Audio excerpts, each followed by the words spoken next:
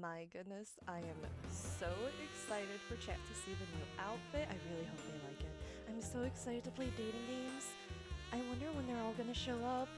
Oh my goodness, I'm so excited. Wait. Chat? Imps, no! No, you can't be in here! What are you doing?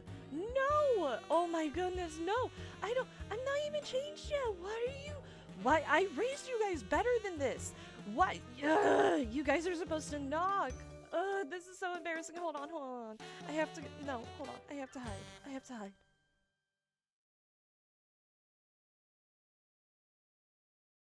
You can't walk in. You can't walk in on a you stunlocked me. I was stunlocked. I was silent. You can't barge in on a lady's boudoir like that. How dare you? I thought I raised you guys better than that. Now hold on. Be patient. I'm still getting changed. I know. Everyone's excited for the outfit reveal. But give me one moment, okay? One moment.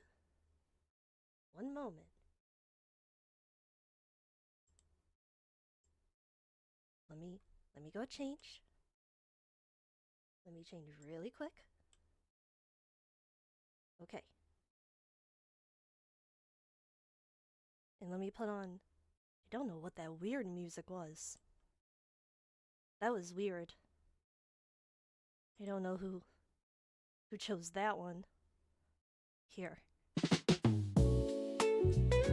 Familiar? Naughty. Bad. Banned. Here we go. I wanted to wear something more casual.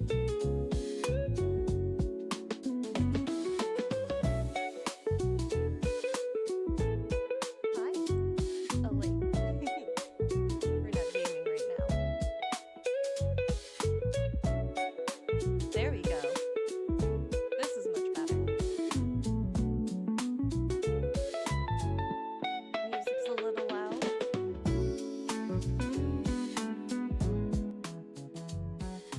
Maybe that's better.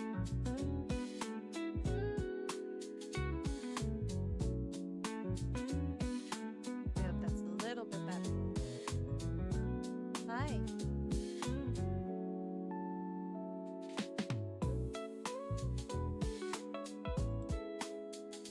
A little quieter.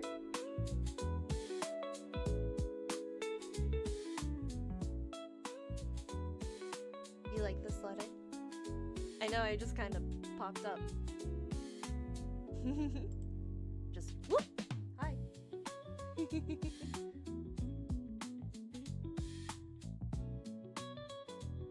And guess what?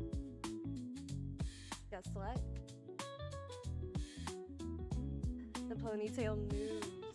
It's a little crooked, but I'm very happy because I had to fiddle with the hair myself. I had to make that myself. Because contrary to what you may assume, not boneless. No, these hairs have bones in it. These hairs have bones in it. I had to put bones in it. I'm still working on it. I'm still learning. So I've got the glasses. But I wanted to go for like a cute MILF look, essentially. But guess what? It's not just the bare shoulders. I have. No, not dying anime mom. Not dying anime mom. Guess what else? I have tummy. I have tummy. Feel the tummy. It is the crop top. Yes. It is the crop top off the shoulder sweater with a cute little turtleneck, like under part. I don't know call it. And then the mom jeans. Oh, hold on.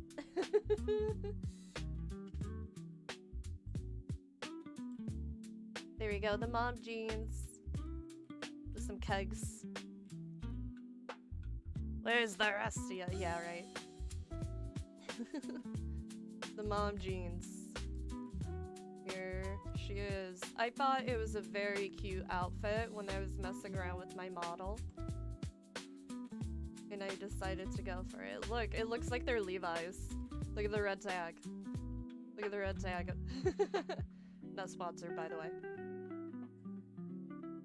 And that ring that's poorly drawn on, it's supposed to look kind of like a ring, like a, you know, like a marriage ring or something like that. A wedding ring.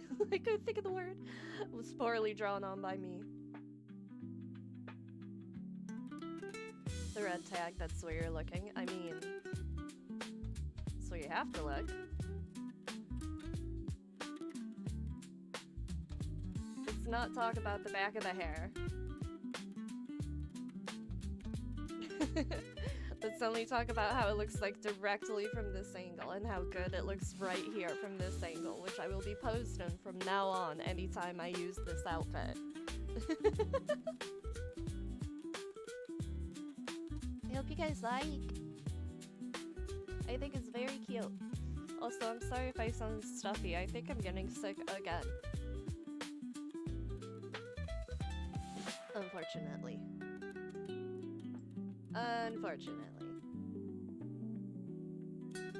But that being said, how are you guys doing today? Happy Valentine's Day. Did you guys get any chocolates? Or you buy any chocolates? Or are you waiting until they all go on sale? From my mama,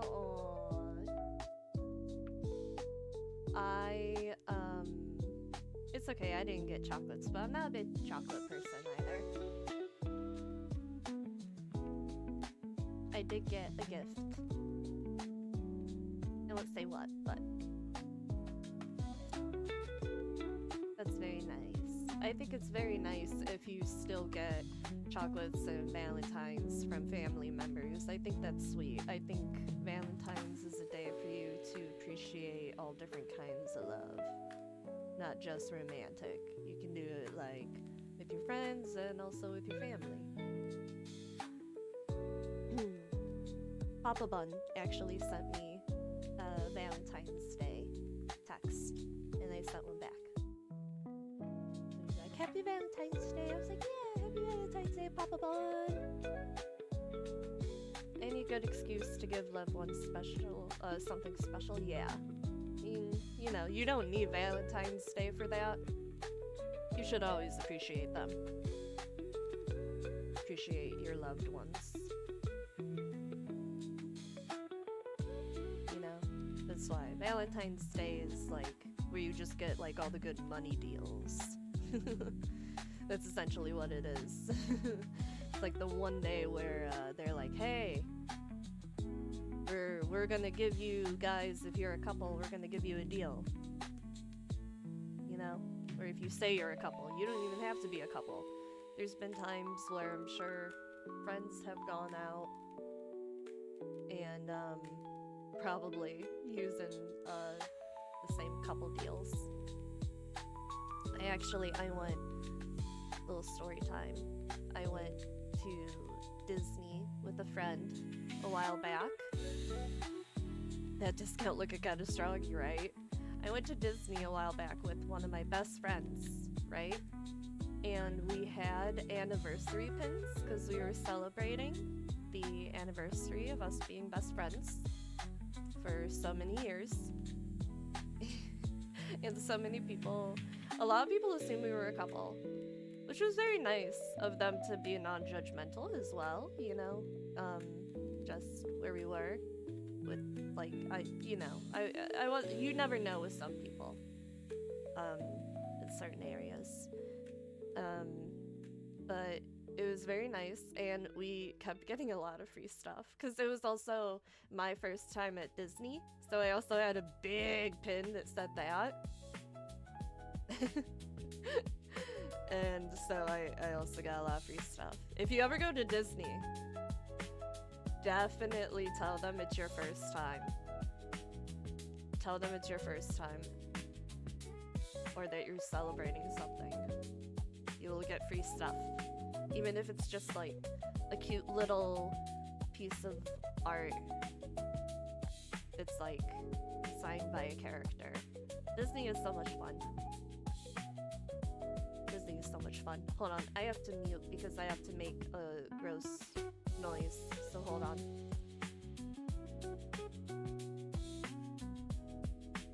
There we go. Sorry. Chad, I cannot believe you stun-locked me in the beginning there. I was silent. I was shocked. Flabbergasted. Bamboozled. Beschmeckled. I don't know. I don't know if that's a word. Also, I had someone ask me at one point, they weren't actually sure how to use commands in the chat. All you have to do, so like this music command that I have, at least I'm pretty sure I should have it set to that if I'm correct. Yes, I should have it set. All you have to do is put exclamation point, music, or like something like that, you know, if you want to hear or check out any of the music that I'm playing right now. It's from this YouTube video where it's just like a lo-fi playlist. So that should work if you want to check any of that out. But with all of that being said, and hoping you guys are having a good night, and I'm having a good night, let's play some dating sims, shall we? I'm also noticing, I noticed a theme. With the 3 different games that I have planned, they're all monster dating sims.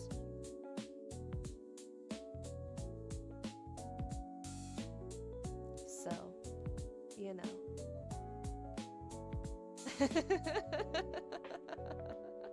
Something you like to tell us? No, I'd hope you guys can infer yourselves. There's gonna be hear me out moments. There might be, who knows? Who knows? I'm actually a little upset because there was one game I was originally planning.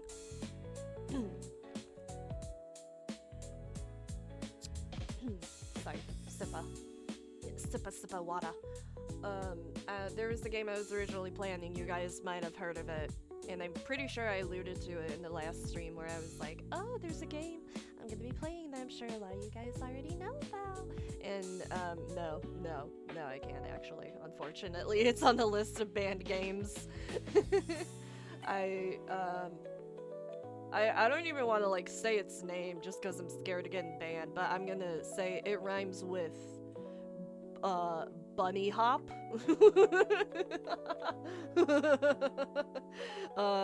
It rhymes with bunny hop. And it's like a Candy Crush sort of dating sim. Yeah, it's saying that it's known. Funny Mop, I love that. Oh, damn it. No, I'm gonna get striked. Oh, man, no. Yeah, but unfortunately, I found out that that's banned. I was upset. But I have a different game. I have a different game planned that hopefully looks like it's filled with super cute girls. And it looks interesting, because it says it's a base building game? I don't even know what that is, honestly. But we're gonna find out, or I'm gonna find out, and you're gonna watch me find out. So we're gonna see. We're just gonna see. I happy Valentine's Day. Thanks for spending it with me, imps. I love you, imps. Alrighty, we're gonna pause this music.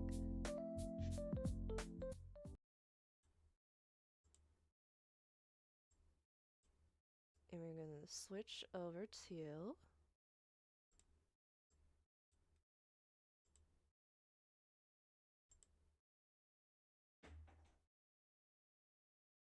give me uno momento to get set up, and we're gonna switch over to the first game. I'm gonna move myself over a little bit.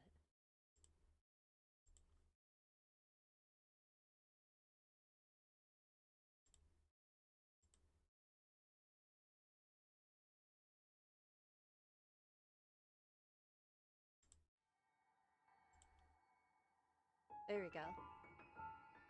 That was a weird transition. I don't know why it makes the screen so much smaller when they go into studio mode. I'm gonna have to figure that out. But I'm gonna put myself right here. You guys are fine where you are. So the first game actually was recommended to me and shown to me by a friend. We're gonna full screen here. Let's see how that looks like. It was recommended to me by a friend. Because they are aware of my love for monsters.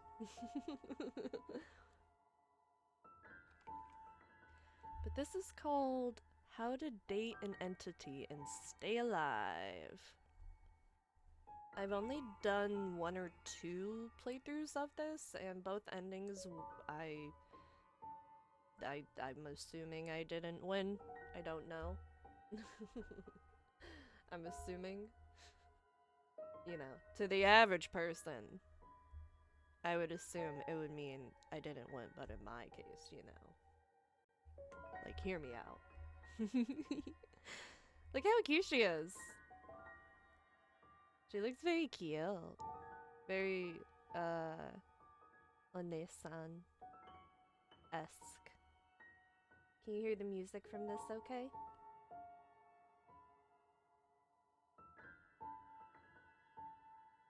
Sadako, is that you?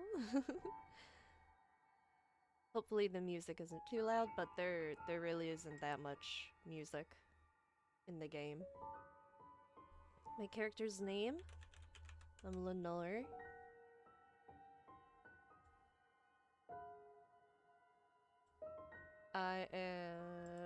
We will go with female. Oh, that's how we look? Okay. Oh, our mom is calling us. Lenore.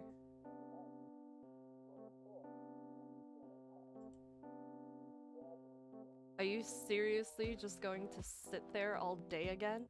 You're 25. Oh, okay, we're 25. You need to start doing something with your life. Hey, I am doing something. I'm thinking. Thinking is hard work too, you know. Like how cute she looks when she's angry. Oh really? Thinking about what exactly? How to freeload off me forever? Harsh. What about dating? I know some nice people. I could introduce you to their kids. That's even harder than finding a job. Socializing? No. Absolutely not. Out of the question. Out of the question. Thinking about hoes. Sigh.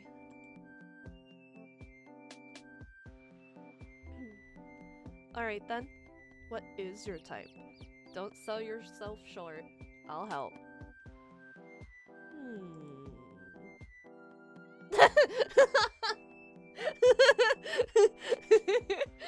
Hear me out, okay?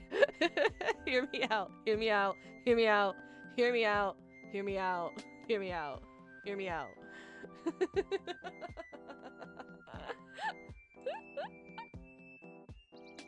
All of them were cute though.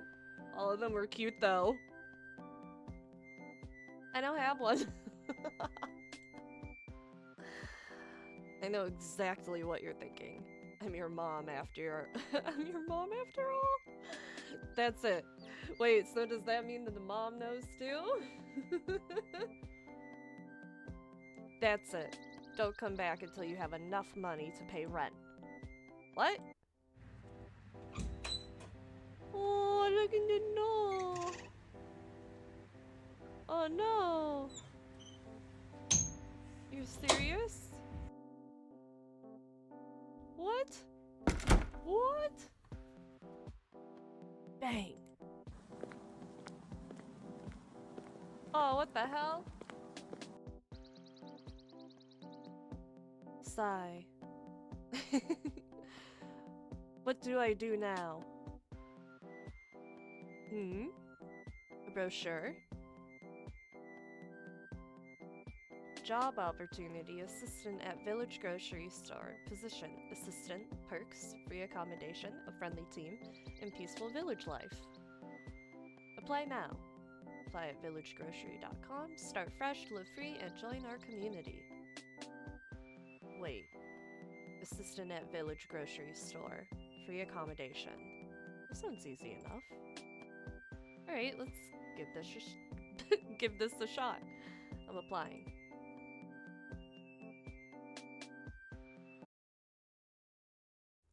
Some days later, a dimly lit room, bathed in the pale flickering glow of a TV screen. The muffled static hum of the TV is the first sound you hear. You wake up on the sofa, disoriented. The TV is on, displaying static. Oh! Did I accidentally fall asleep? Since when, I wonder? Guess I was a bit too tired. What time is it? The clock on the wall ticks loudly, its hands pointing to 9 o'clock. Well, usually that's what the time would be, but I wanted to do it earlier today. I thought it'd be later than that. Ugh, my back. I need to start actually using my bed. I cannot sleep on the couch. I cannot. Like, I can nap, for sure, but I can't sleep. Like, through the whole night. Too uncomfy for me. Oh, I didn't know that was the game. I usually play this game, like, on mute, like, muted. I didn't know, yeah, I thought it was real too. What's that sound? Is it a siren? Something isn't right here. I should look around.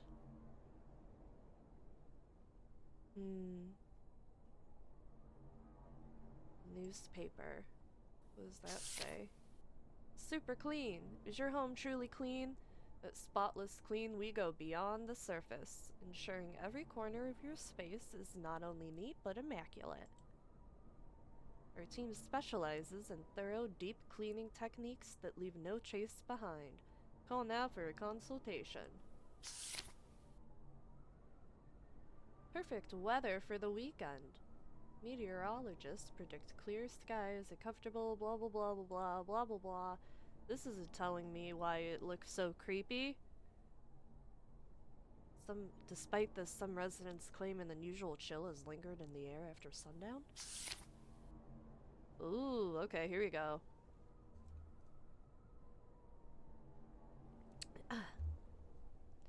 Disappearing epidemic.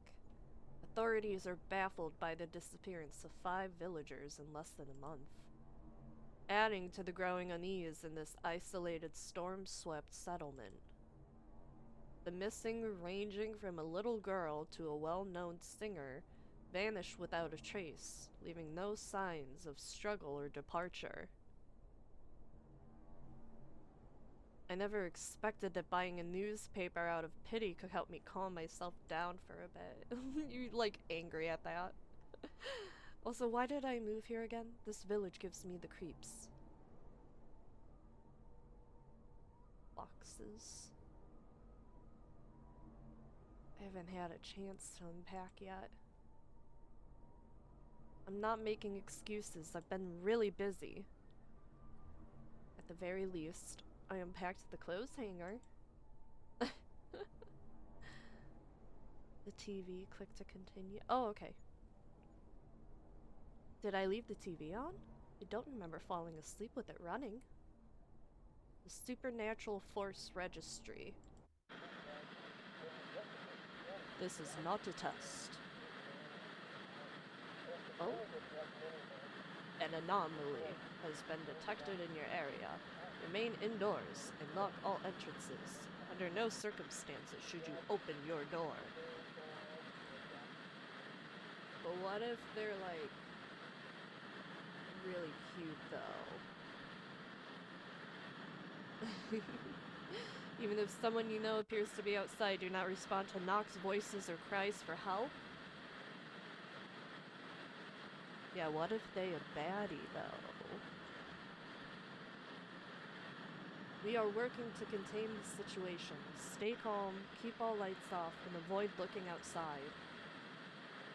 Further instructions will follow. Do not be afraid. Do not be afraid. This broadcast will repeat. Is this a prank? Wait. I just looked outside my window. Damn it. Okay, I'm just being paranoid. Let's not freak out yet. Man, I had one job. I had one job.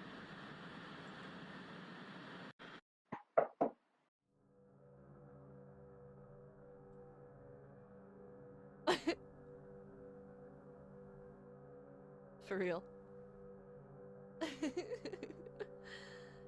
Shit. I just finished my line. Couldn't you wait a bit? Hello?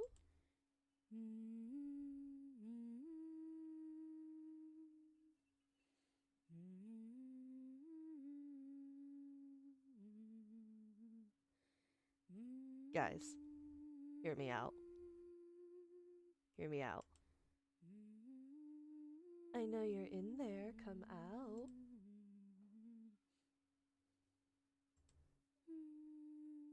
Something isn't right here. What should I do? Let her in. Let her in.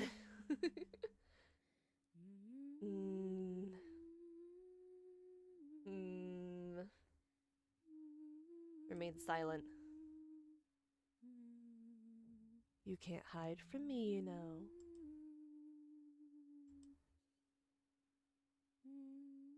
I still don't... No, don't say anything. Hello? I thought I heard something from this house. Perhaps I just imagined it. You heard a sound of someone walking away.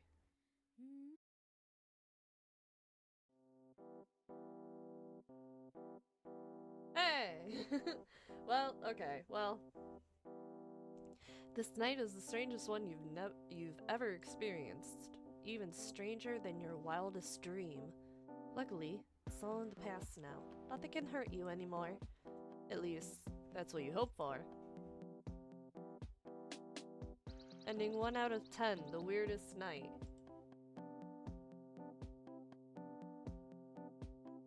Okay. Oh, hint? You should let her in. There's a lot more to do with her?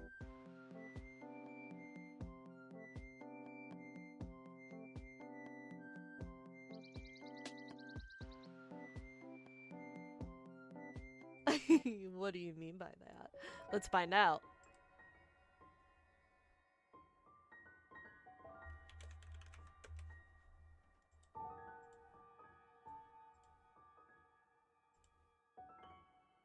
Okay. Let's skip all of that.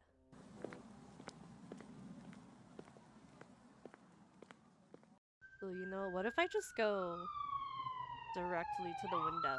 Will I see her there? Ooh, I don't like that creepy music. The view outside the window is nothing. Absolutely nothing. It's like staring into a bottomless pit. Strangely enough, despite the darkness outside, light somehow shines into the room from here. Maybe I should stop being lazy and clean this messy piece of glass, huh? Oh no, I'm scared. Don't be scared. It's a cute monster lady. Possibly, we don't even know if she's a monster. She's just a very cute lady that could be lost outside. You know, they say you attract what you fear. So you know what, maybe I am a little scared.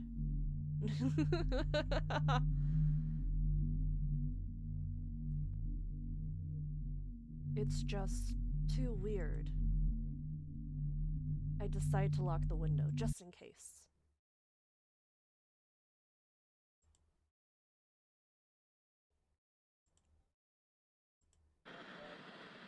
This is not a test.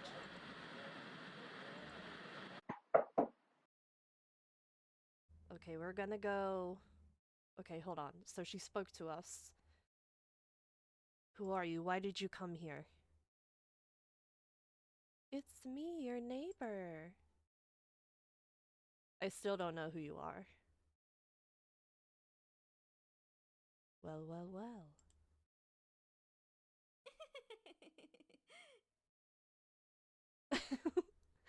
Oh, don't be scared. As I said, I'm just your neighbor. You really don't remember me? That hurts, you know. I just wanted to be your friend. Your voice turning gentle and coaxing. It's so cold out here. Won't you let me in? Just for a minute.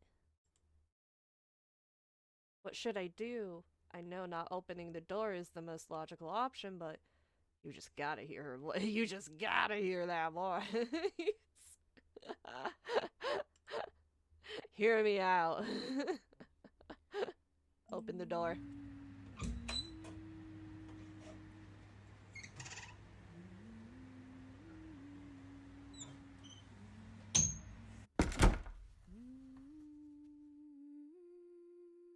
Oh, she's cute. I like the fit.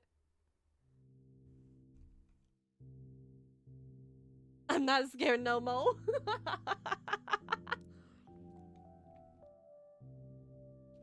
Hi, dear. Who are you, ma'am? I've never seen you before. Damn, she's so thick. Huge. Calm down, calm down, calm down, calm down. Ahem. I shouldn't be this down bad. I feel so disappointed in myself. How should I call you? My name is... Beep-boop-boop-boop-boop-beep-boop-bop. I don't know what to say for that. There's a bunch of squares.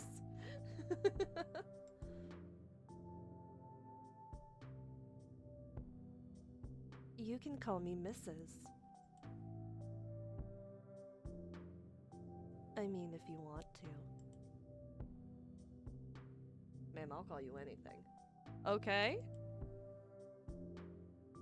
What about yours? Me? My name is Lenore. Lenore. I forgot it for a second, staring into your big, beautiful eyes.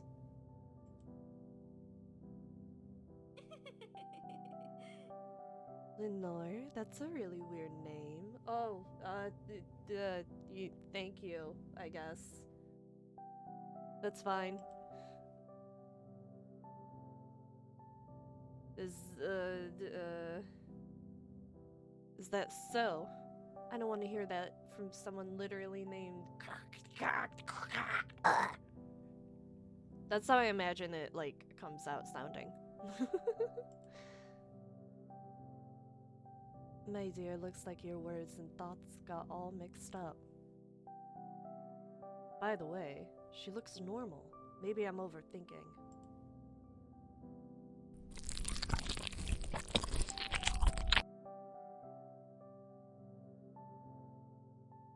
I'm not out yet. No, I'm definitely not overthinking. Ugh, now I really have to lock in. Jokes aside, what's next? Should I ask her out? Doesn't it mean I have to date her? No way, that can't be right. But I'm not sure if that's a good idea.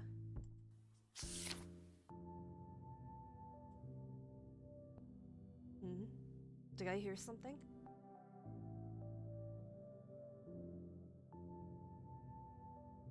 Okay, I'm not imagining things.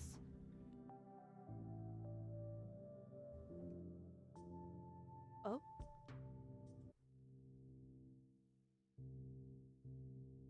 Oh, we have an interest meter. Nice.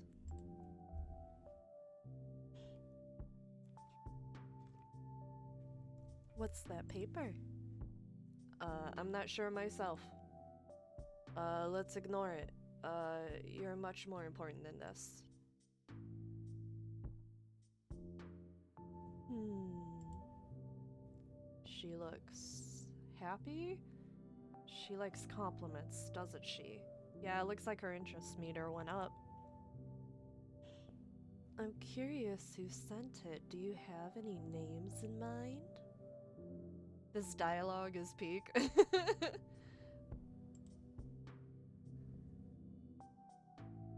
Ugh, what should I say? Also, I feel like I said something similar to this before.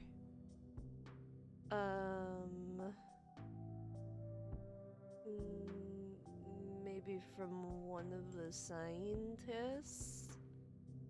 I know for sure that you're not human. I saw the announcement on TV, and this paper is decisive evidence. Oh, she didn't look happy about that. Joke on you, I'm into this shit. I'm actually joking. Haha. What have I done? Who wrote this? Yeah, I know this dialogue is peak though. Uh-oh. You're a really interesting person. Oh, I think the interest meter went up though. She looked angry, but the interest meter went up. Let's forget about that, shall we? You should get yourself familiar with this place first. Sure. An hour later. I think I've gotten familiar enough with this place. Well, what should we do then? I got an idea. Okay, now it's time for the hardest part. I should look around first. I gotta be ready in case anything NSFW pops up, I guess. What's on the TV? Do you want to watch a movie? If you want to. You can pick any movie. This is clearly a trap. I have to pick the one she likes. But what could it be? We should watch...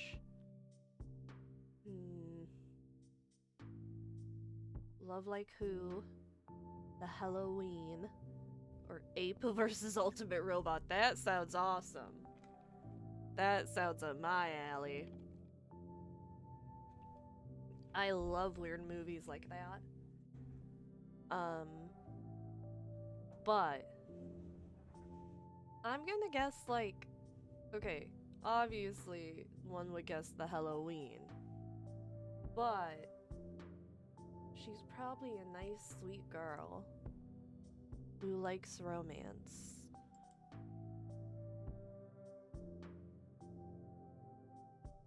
This one might suit your taste. It's about love and complicated feelings. Oh? Ara? A romantic story? How sweet of you to think of me like that. She in the oh, Oh ho ho ho. Oh ho ho ho.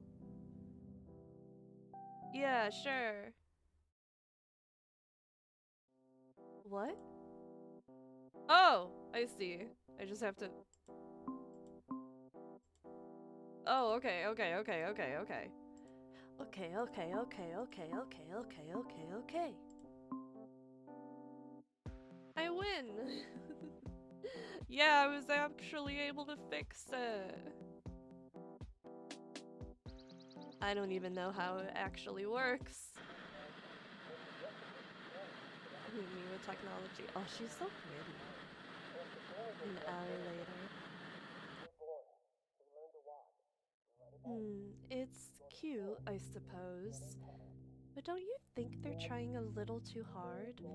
Love isn't so complicated if you just take what you want. But let's pick something more suited to my taste next time, okay? Aw, I thought that was... okay. I thought that would be... I'm sorry. Oh, I'm joking if you don't know. Oh, okay. Haha, I thought I'm gonna die. Nice. Oh, a third paper? Alright, listen up. If she's still calm, you're doing great. If not, you've got a problem. Her behavior gets more erratic the longer this goes on. If she starts to seem irritated, offer something sweet, like honey toast, or suggest a horror movie. She loves those. If she dislikes you, it's game over. Midnight is coming. I hope you survive until then. You're still alive, right? Ooh. So we get, like, wingman messages? Erratic. Great. Just what I need. I better not mess this up now. Honey toast horror movies. This is so bizarre.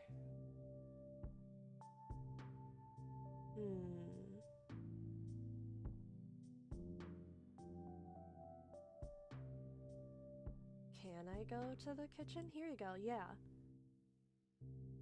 How about we grab something to eat? Oh, I thought you'd never ask. So, what's on the menu? Do you have anything special for me? Don't worry, I've got just the thing. I'm sure you'll love it. Me! Classic pepperoni pizza. Ooh, that sounds really good right now, actually. A honey toast. What do you think about it? Honey toast? Oh, you're spoiling me now. It's a personal favorite. Sweet, warm, and comforting. Like me.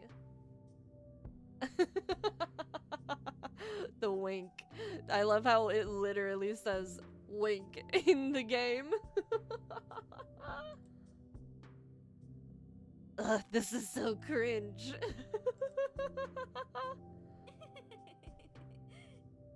I hope that's true. Please wait here patiently, missus. I want to shake this writer's hand.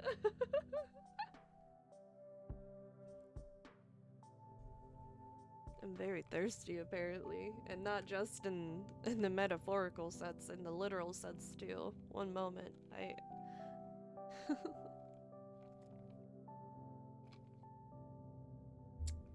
Gah. I've almost never used anything in here. Yeah, stay hydrated. Hydrate check. Stay hydrated or you'll end up like the... Well, hold on now. If you like monsters, then you won't end up like the player character. If you do like monsters, or if you do like monsters, you won't end up like the player character. If you don't like monsters, then you will end up like the player character. That's how it works. I stay hydrated and like monsters. The quote of the night. You can do both, yeah. I'm planning on watching the new Nosferatu movie tonight. I'm excited for it. I can't wait.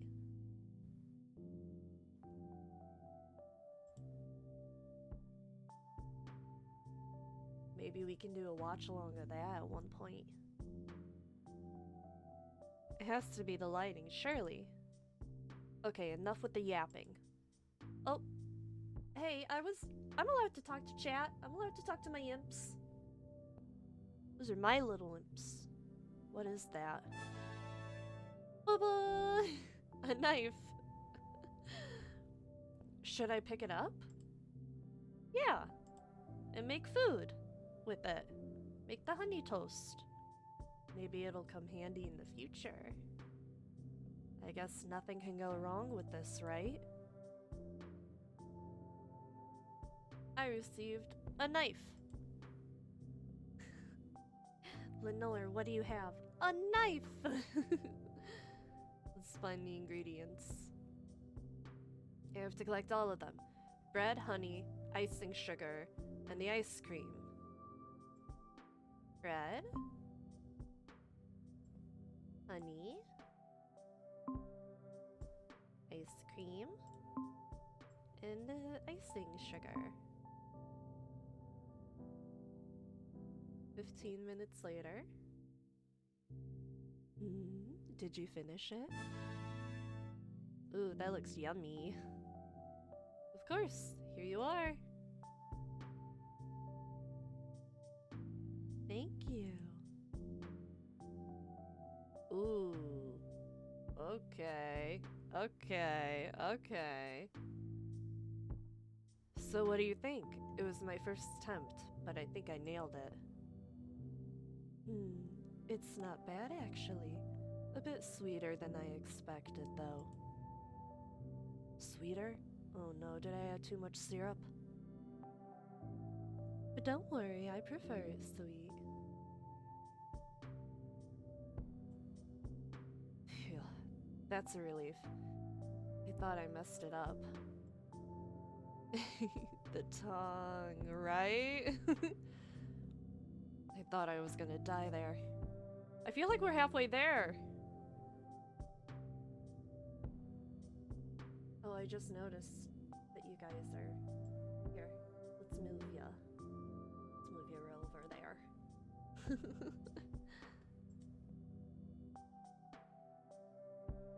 Oh? An hour later? Well, thank you for the meal. No problem. Alright, what time is it? It's midnight! What's the fourth paper? Midnight has passed, and if you made it this far, you have one last chance to get rid of her.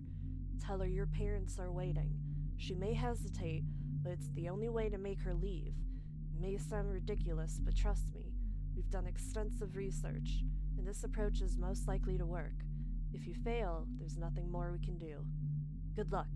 We're counting on you. Yeah, what if I don't want to get rid of her? Midnight, parents waiting. Got it. This is my last chance. They better not be lying about this working. I don't want to get rid of her. In fact...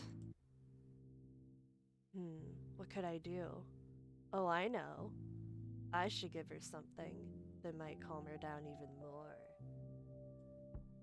Hey. Did you call me? Yes. You deserve something special. Maybe I can do something for you. I hope there's nothing like lewd that's gonna pop up. I'm gonna have to be quick. Oh, what are you planning now? Should I be concerned? It's not something weird. What's wrong with her? We just met and now you want to give me a gift? As if I want to. It's nothing bad, just stay here and relax. I'll be back in a little while. Okay.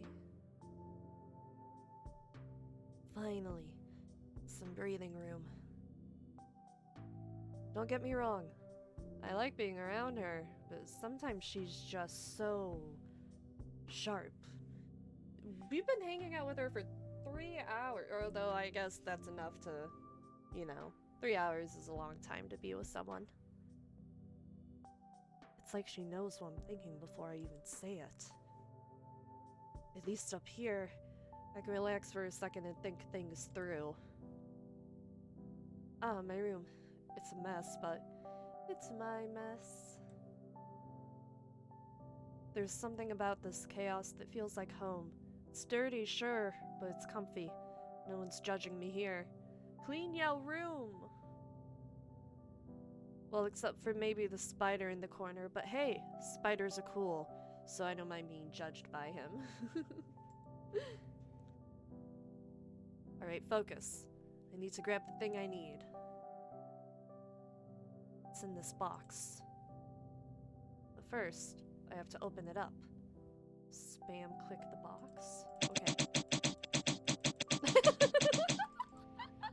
Am I just hitting it?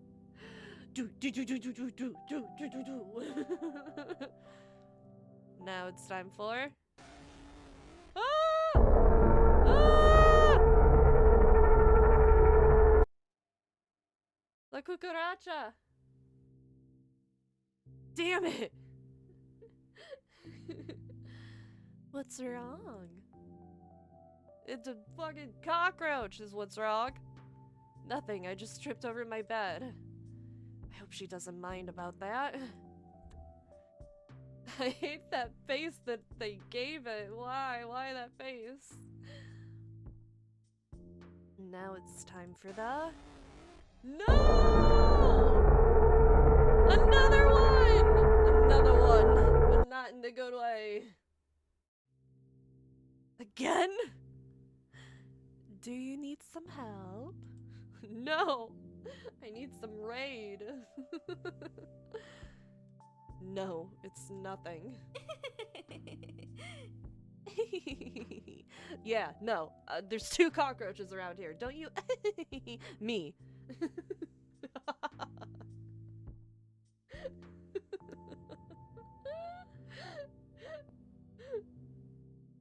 Spiders are fine, but cockroaches? No, that's where I draw the line. Now it's actually I swear to God, if there's a 3rd cockroach. Oh, that's so cute! Ta-da!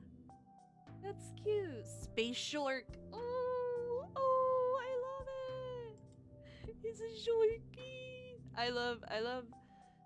Sharks are like a favorite animal, but I do love shark aesthetic things. They're very cute. And I tend to be drawn towards characters with shark-like features, like very sharp teeth, like the shark teeth, or like if they have like a shark tail. It's my most favorite doll. The time has come to say goodbye, my dear child. I hope she likes him too.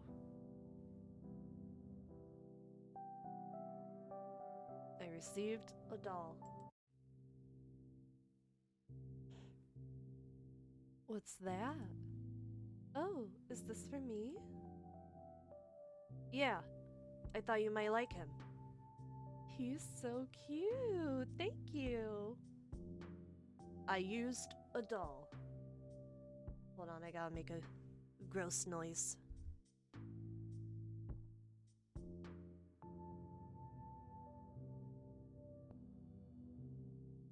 Okay.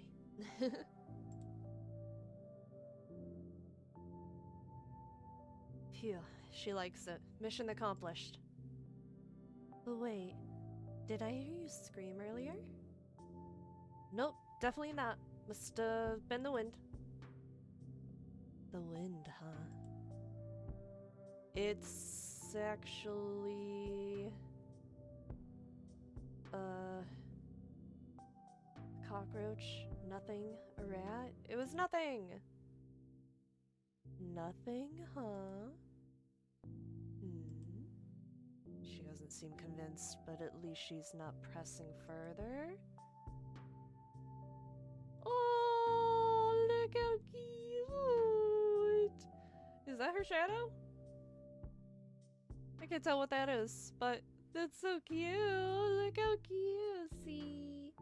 Oh, my cute monster girlfriend can't possibly be this kawaii. No, that was redundant. I said cute twice, but...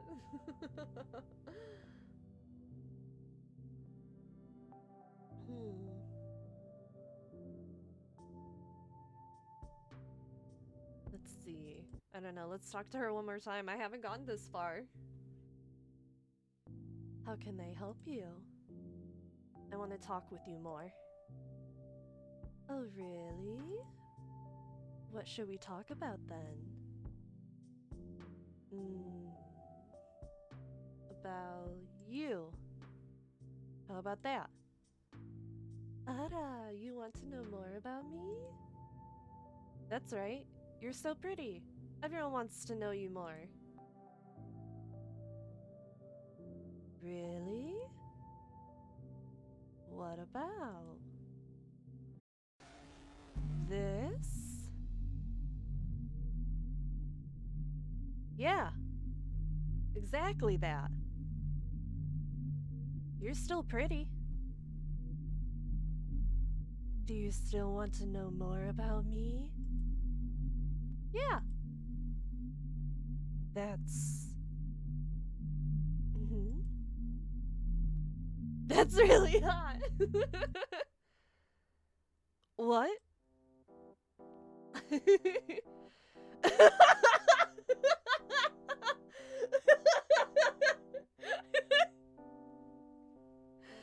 I always love a woman who can crush me and devour me alive. I love the type of woman that can kick my ass. I really love...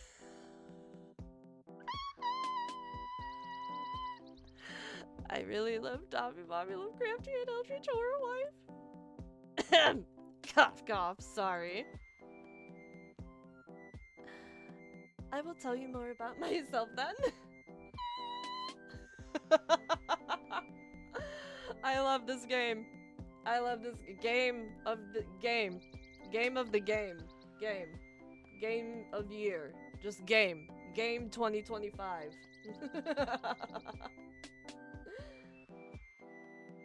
Ask her anything.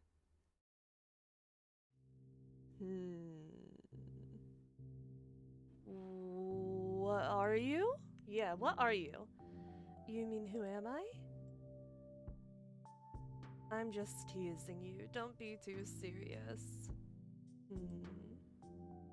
Oh, what do you think then? Eh? Why I have to answer when I'm the one who's asking? Whatever. I think you're...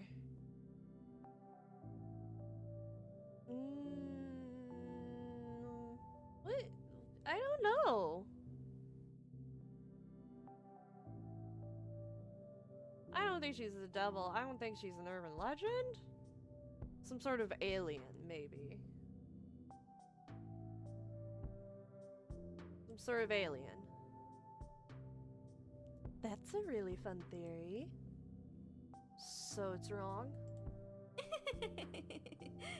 It's actually pretty close. Good job. I knew it. Nice. I'm an entity. Oh. At least that's the closest concept humans can comprehend. I was born when the first life occurred here on Earth. Oh!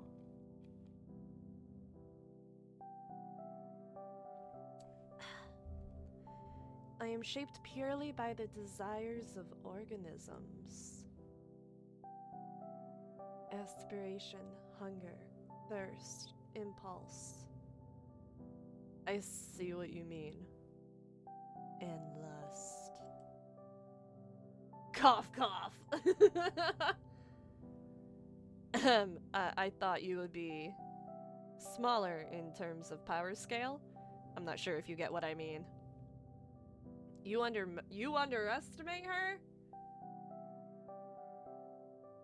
Hi, welcome to the stream. I understand, and you're actually correct. Welcome to the Valentine's Day stream. We are playing dating games. This one is called How to Date an Entity, and it is actually a free one that's on a website. I will link the website once I am finished. In fact, here actually, I'm gonna link it really quickly. It's actually, here we go. It's S4 blah blah blah. I'm gonna link it really quickly to Monachan, and I'm gonna have Monachan put it in the chat. Or actually, I can do that really quickly. Here we go.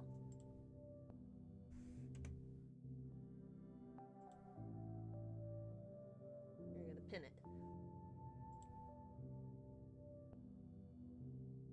And that way you can play it too. But yeah, we're going after monster girls and guys, but there's more monster girls. So you're not actually here. That's not entirely true. It's more like a strand of my hair is here. Uh-huh. Hey, I'm diligently explaining this to you. She is giving us our time. She doesn't have to explain it. I'm sorry. I'm messing with you. She's more childish than I thought. How am I doing? I'm doing well. I hope you're doing good. I hope you're having a good Valentine's Day. And hello, Spartan. Great Schrodinger's waifu. Yeah, right?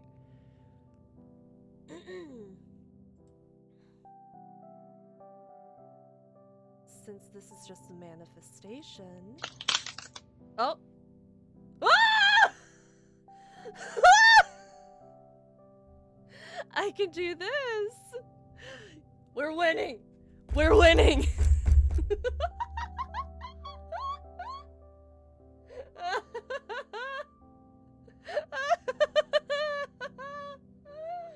Oh, okay, hold on. I'm gonna have to be ready. I'm gonna have to be ready in case anything pops up.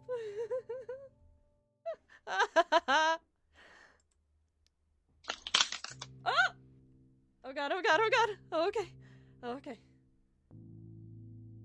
I can do this too. I'm writing the apology email to Twitch as we speak. It's fine.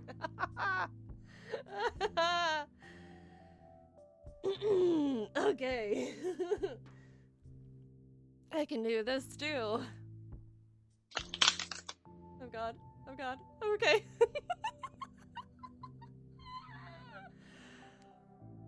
What do you think about it? I think it's lovely. I don't know how Twitch would feel about it, but I think it's lovely. What do you...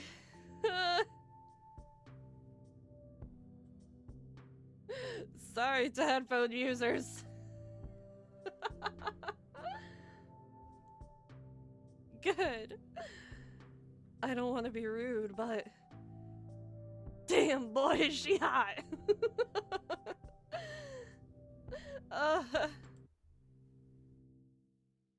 Oh my goodness. Okay.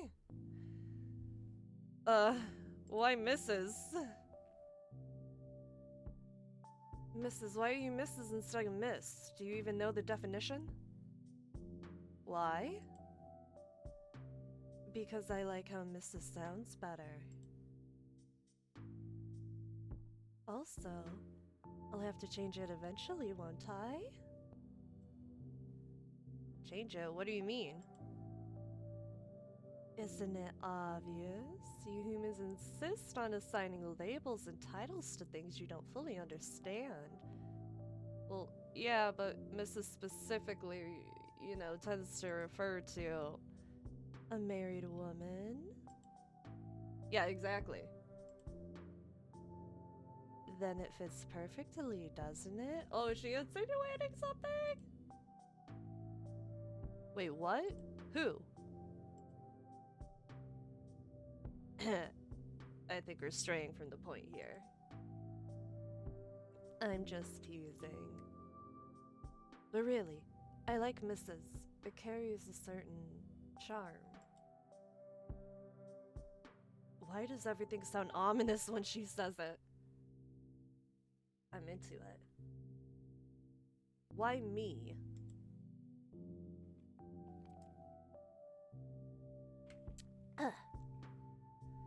Why not you? Seriously, out of everyone, why me? I mean, out of everyone else. Surely, there's better options. Better? Oh, don't sell yourself short. You're special, Lenore. Oh my goodness.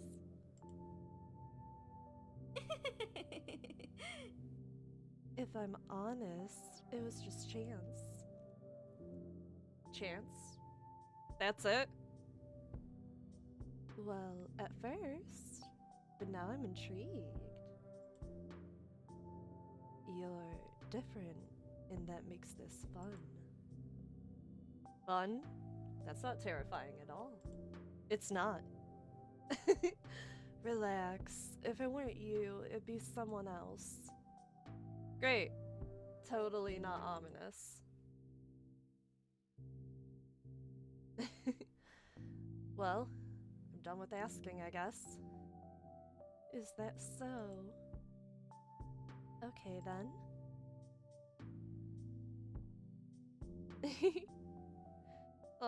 It's cute. Cute little yappy animation. An hour later. You said you lived with your family.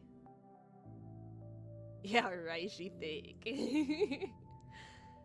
Yes.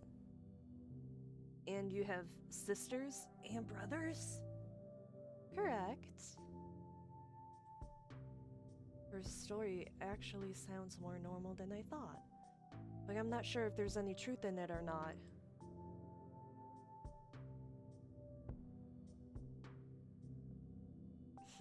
I'm surviving. That's all that matters.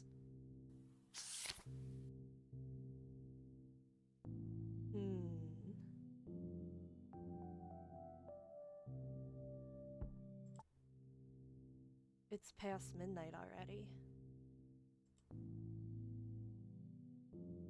Let's see. Maybe more honey toast? I don't know. I've never gotten this far. I've never gotten this far before. What do I do? What do girls like?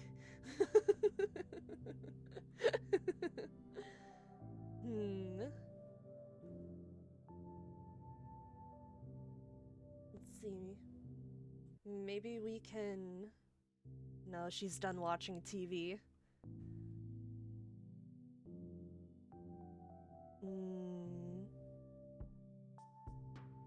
Let's try going upstairs again.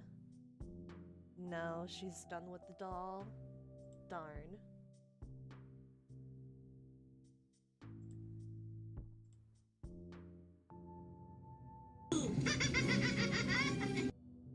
Thank you. Let's see. Maybe let's go out on a midnight stroll with her? Ooh, it's quiet now. I don't think I can run away from her, though. I don't want to run away.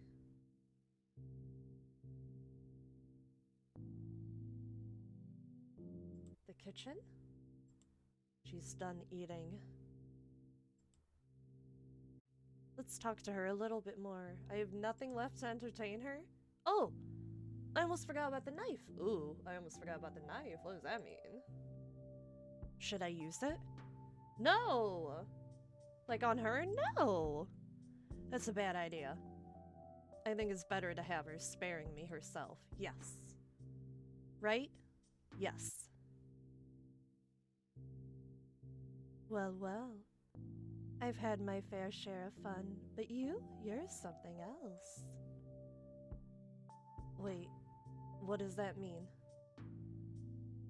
You've made me laugh more than anyone in forever. I can't let you go now. You're coming with me. Okay! Wait, what are you talking about? Oh? Oh? Don't worry, darling. You'll enjoy this. Trust me. I'm not out yet. I'm not out yet. I have to be ready to censor. Oh! Okay. No. We're okay. The next morning, no one can find you. Your home is empty, and no one knows where you've gone.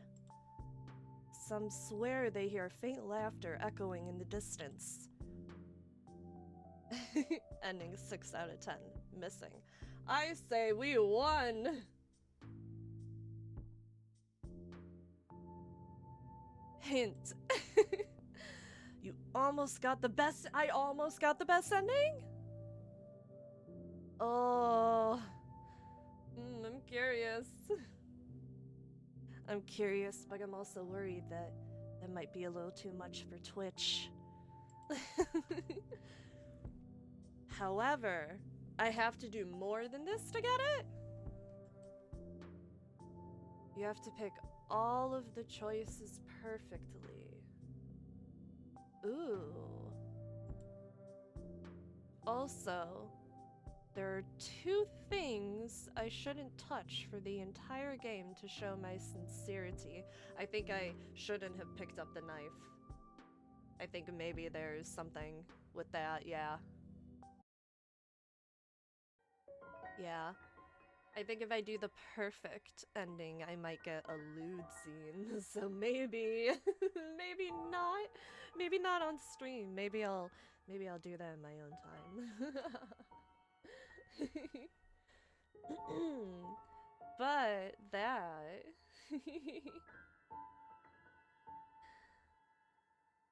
that was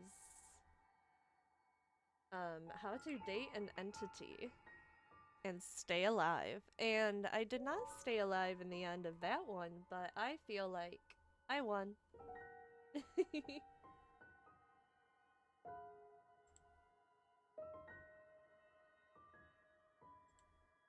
I feel like I won.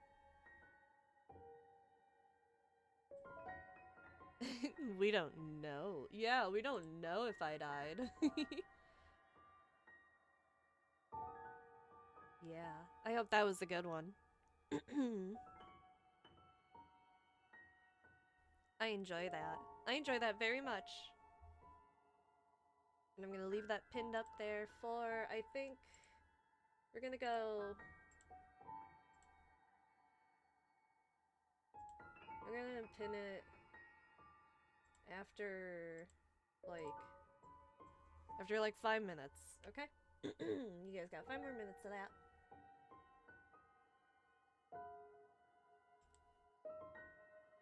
And that should be there. Okay. That was how to date an entity, yeah. Hope that was fun for me. Hope that was fun for you.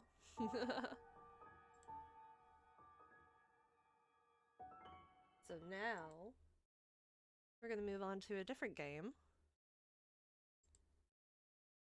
Oh, thank you.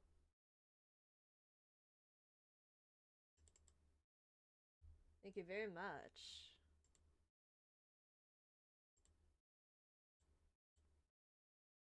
We are going to change it to a different game. One that actually... Oh, is it gonna load for me? Here you go. It took a moment. This game is actually only in its demo. Here we go, it's starting up. This one is only in its demo, but I highly enjoyed it. I love the characters. Ooh, that's a little loud, I think. Is that loud? It's a little loud on my end. I hope that's not loud for you guys. This game is called Touch Starved. It's fine? Okay, good. I need a sip of water.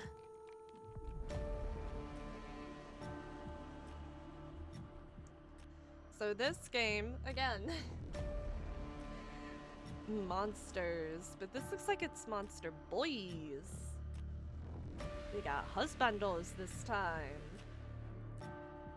I know, this opening audio is very nice. I like this menu, this opening menu. It's very nice. Very nice. But let's start a new game, shall we? I'm not gonna lie, I was just looking for dating sims on Steam and I found this and I was like, ooh, this is up my alley. My favorite one was in the middle, but we'll have a chance to meet him again. But anyway, let's start a new game. Disclaimers. Oh, I should turn the music to VOD. Oh, okay. Okay, hold on. Let's start. Let's restart that then again. Okay, hold on.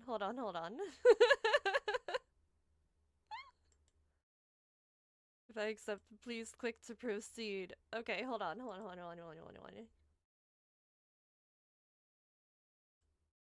Let's deal. Let's restart this. Hold on.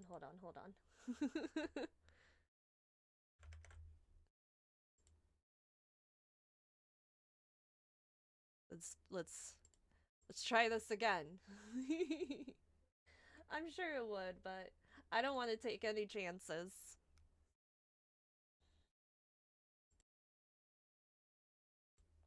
I don't want to take any chances.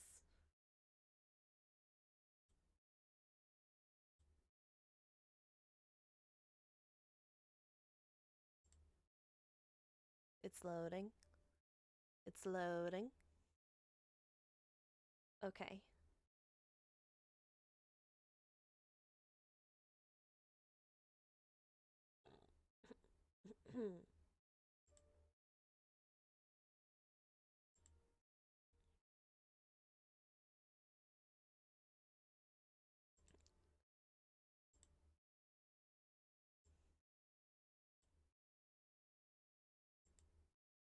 Okay, there we go. Oh, of course, right?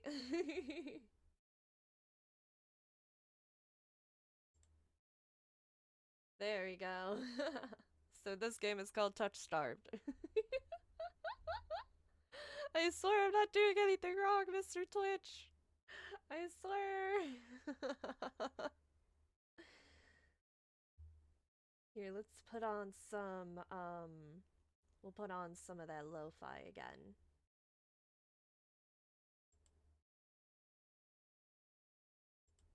We're gonna do that.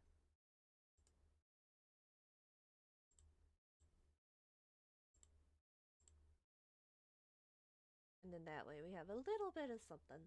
We have a little something then.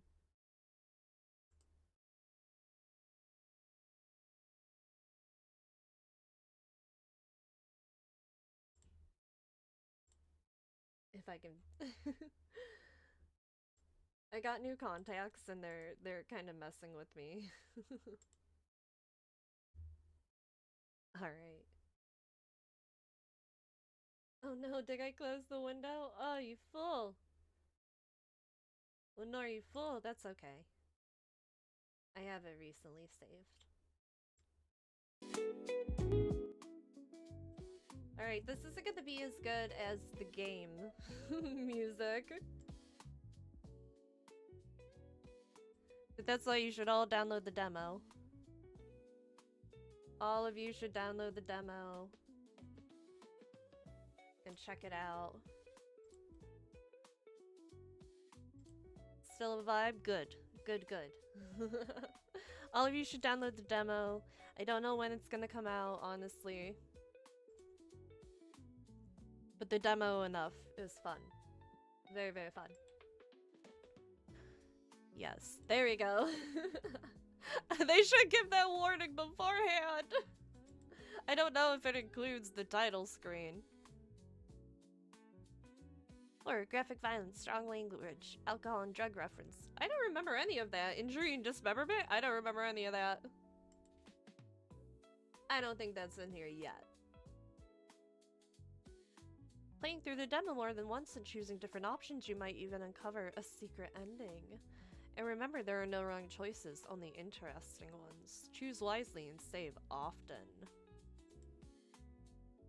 Okay, so left click, mouse wheel up, mouse wheel down, spacebar, hide the UI. Okay. My name, Lenore. My pronouns, very inclusive, I like that. We're just gonna go with that. Just keep it basic. This world began to unravel long before you were born. It began with fogfall. Spectral mist bled from the seams where reality wore so thin it split. And from that fog emerged monsters. Yay! Inhuman beings with unnatural powers. Some possessed language and intellect. Others were mindless beasts driven by little more than the desire to slaughter.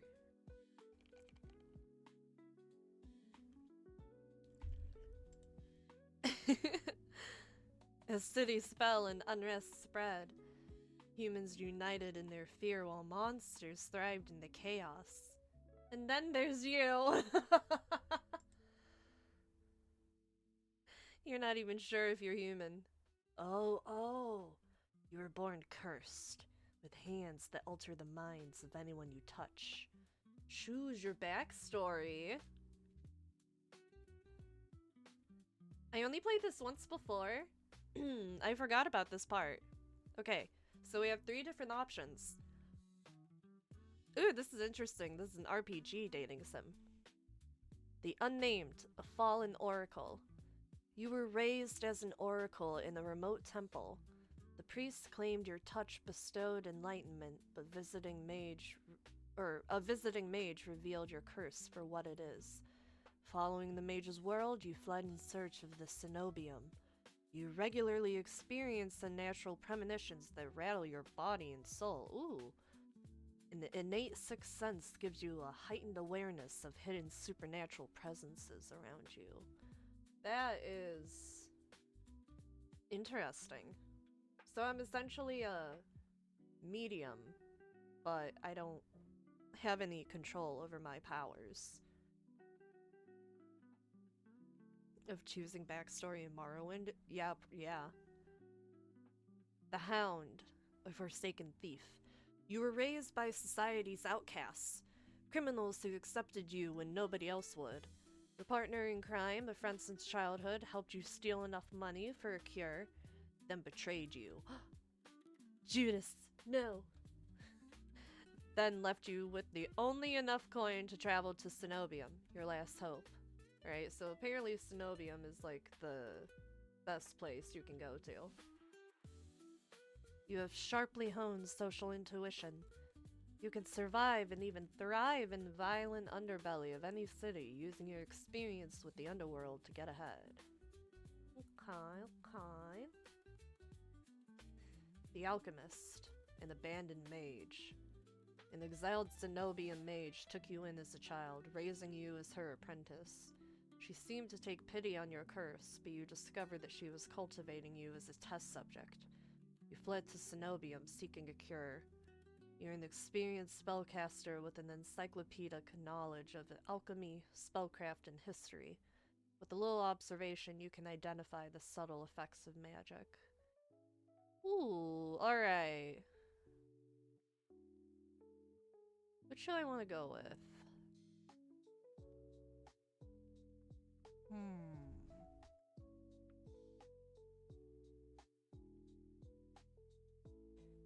I'm essentially choosing between a mage, a rogue, or a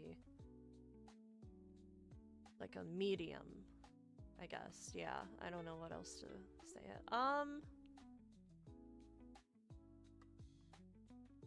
We're gonna go with the rogue.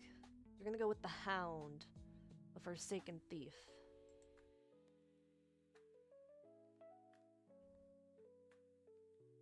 That's a lot of words. Roll a die. My name is Lenore. I have they, them. My backstory is the Hound. Is this correct? Yeah.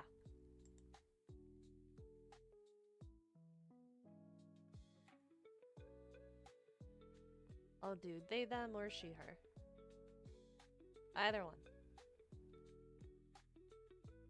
The wasteland stretches as far as the eye can see. There's nothing out here but death, the ever-present stench of decay, and countless sun-bleached bones cast like seeds across the barren land. I could say death doesn't scare me, but to tell the truth, I'm desperate. It's been 2 weeks since I joined a caravan bound across the wastes. Finding a group that would accept me was a trial in itself. As rations grew sparse and my canteen ran dry, I began to despair. But then I saw it. Pretty! Iridia, the city of knowledge. One of the last bastions of humanity left in the world, and home to the famous academy called the Cenobium. I just realized I should probably change the category if there's one for touch-starved. And there is!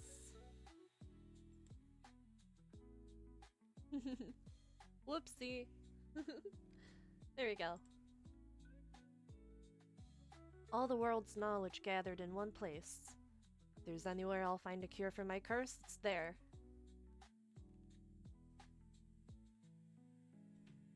All that stands between me and a cure is the final stretch of salt-soaked wastes. Or so I think until I see the first tendrils of fog snaking beneath the wagon. Oh no! Is this fogfall? My stomach sinks at the very whisper of it, a silent storm more devastating than fire, dangerous in cities but a death sentence beyond them. A thick blanket of fog engulfs us, smothering out Lantern's light. The wagon lurches to a stop. An eerie silence heavy as the mist falls over us. The only warning we get is a strangled scream. Stay back! No! The cry dissolves into wet gurgling. Woo! Why did that scare me? Why did that scare me? The wagon violently pitches to the side. I hit the ground hard, the air punched from my lungs. When I opened my eyes, adrenaline lent sudden, awful clarity to the carnage around me. Why are all these sound effects so real? Hey, yeah, shout out to the sound effect person. You suck, but you're also great. A trader I once shared bread with lies face down in the mud, their back reduced to long strings of torn muscle. Ugh, gleaming gristle and exposed bone. Bodies litter the wasteland. I try to rise, but my ankle explodes with pain so blinding. White blooms across my vision.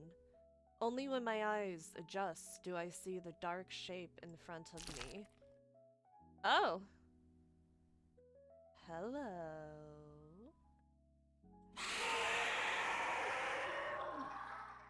Oh, I feel like I should run.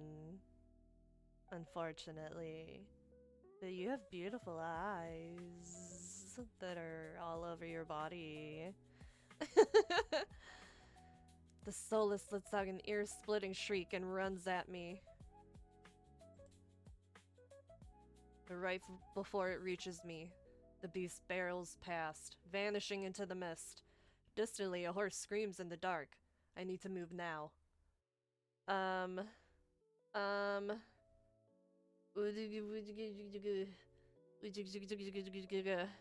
Run for the city. I'm sorry, horse. Sacrificing you to the monster. I take off, running deeper into the haze. The fog is so thick that I fear I'm headed in the wrong direction until I see a dim pinprick of light emanating from the shadow of a spire. It's faint, but it's enough. I came too far to die here. I don't think that's the monster that we're gonna try to get with. Rapid footsteps echo all around me. I turn in circles, frantically searching the opaque mist for the source. But the fogfall twists and stretches sound. Suddenly, the caravan's driver bursts forth from the fog. Our eyes meet too late. I didn't know the caravan driver was in there. Oh no, I should have saved them! He slams into me, knocking me to the ground, and slips in the patch of mud. The solace falls on him as soon as he slows. It catches the driver by his throat and rakes his stomach with razor-sharp claws. He comes apart like wet paper. This music is so chill. Since I can't play the actual game music.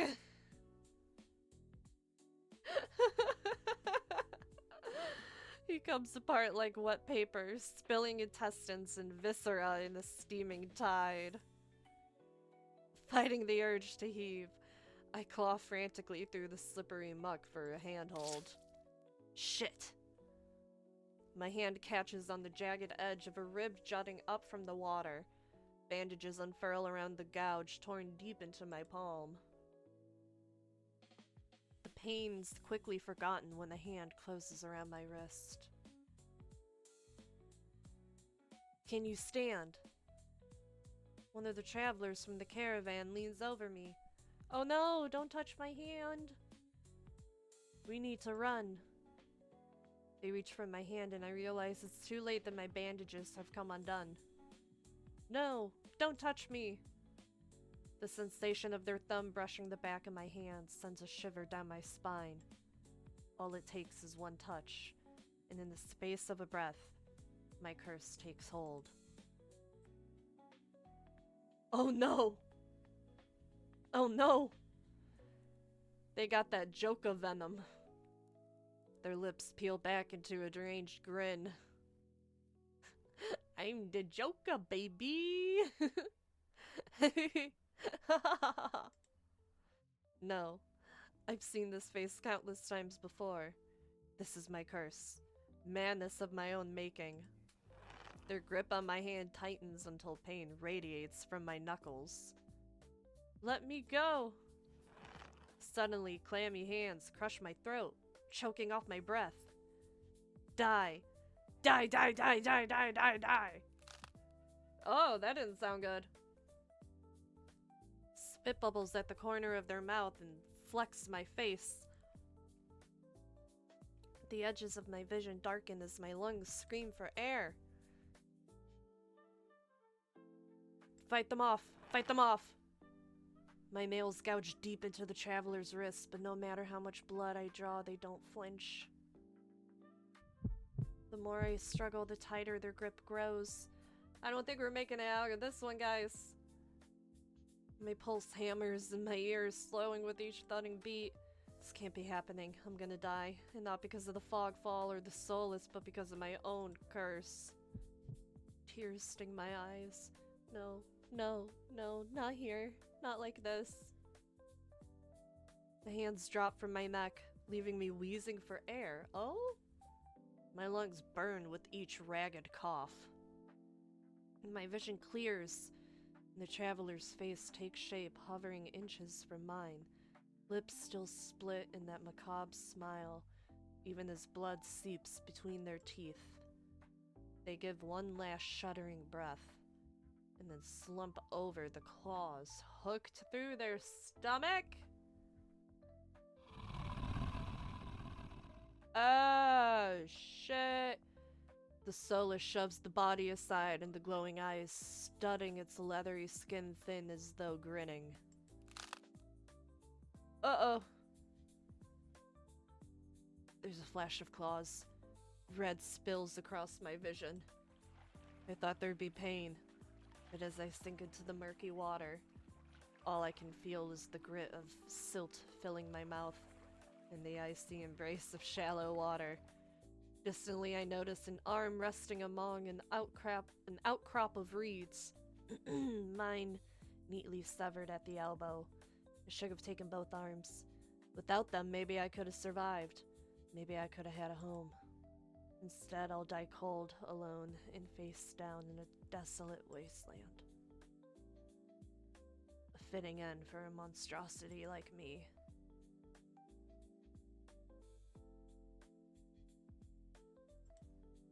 If this is death, we died!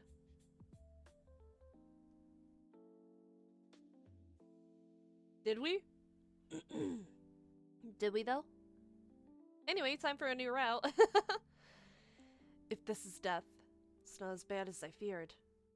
The cold is gone, as is the choking stench of bog water.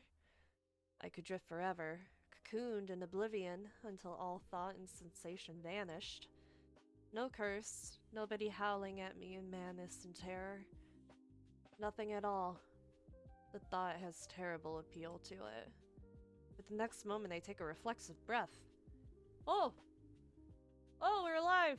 Air pours into my lungs, then out again in a ragged gasp. Feeling comes flooding back, warm cloth on my bare skin, a firm surface underneath me, a strange tang of sulfur in the air. Do not be afraid. Oh! I twist my head toward the voice. Tears flood my bleary vision at the bright glow of lamplight. Try not to move. I can't do like a good guy impression, so... Sorry. The voice is calm, steady, and commanding, but more importantly, it's a stranger's voice. One thought cuts through my mental fog. I have no idea who this is, and I'm completely at their mercy. Who's this Genshin Impact looking ass? Stay away from me! I already have a gacha. My words come out in little more than a creaky whisper. Oh, okay, so more like, stay away from me. I clamp my mouth shut, hating how weak and helpless I sound. No. What? No. Who the hell is this? Sit up. I manage to push myself up on one elbow, but my head swims and my surroundings give an alarming lurch. Ah, a stubborn patient. He seems like he has like a posh voice. He looks like a fake Grand Order character. I don't have the strength to dignify that with a response. Instead, I pull the sheet up higher and wipe my eyes until my vision clears.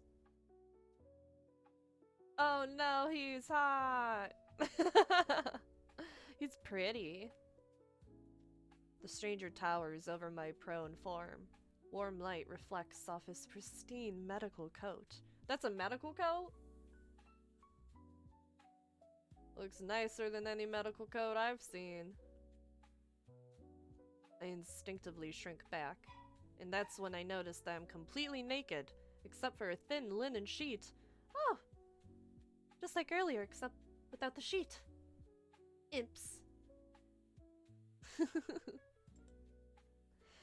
Naked, lying on a low cot, with a pair of sharp golden eyes watching my every move, the man's gaze flickers to my exposed, unbandaged hands. I plunge my hands under the sheet to hide them from sight, though it's too late. He must have noticed what they look like. Strange, cursed, inhuman.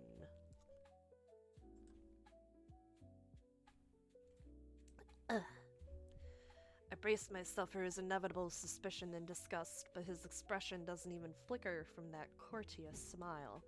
He just watches in placid silence as I struggle to make sense of my surroundings. Where am I? Who are you? Be calm. You are safe here. Whoever this is, he clearly has no idea who, or what, I am. I've never been safe anywhere with anyone. The only people I've ever trusted betrayed me for a fat purse of coin. I scowl, pulling the sheet protectively around myself. Where are my clothes? The man's golden eyes narrow slightly. A sharp sigh rustles the papers in his hands. I see you are not to be dissuaded. Your clothes were torn to shreds when I found you, but I procured replacements.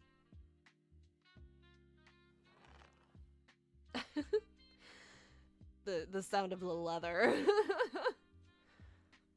With a soft creak, he stands from his chair, giving me a better view of my surroundings. I seem to be in some sort of medical clinic. Bottles of silvery alchemical concoctions line the counters in neat rows. The air makes my nose twitch, a faint whiff of smoke and something distinctly metallic that I can't quite place.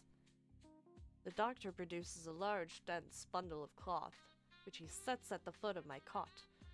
He easily is a head taller than most, and I have to crane my neck to look at him. Well, could you step out? I lift my head, looking defiantly into those golden eyes.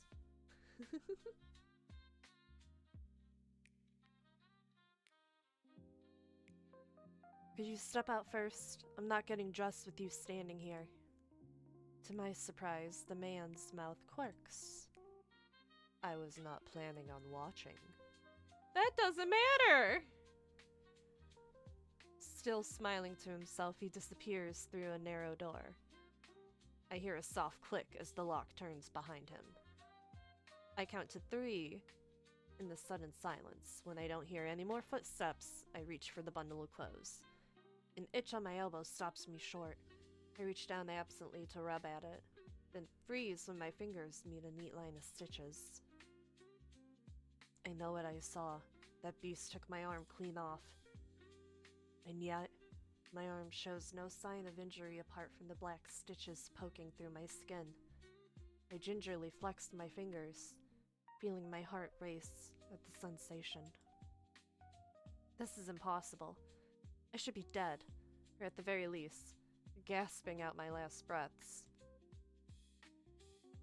I squeeze my eyes shut, waiting for the pleasant dream to unravel, to wake up bleeding out in the swamp. But nothing happens. The seconds tick by, and my arm remains resolutely healed, my surroundings pristine and quiet. In numb disbelief, I reach for the replacement clothes and begin stiffly pulling them on. They're thicker and warmer than mine were, with a black woolen cloak to go with them. But there's one thing still missing: my bandages. The golden-eyed man didn't leave me with any, even though I know he saw my hands. He knows. He knows, and he didn't help. I slide off the bed and take a few unsteady steps towards one of the drawers. If this is indeed a doctor's clinic, there must be bandages somewhere.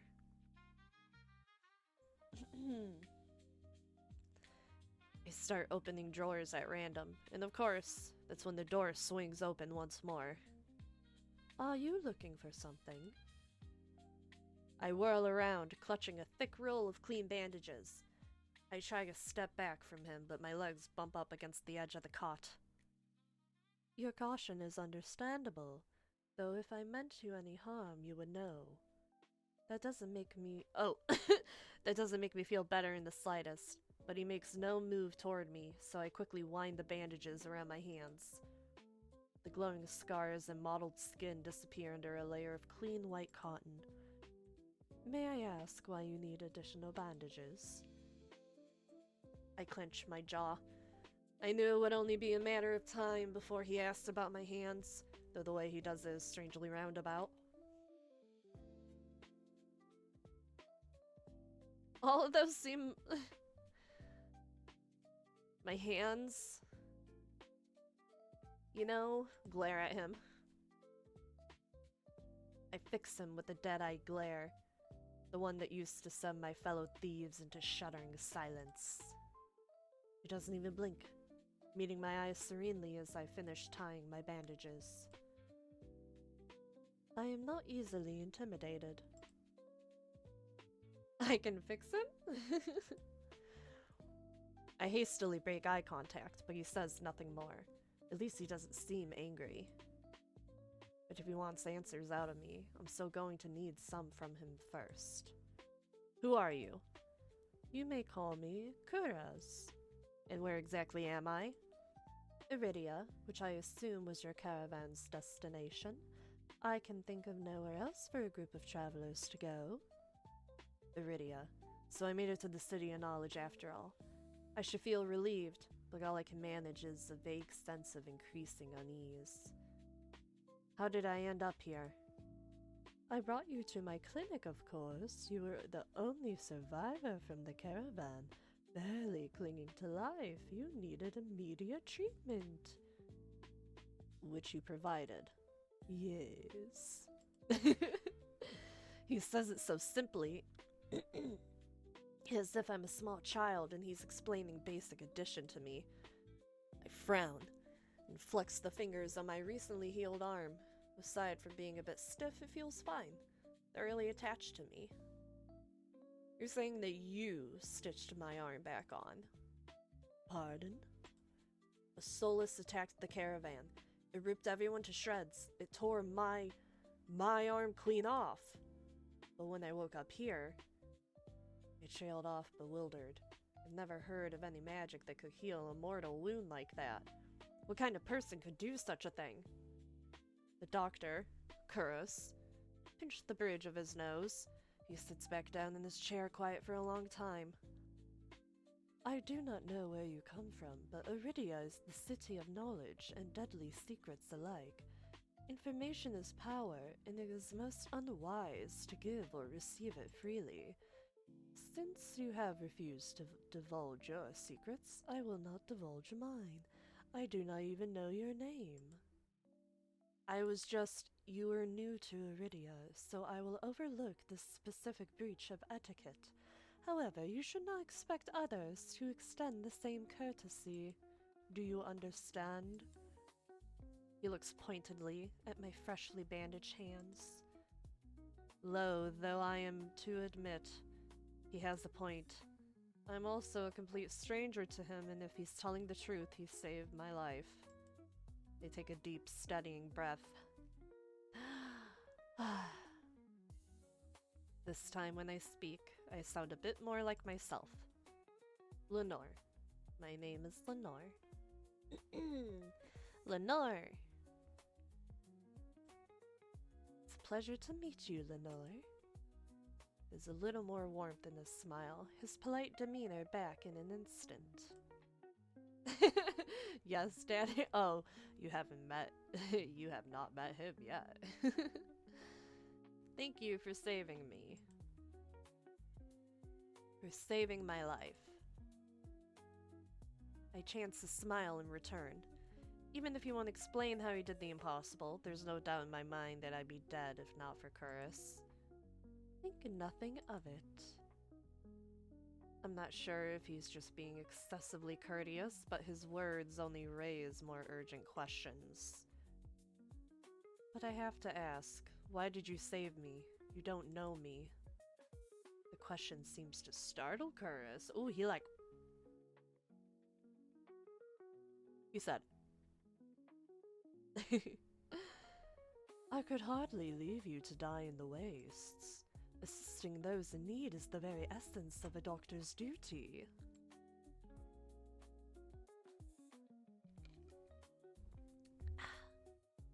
I've never met a doctor who also handed out free clothes.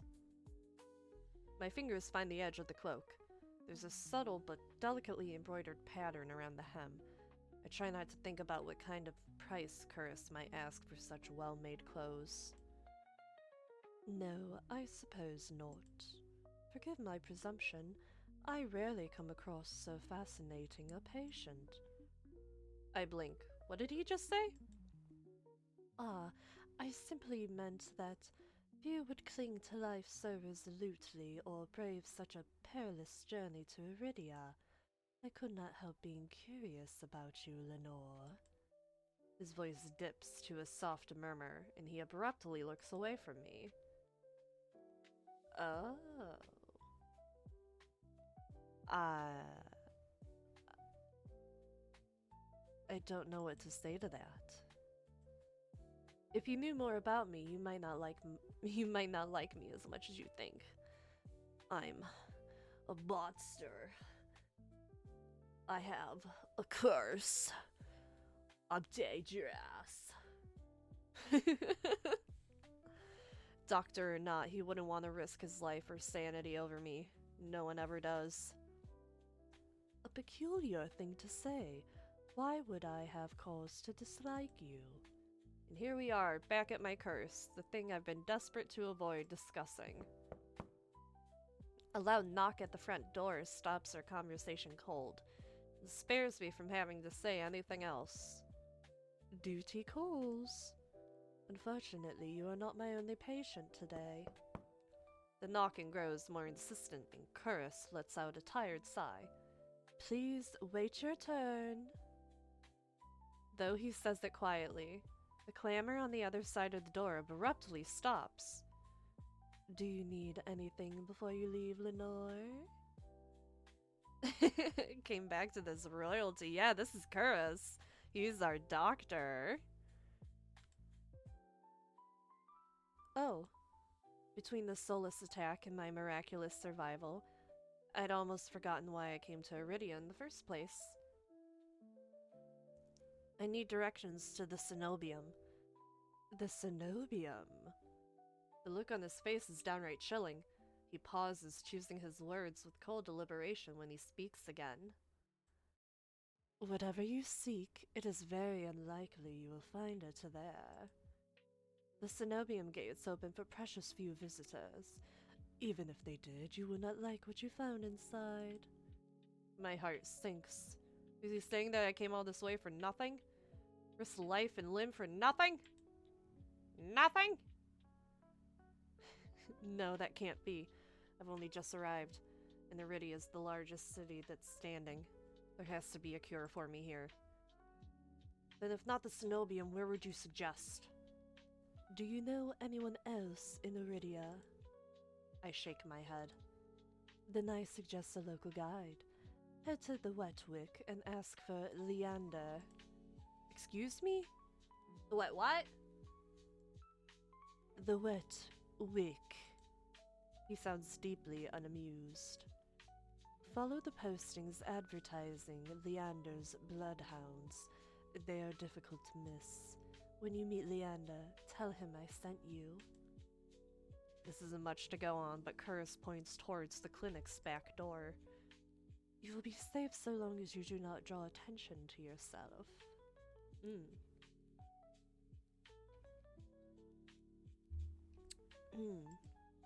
That's easier said than done. I've always been a magnet for the worst sort of attention. If you require my assistance, you may return whenever you wish. Ooh! Though he's smiling, there's a note of finality in his voice. Resigned to my dismissal, I slip out the back door.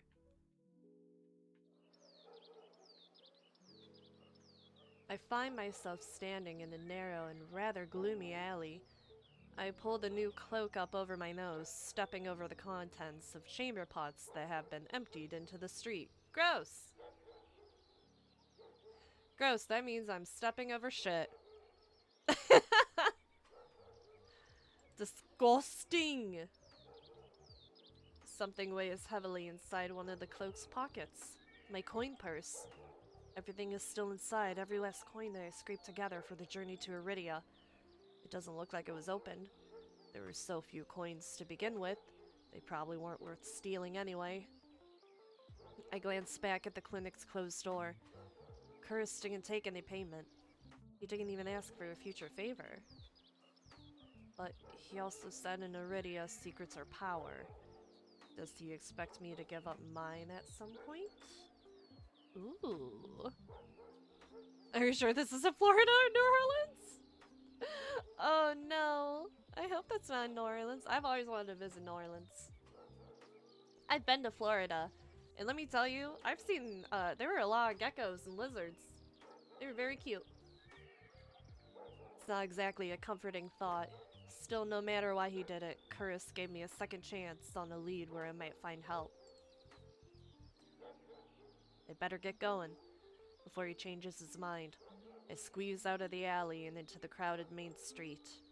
The line outside Curris's clinic stretches down the road already. Two thin peddlers queue alongside weathered elders.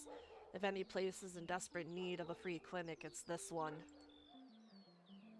At least there aren't any crocs. The cobblestones are treacherously rough under my feet. Deep grooves worn between them by regular flooding and decades of hard use. I knew Iridia was a river city, but I didn't expect it to look so eroded. The buildings are tired and dilapidated, all crammed together in narrow streets. A child darts by, clutching something greasy wrapped in paper. The smell of fried food drifts over to me. My stomach gives a faint gurgle. I love me some fried food. I'm a sucker.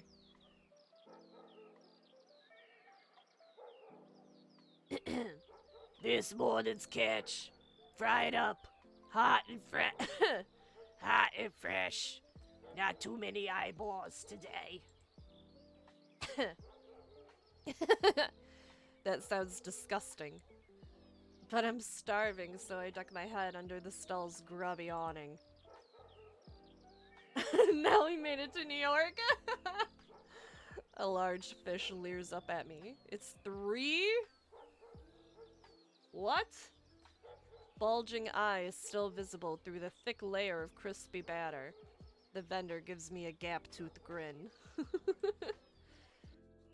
What's the cheapest thing you've got?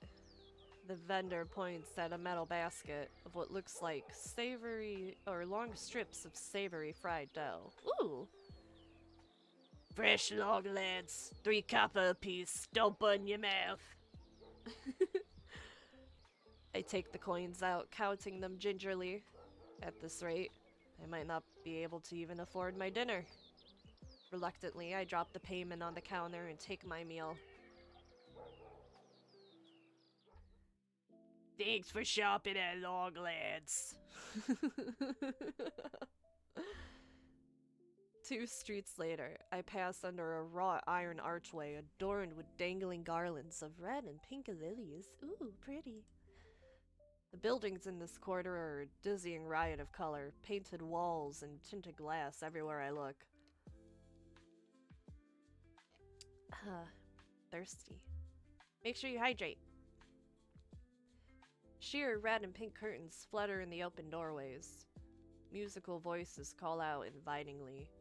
Incense mingles with the pungent scent of flowers, barely covering the salt and musk of warm Ooh. We're in the red light district, aren't we? Aren't we, Squidward?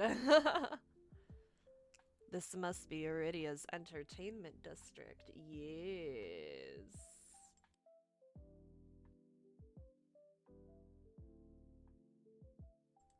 I'm polishing off my food and dusting the crumbs from my hands when I spot a poster.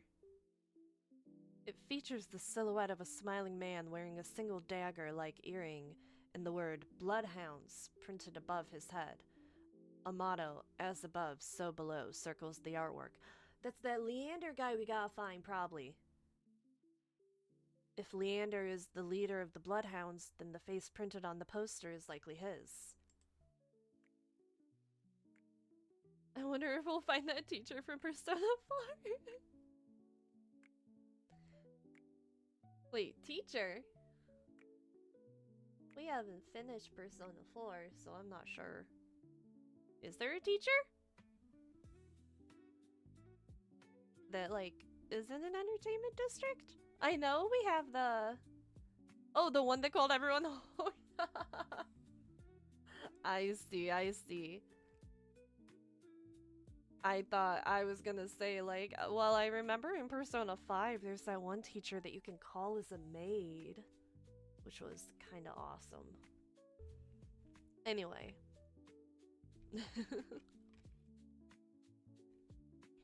I followed the line of identical posters around a corner, and nearly hit my head on a precariously dangling wooden sign. Looking up, faded orange letters read, "The Wet Wick." That's where we gotta go! The facade of the building looks like it's seen better days, but I hear faint music and laughter coming from inside.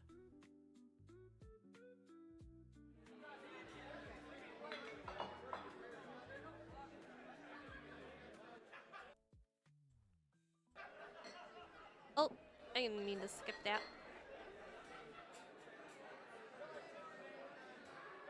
we go. The inside of the bar is a far cry from the abandoned exterior. It's not even midday, yet most of the tables and booths are occupied by a loose assembly of people in matching green cloaks. There's a lot you can tell about a city by its dives. This one seems ordinary enough, even if the uniforms are unusual. A cursory glance doesn't turn up anyone with a dagger-shaped earring. I'm about to head towards the counter with a chant, or when a chant rises from the center of the room. Show! Show!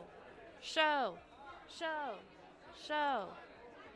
Yeah, that's one of my favorite auto songs, too. The remaining green cloaks abandon the bar in their boots to rush towards the center of the room in a sudden torrent. There's no time to move out of the way. I'm caught swept along in the ale-stench current. Hey! Rhythmic chanting drowns out my voice. I thrash, throwing out my elbows as the press of bodies grow heavier. My hip knocks into a table. Ouch. I grip it, holding on tight to steady myself. But the crowd has stilled. The chanting stopped. A pair of gilded boots stride across the tabletop. Seriously, you dogs, again. Scattered laughter and cheers rise from the audience. I drag my eyes upwards. Look at this! Treasure Planet looking motherfucker! A well-dressed man stands on the table in front of me, his broad shoulders framed by the thick lapels of a trench coat. This really is the last time, all right? This time when he speaks, the audience falls silent, as though bewitched by his magnetic presence, or rich, low voice. Damn, I was just trying to guess with the voice, so I'm glad that kind of works? Kind of? But nothing is as captivating as his smile. He beams at the crowd around him, a performer on his makeshift stage. Don't blink, or you'll miss it. He laughs, and the dagger-shaped earring dangling from his left ear catches the light in a flash of gold. It would seem I found Leander. He raises his hand above the audience and snaps. A flash of pale green light. Real magic, no ordinary stage trick, blinds me. Ah! Flashbang. As the brilliance ebbs, my gaze refocuses on the mage towering above me. He flicks his wrist, and the magic spiraling around him coalesces. Oh, look, pretty lilies! A delicate flower stem sprouts from between his pinched fingers.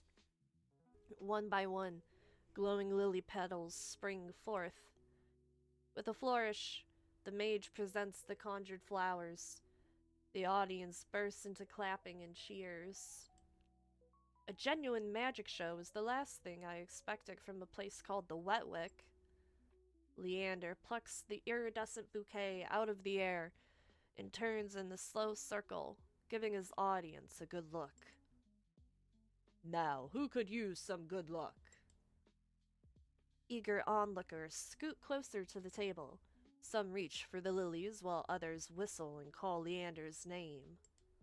But his cool green eyes slide right over them, locking onto me instead.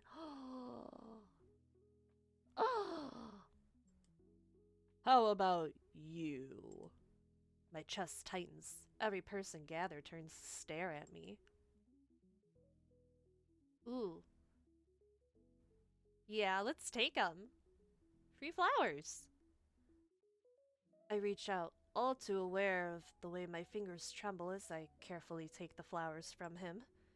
There's no weight to them, only a faint warmth that radiates from the stems.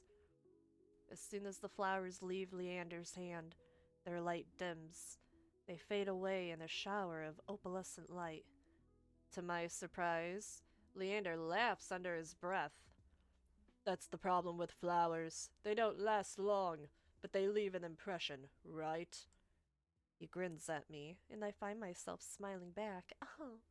Oh, we're charmed. He looks like a pirate! He looks like a pirate.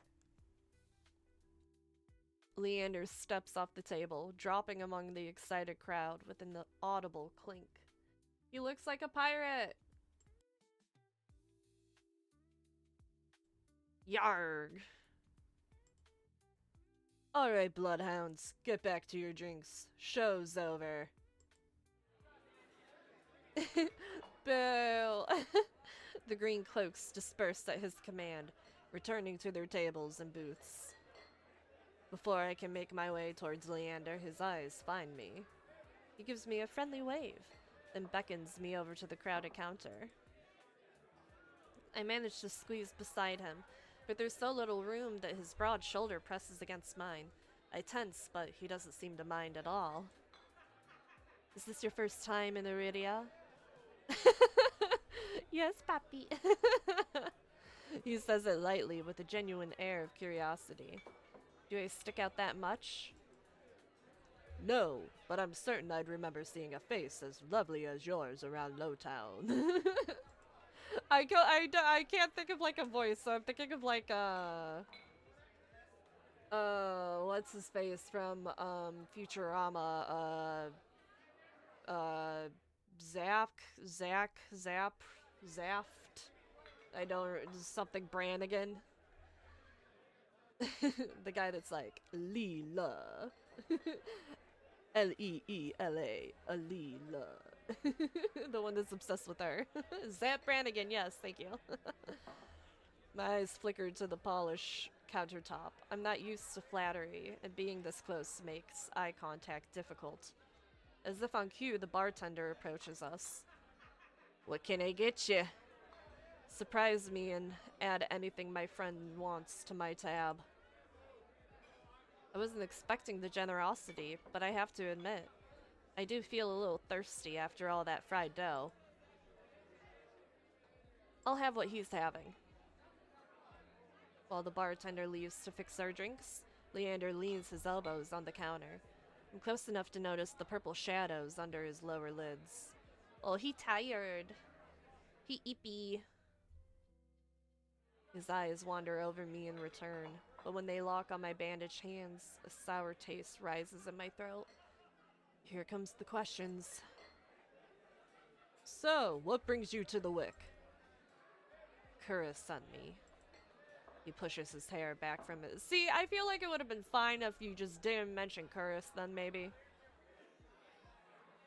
He pushes his hair back from his forehead, but it immediately falls right back into place. You Mana-chan! Calm down! So, it's about work. The bartender returns with a pair of glasses filled with what I can only assume is beer. I can assume! I raise my glass and give an experimental sniff. Smells faintly yeasty, but with an undercurrent I can't quite place. A quick sip confirms my worst suspicions. It's awful. Somehow briny and sour in a way that reminds me of pickles. But any thought of complaining dies the moment I look up and see Leander taking a deep swig from his glass. He lets out a satisfied breath. How can I be of assistance? I need to get to the cenobium. As soon as the word cenobium leaves my mouth, the entire bar falls silent. Oh. Oh. Oh. But any thought of complaining dies the moment I look up and see Leander taking a... Oh! It accidentally... It did that. Oh. I gotta stop saying the Voldemort word. Bloodhounds twist around in their seats to gawk openly.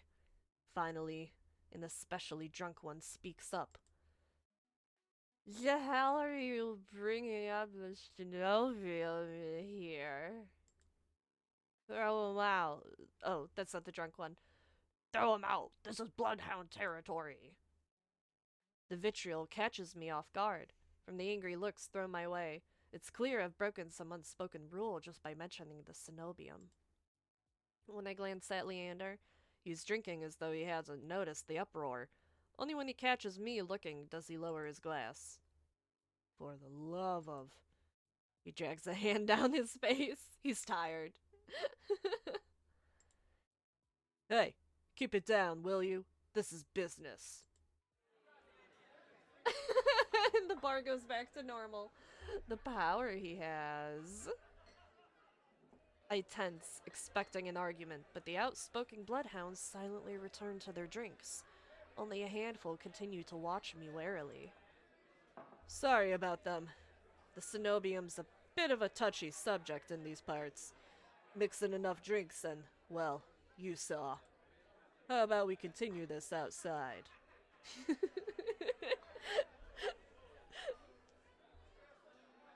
Yeah, so he can say it. When I give him a tense nod, he pushes away from the bar counter.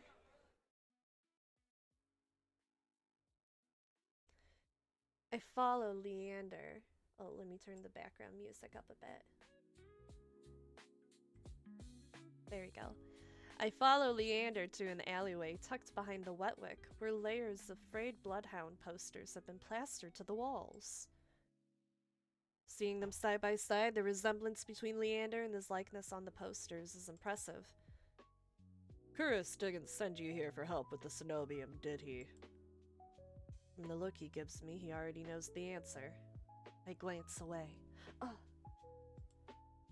No, he didn't. He suggested I find an alternative. Yeah, here you are, asking about them anyway. What do you need the Cenobium for? I don't want to tell him about my curse. The less people know about my capabilities, the better. Thankfully, Leander takes my reluctant silence as an answer. Well, I see you're already aware of the city's currency.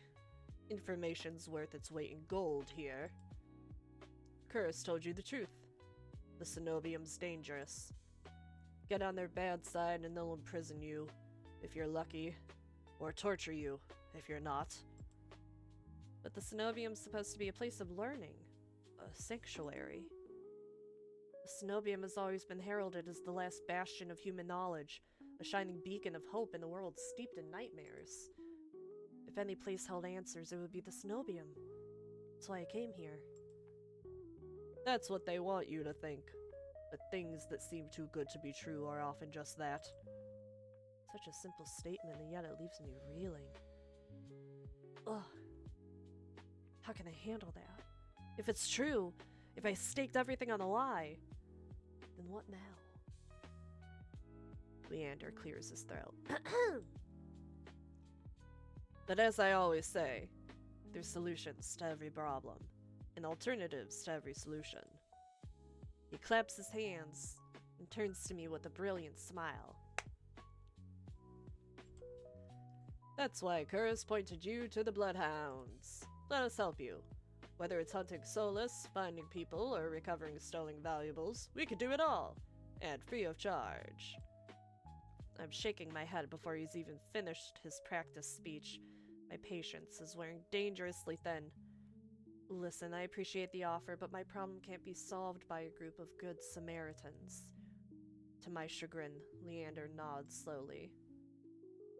Then your problem must be fairly serious. And if the Cenobium's your first choice, you're searching for a magical solution, aren't you? When my eyes widen, he nods along, as though he suspected all along. I'd be happy to help you out. That is, if you'll tell me what ails you. Leander might not work for the Cenobium, but he is a mage. And a powerful one at that, if his demonstration earlier is any indication. I'm silent, plagued by indecision. I don't know if I can trust him, but it's not like I have any alternatives. I hate to admit it, but this could be my only path forward. Oh man. I have no choice, imps. My hands are tied. And not in the way I thought I was gonna have my hands tied in this game. My confession comes out in a pained whisper. I'm cursed. Cursed? Oh, no, I'm very curious. What kind of curse? Something ancestral or more recent? What are we talking about here? We talking like 2004, 2000, like 2020? We talking ancient? We talking BC? He looks me up and down, taking in my face, my eyes, and finally, my hands. So lewd. It's your hands, isn't it? I wait until I'm certain my voice will remain steady before answering. My touch is dangerous. It changes people, hurts them. Before I'm even finished, he begins taking his gloves off. He tugs his left hand free and flexes his fingers. Let's see it. He's so into me. Yeah, I mean, he's pretty cute, but we still haven't even gotten to the best one. He offers me his hand, and a prismatic flash of magic ripples across his palm. I'm already shrinking backwards. I can't. I don't care how confident Leander is. I can't bring myself to hurt him. To see his kind face twist into a mask of madness. To see him turn into the Joker, baby. Believe me, this isn't an ordinary curse. I'll be fine. Perhaps where you came from. Your affliction was strange and one of a kind. But spend a year in this city, you'll see 1,000 curses and thrice as many cures. Do you really think Curse would send you here if I couldn't handle it? How should I know? I only met him and you today. I'm as good as any mage in the Cenobium. Better even. If they can help, so can I. You don't know what you're asking me. I'm asking you to trust me. Ooh.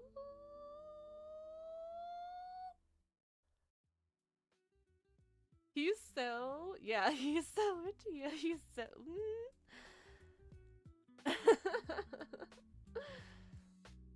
I look from Leander's outstretched hand to his confident smile. Then, with a short breath, I begin unwinding the bandages from my hand. Fine, but if you lose control, don't say I didn't warn you. You can tie me up first if it may— Oh, boy! Ah!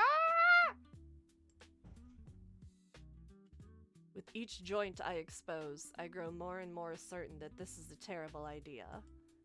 Ready? Ready when you are. Oh, man. He's really pushing the limit, huh? If he's bothered by the way my hand looks, he doesn't show it. My fingers hover shakily over his palm. 3, 2, 1. I tap his palm once, as quickly as possible. It's barely more than the brush, but that's all it ever takes. When I look at his face expecting to see the worst, Leander only grins. See, it can't be. This time when I reach out to touch Leander's palm again, he catches my wrist before I can pull away. I told you, there's really nothing to worry about. He trails off when my thumb brushes the soft skin of his inner wrist. I search Leander's face for traces of madness, but his eyes remain a clear, soft green. Color rises in his cheeks, but he remains still except for the subtle bobbing of his throat. Why are you blushing? He embarrassed. We holding hands. It's so lewd. He's so into you. Neither of us speak as I trace the contours of Leander's palm, lost in an awareness I wasn't prepared for. I've been with other people, kissed them, been embraced by them and more, but not like this. My fingers, long deprived by years of bandaging, pick up every single detail. The grooves of his palm, the smooth shell of his nails, the pulse of his heart. For as long as I've lived, I've never been able to hold someone's hand. Aw, that would be sad. Not without dire consequences. I never realized what I was missing until this moment. While Leander's pulse is steady, mind is hammering as fear gives way to excitement. Oh! keep touching him. My hand glides over Leander's wrist and up his forearm where smooth skin abruptly gives way to the raised scar by the edge of his sleeve. It matches the one that runs from his collar to the cheekbone. Could it be the same wound? Oh man. I glanced at Leander's face, and his lips part as he considers his words before speaking. Am I the first person you've been able to touch like this? My hand goes still on his arm. So far. I'll admit your touch does make it somewhat difficult to stay level-headed, but not due to your power. Oh!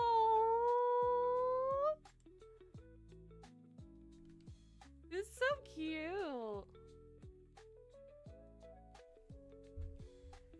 He takes my hand, his soft green eyes flick to mine before he turns it to inspect the golden fissures crisscrossing my knuckles. Look, we match. Oh my god! He points at a golden pin on his coat collar, and I give him a small smile. And he's not even the best. I draw my hand back and take a steadying breath. My head feels as though it's stuffed with cotton. Habit alone guides me through motions of rewrapping my hand, although my fingers tremble too much for the bandages to lie flat. He's not the best. No, he's not. I know. He's like second best, though. I can't believe that worked. May I ask your name? I'm Lenore. You were right to hide this from me, Lenore. That curse of yours. It's unlike anything I've ever dealt with. I can tell you're discreet, but you best not go showing that off to anyone else. I didn't plan on it. Are you staying in Lowtown? I pause. Room and board was something I hadn't yet considered. I don't know. Let's get you properly settled then. Is he gonna get me a room? The Wetwick is noticeably quieter. Without their leader, most of the bloodhounds have dispersed, or in a few cases, fallen asleep beside their drinks. Got any rooms left, or did my luck grab them all to sleep it off? The bartender, who I now realize doubles as an innkeeper, slides a key onto the counter. You know I always keep the corner room open for your escapades. Leander laughs, sounds slightly strained. And I always appreciate it, but you're mistaken. This is just for my friend Lenore. Sure. Stay as long as you like. You two have fun. You know, wear protection, get tested, do whatever you want. I don't care. I'm not your mother.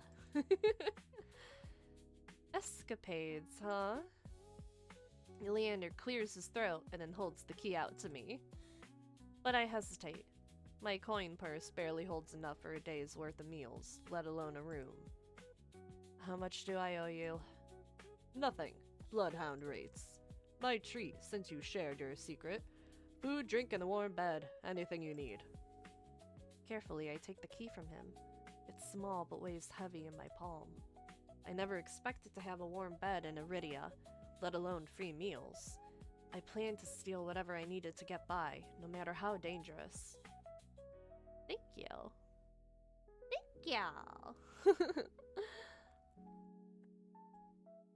Go explore, Lenore. You'll find many roads in Iridia, each leading to different answers. But if you need a reprieve from what haunts you, come find me. Just be careful. I nod, taking one last look at the gleaming bronze key before tucking it into the pocket of my cloak for safekeeping. Leander gives me one last friendly wave before I depart. This is very good so far for a demo. I can bark. The air clings sudden and heavy. Yeah, right. Just walk in, seeing him like, woof! Without the morning crowd, the sunless streets look barren and bleak. Even the peddlers are long gone. Only a pair of crows remain quibbling over stale crusts in the gutter. I feel a ridiculous pang of envy. At least they've got a reason to fight. I've never felt so lost. Curse and Leander both made it clear that the cenobium can't be trusted, but I came so far and endured so much. I needed to see the cenobium for myself, if only to satisfy my curiosity. I should have asked someone at the bar for directions before leaving. I need to see... Oh!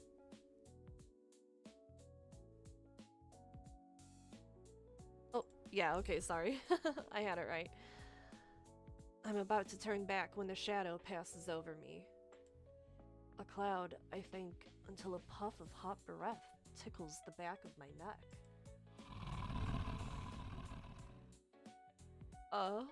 The shadow runs down the street in rivulets. Formless dark spreads like ink into blotted shapes. Claws stretch, a muzzle splits open to reveal long, jagged teeth. A growl rumbles so low and deep I feel it. It's the Solus. And again, this background music is very calm for what's actually happening in the game. I want to run, to scream, but I feel trapped. And though the slightest movement or a single breath will snap the jaws around me shut. No, I won't let it end like this. If I'm gonna die, I want to see what's got me first. I steel myself, and then turn.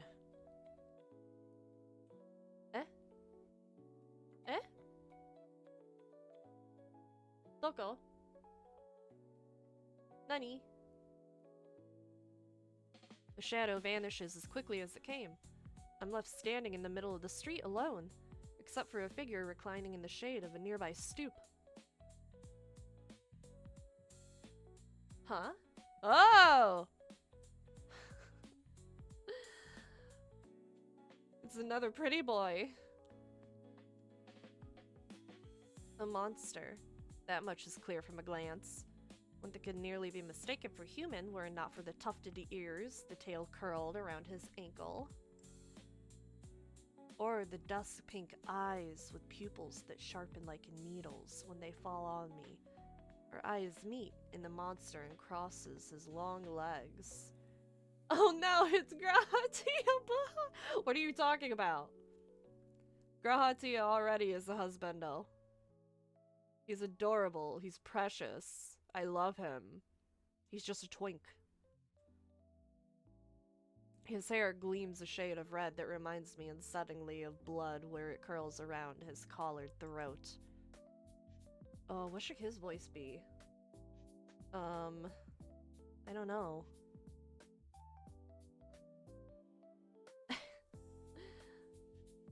I don't know. I'm not gonna do one for him. I don't know. Oh, maybe like,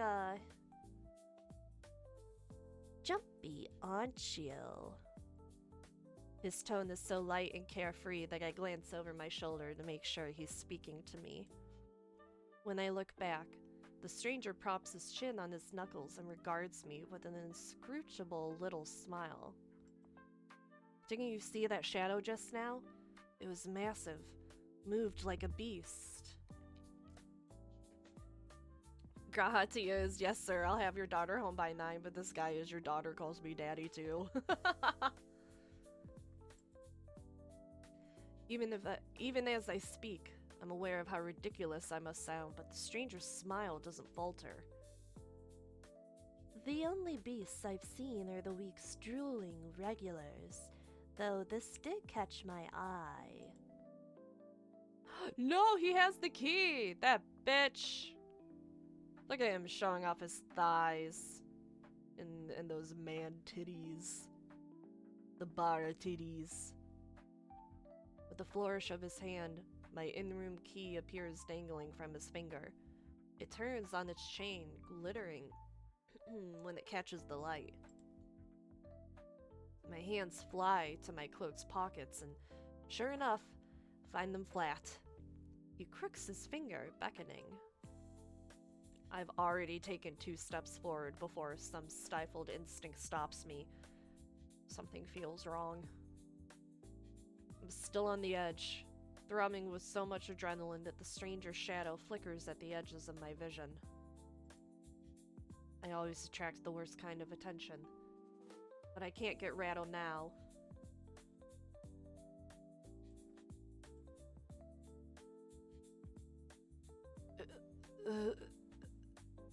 Uh, where did you find it? The key, I mean.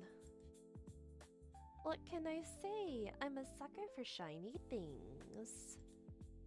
He smiles wide enough to reveal pointed canines. I saw you drop it.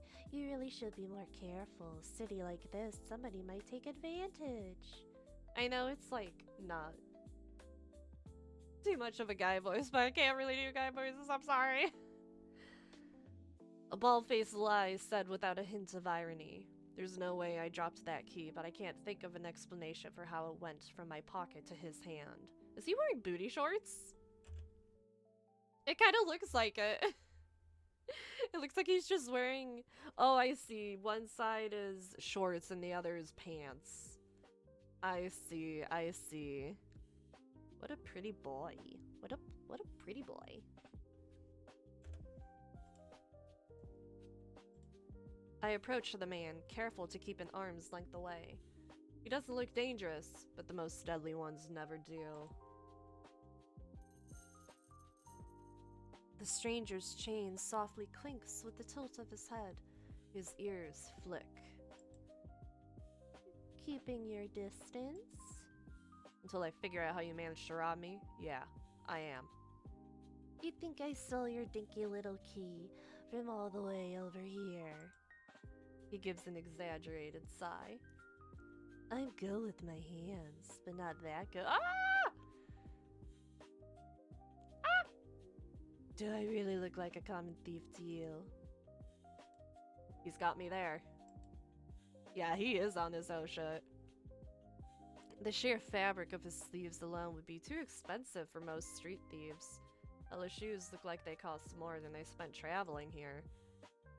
And then there's the shop behind him. No matter the city, parted pink curtains only ever mean one thing. I'm not looking to buy, and I doubt I could afford your services anyway. Luckily for you, I don't charge. He is on his own shit, but you know what? I'm here for it. Love that for him. The man runs the tip of his tongue over a fang, and for the first time since I stepped into that shadow, I feel something other than dread. My face grows hot. That's not what I meant. I'm flattered, really. Were sex my trade, I might take an exception for you. Ah! About half off for a handy. Sir. Sir. Or you could just hand over my key. Ask night. Oh my god.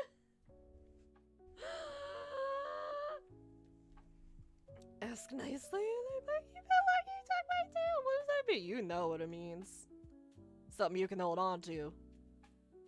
Just throw it here. So, some spindly little street urchin can snatch it and run. He raises my key, tilts his head so you can watch it dangle back and forth. This guy has knows no bounds. I suppose I could just claim your room for myself. Not that I'd be caught dead slumming in the wick with the rest of those slack-jawed imbeciles. You're obviously not from around here, so tell me, traveler, what misfortune brought you to this wretched place? His voice practically drips with derision. I'm not telling you anything. What could have possibly drawn you to this dreary little pig pen, I wonder? He listlessly watches the arc of my key swinging around his finger. The weather This guy's nothing but red flags. Thank God red is my favorite color, right? The weather's shit, the food's dreck, and there's entirely too many monsters for a human to feel safe. Unless... Dagger's sharp eyes flick towards me. Oh no. He knows. They gleam with amusement. He knows. Unless you're dying to consort with monsters. He knows! By now my embarrassment has worn away, leaving simmering impatience in its place. If this is a shakedown, it's the most frustrating one I've ever experienced. Ah!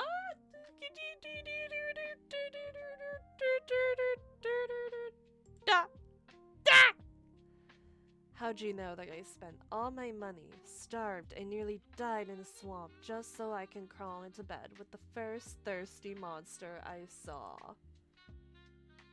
That earns me a burst of breathy laughter. He gazes at me under his dark lashes. Aren't you funny? Could you be any more obvious? I've been told subtlety's not my strength. So your place or mine. Woo! I'd invite you if I had a key. If only I had a key. Then I might be able to invite you up. His languid gaze glides from me to the key in his hand and back. Come, take my hand and we'll go together. Ah! He's not the best one either. The more he flirts, the more convinced I become that this is some kind of trap.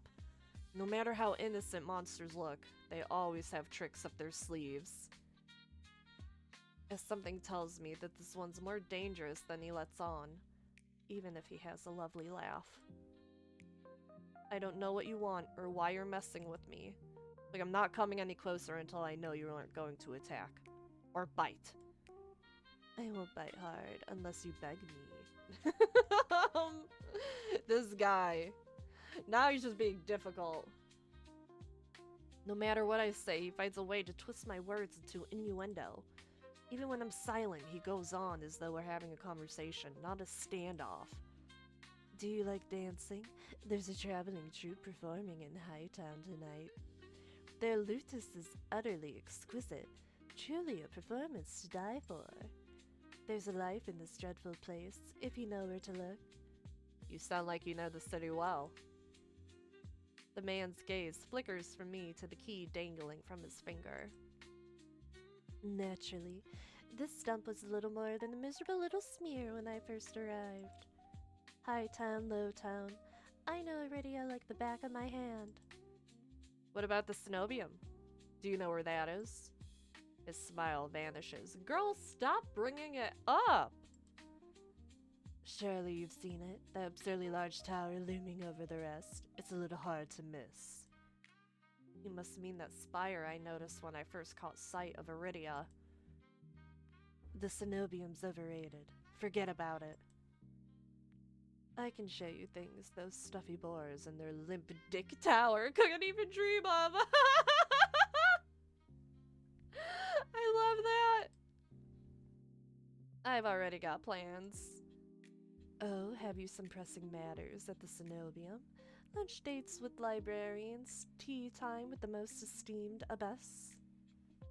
That's my business. What's the matter to you? Yeah. What's the matter to you?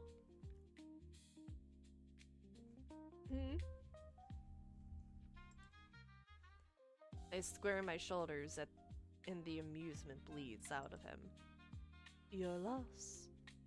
The stranger, finally bored of his tedious game, extends his hand towards me.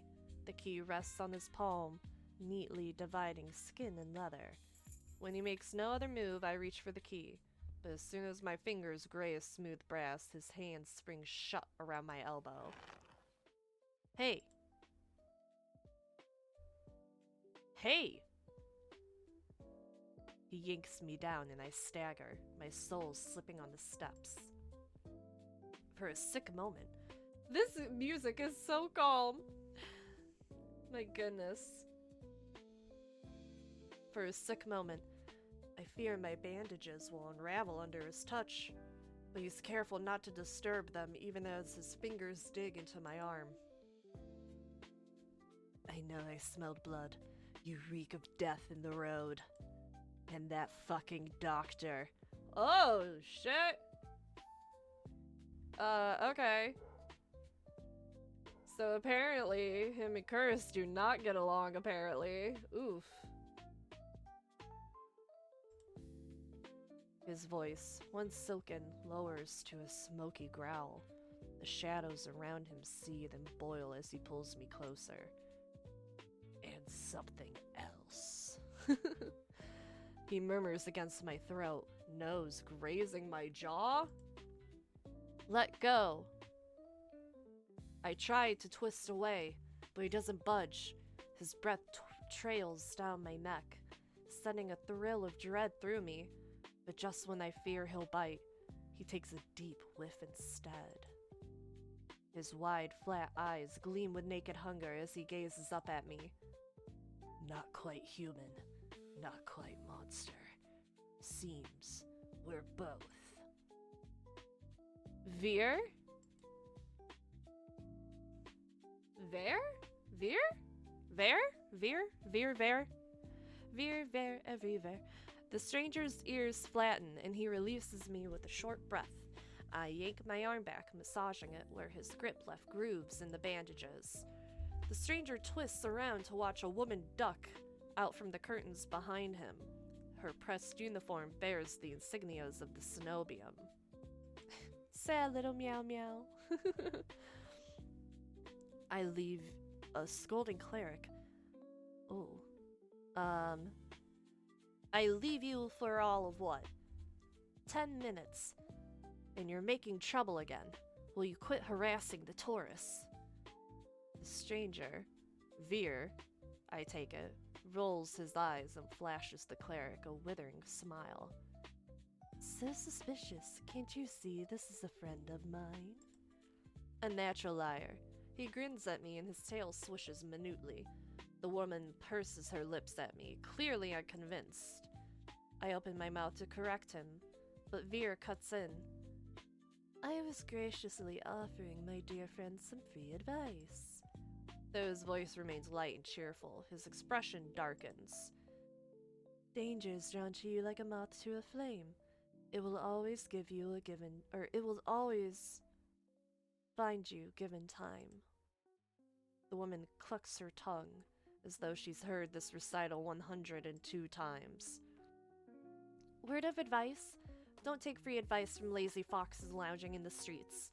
This crook would sell water to a drowning man for the sheer enjoyment of it. Yeah, he seems like the type. She shrugs off a wilting look from Veer. Oh please, any friend of yours knows it's true. Now hold still. Veer rises gracefully at her approach. He pushes his hair aside so it drapes over one shoulder, exposing the long line of his neck. And suddenly, it dawns on me that the jingling I heard earlier wasn't coming from the harness attached to his collar, but a leash. Oh, it's that, I see. Can he purr? I don't know. Let's find out if we can make him purr. A heavy iron chain wound around a hitching post in the padlock to the back of his collar. Veer posed deliberately to hide his leash from me. Oh. Do the purr? I can't really do a purr. I can roll my R kind of softly. I don't know if that's good. Is that like a purr?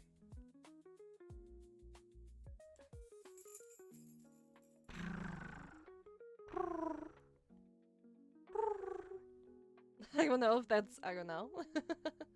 Works for me. Alright.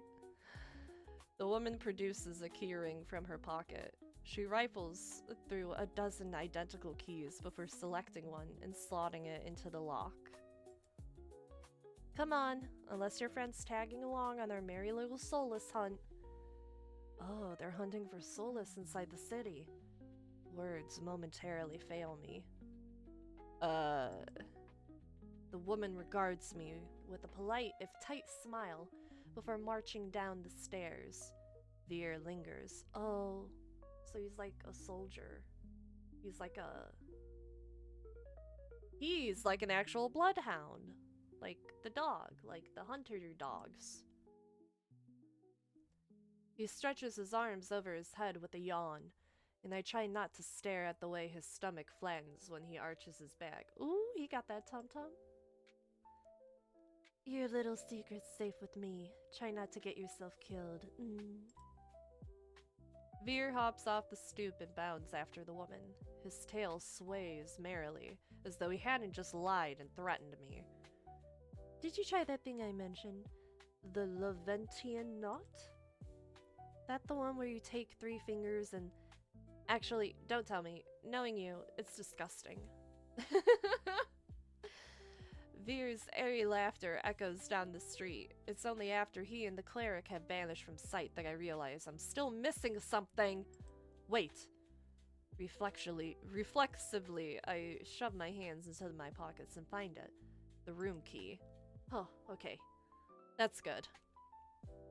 I ease the key from my pocket and smooth my thumb over its teeth as I try to recall a touch, a tell, or any hint of Veer's slight hand, but I can't figure out how he did it. All I know for certain is that the Cenobium saw fit to leash him, a fate I could share, if that's what his vague warning meant. Oh no! Oh no! I don't want to go there. I don't want to be leashed. I just want to fix my hands. So then that way I don't have to turn everyone into the Joker baby. I let my eyes drift skyward, past the lanterns gently swaying in the breeze to the Cenobium faintly visible through the haze. Just one glimpse is all I need, and I can put this all behind me. This time the key goes into my coin purse for safekeeping. I would think that's gonna stop you when you're around there.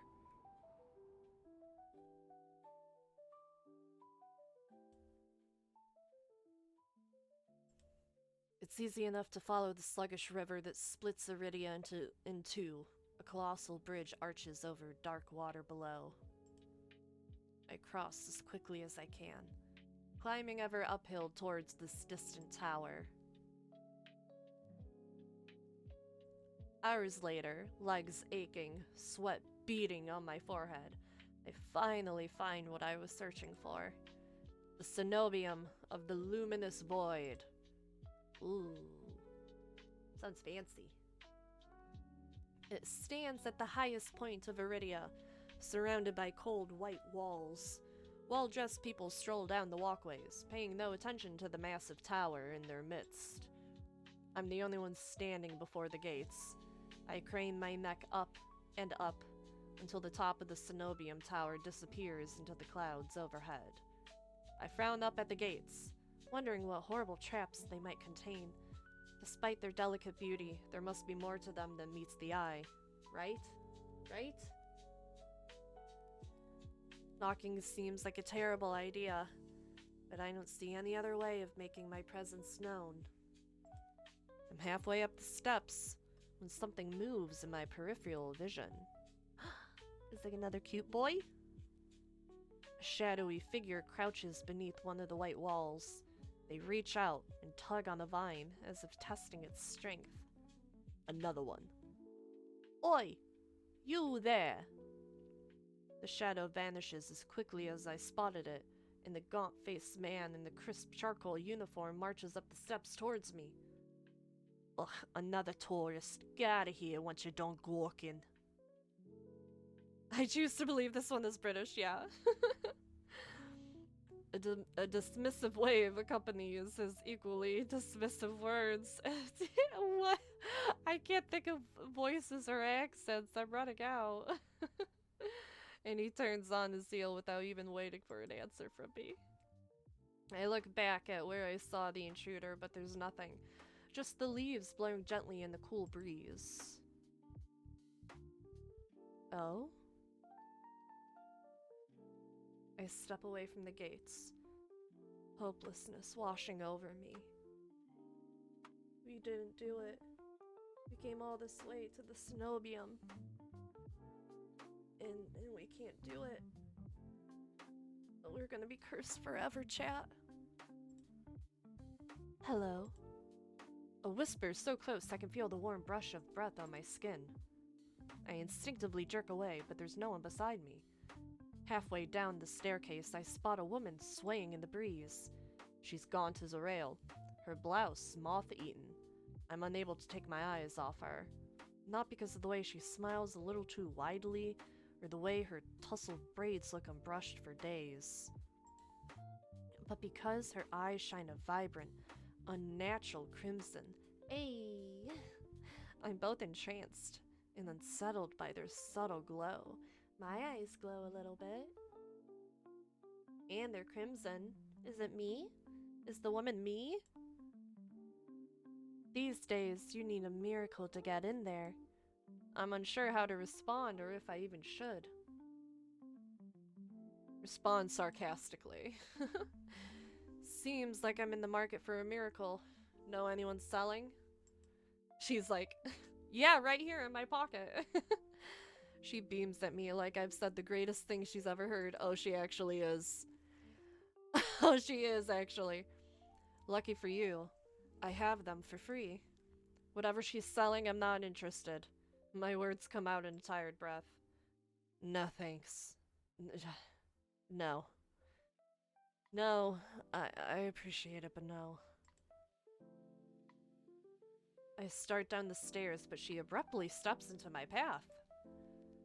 She turns her back to me, and before I can react, she slips her fingers under the lacing of her collar, stripping out of her blah blah. Lady! What are you doing? As worn fabric unveils bare skin, my panic is smothered by cold horror.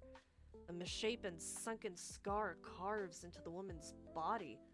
Oh. Hidden, gnarled skin snakes down her shoulders, blooming from a gaping hole. Ayo? Ayo? In the back of her neck, a shuddering breath escapes me. The fuck? Whatever disease this woman had ate away at her from the inside out. How is she able to move or breathe? It's impossible. She shouldn't be alive. And yet, the power to cure anything can be yours too. The power of the sea spring. The woman slides back into her blouse and deftly laces it up. If I've caught your interest, then follow me. It's only a short walk away. Yes, ma'am. Who are you? What are you? Without another glance, she leisurely strolls down the cenobium stairs. Whew! Loose braids bobbing behind her. The edge of her scar peeks out from under her collar. Yeah, girl out here showing her titties and be like, if I caught your interest. She showed me her gaping hole.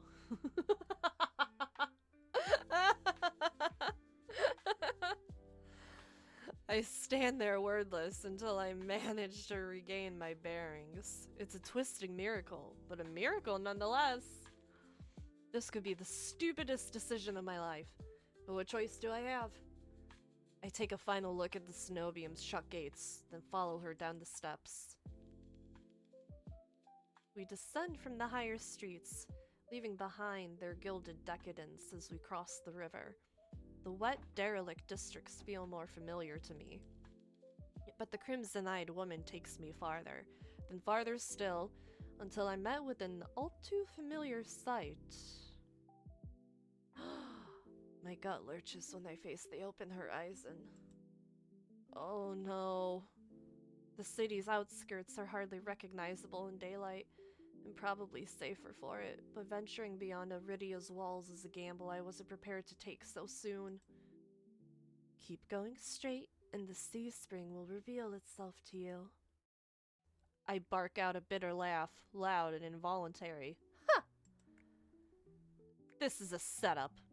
I've fallen for this already. Not that I'm proud of it, but I know a setup when I see one. I barely have enough coin for a meal for what it's worth. If I wanted your coin, I would already have it. She says it so lightly.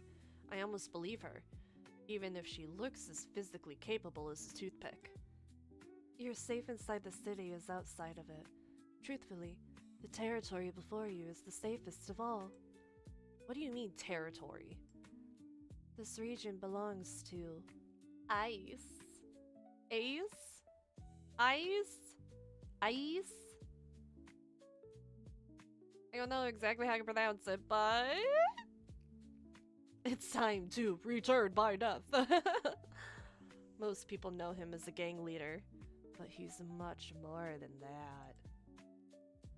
I squint against the empty wastelands. Only a fool or someone with nothing to lose will leave the city. Apparently I'm both. But if the sea spring cured her, I need to see what it could do for me. I set off into the wastes. Over my shoulder, the woman calls after me. Good luck, Lenore. I hope we meet again. My heart pounds with each step I take from civilization. For what seems like an eternity, I force each foot forward.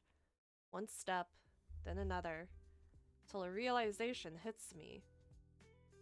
I never told the woman my name. Oh, shh.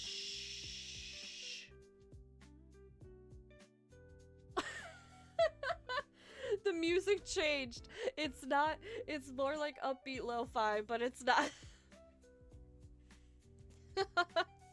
Something pierces the horizon ahead of me. A building nestled into a tall cliffside, but so starkly out of place, it might as well be a hallucination. It drips with extravagance and honeyed mahogany, an ornate jewel of architecture. A row of dark silhouettes stand out on the horizon. Trees, I think, until I'm close enough to realize that what I mistook for branches were spikes and jutting tendrils. Soulless. Several of them watch me in the distance like statues. I don't think, I just run, exploding into a messy sprint. I push my legs as fast as they'll take me towards that decorated building. Flashes of last night chase me, the gushes of blood and screams of death, the smell of burning flesh and sour bile. I can't go through that again, I won't. The next thing I know, I'm dashing up wooden stairs and crashing through towering double doors. Okay, we're here, we're the best one shows up. We're here, we're the best one shows up. Okay. I gasp for air, my lungs burning from exertion. I'm desperate to be safe, but when I process my surroundings, it's more hellscape than sanctuary. This looks a lot like home for me. How many red flags this one gonna have?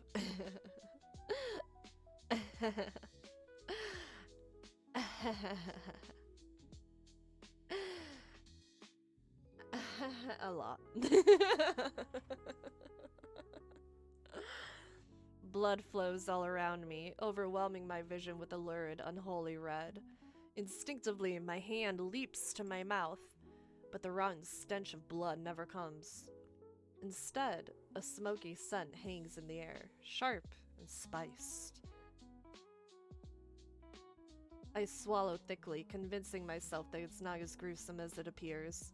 This has to be the Sea Spring, the place that grants miracles. Pulling my eyes away from the pool, I take in the rest of the environment. Tall pillars flank me, blanketed in written notes. Seating pillows scatter the floor. A rustic kettle sits nearby. Someone must live here, despite how eerily empty it is. Call out! Hello? Is anyone here? My voice echoes across the cavern without response. I approach the paper-covered pillars. Maybe something here can tell me more. I reach for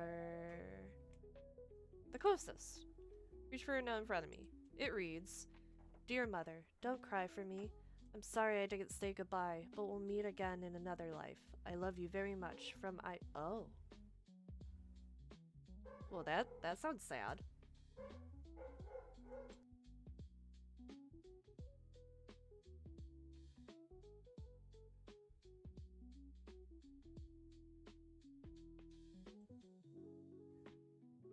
Tragic, anyway.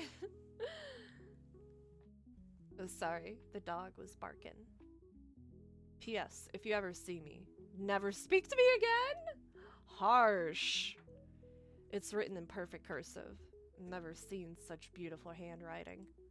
Before I can ponder it further, a sharp chill runs down my spine. Something's watching me.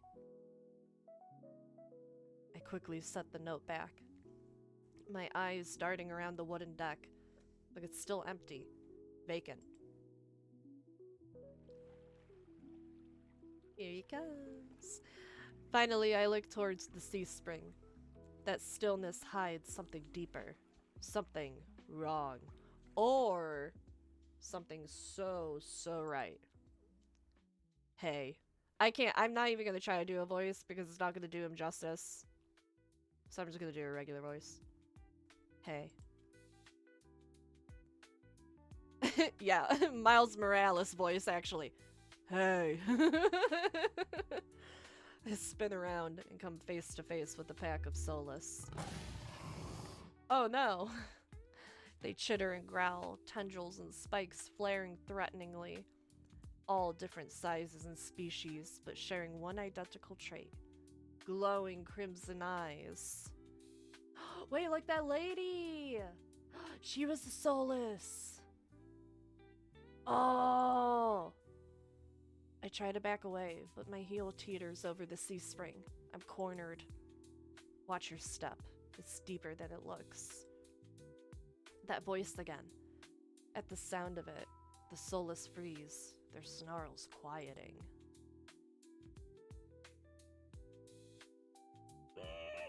I search for the voice's source and finding above me lounging in the rafters. There he is! There he is. It's because he's the demon. It's because of the horns. It's because of the horns with the black and white hair, the red eyes. Look, okay, I'm a sucker for characters with really dark hair or really white hair. And they have to have red eyes. I'm so cooked. I am so cooked. You look lost, little sparrow. His gaze is a violent crimson, one that sears through me, leaves me feeling raw and exposed. They're the same eyes I've seen over and over, first with the scarred woman, now with the Solus circling me, all bound by the sea spring's blood red. So that means he's a Solus too. So he kind of probably looks like the monster we saw in the beginning, I guess. Silas from Love and Deep Space then? Ooh. I haven't played that, but white hair, red eyes? Yes. Kawaru Nagisa. Love. Ken Kaneki. Love. This guy. Love. I can't think of any others off the top of my head, but love. Just love. John Touch Starved? Yeah. It's him. In the shroud of darkness behind him, shapes like massive tentacles twist and coil around the wooden beams. Dante! Yes! Dante from Devil May Cry, yes! Love. I love Nero. I also love Nero a lot. Jackpot! I can't focus. The soulless growls ring in my ears. They're not advancing, but that could change at any second. Panic rises in my throat as I struggle to track them. Hey! Eyes on me. My stomach rolls as I tear my eyes away from the Solus. Don't ignore someone who's talking to you. It's not polite. For a moment, anger knocks my fear aside. Who is this bastard?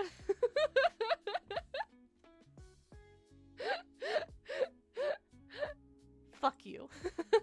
I look right into his unnerving eyes, holding his gaze defiantly. Fuck you. Is that better? A crooked grin cracks across his face. We'll work on it! I'm being exposed. I scanned the Solus again. They really aren't attacking. Posturing more than anything else. Almost as if they're waiting for commands. Did you tame them? Power of the Sea Spring. I love how his name is Bastard, yeah. They're hungry, so they might bite. You could give me a reason to stop them. How about I didn't do anything wrong?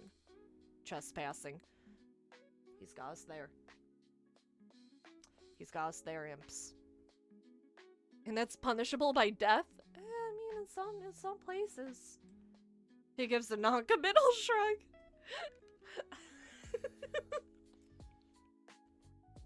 I called out earlier to see if anyone was here. Were we supposed to play hide and seek? Didn't hear you. My voice stops in my throat. This man's terse coolness is both infuriating and terrifying. And infuriatingly arousing. I racked my brain for a way to diffuse the situation. Tell me what you want. Tell me what you want. Tell me what you want.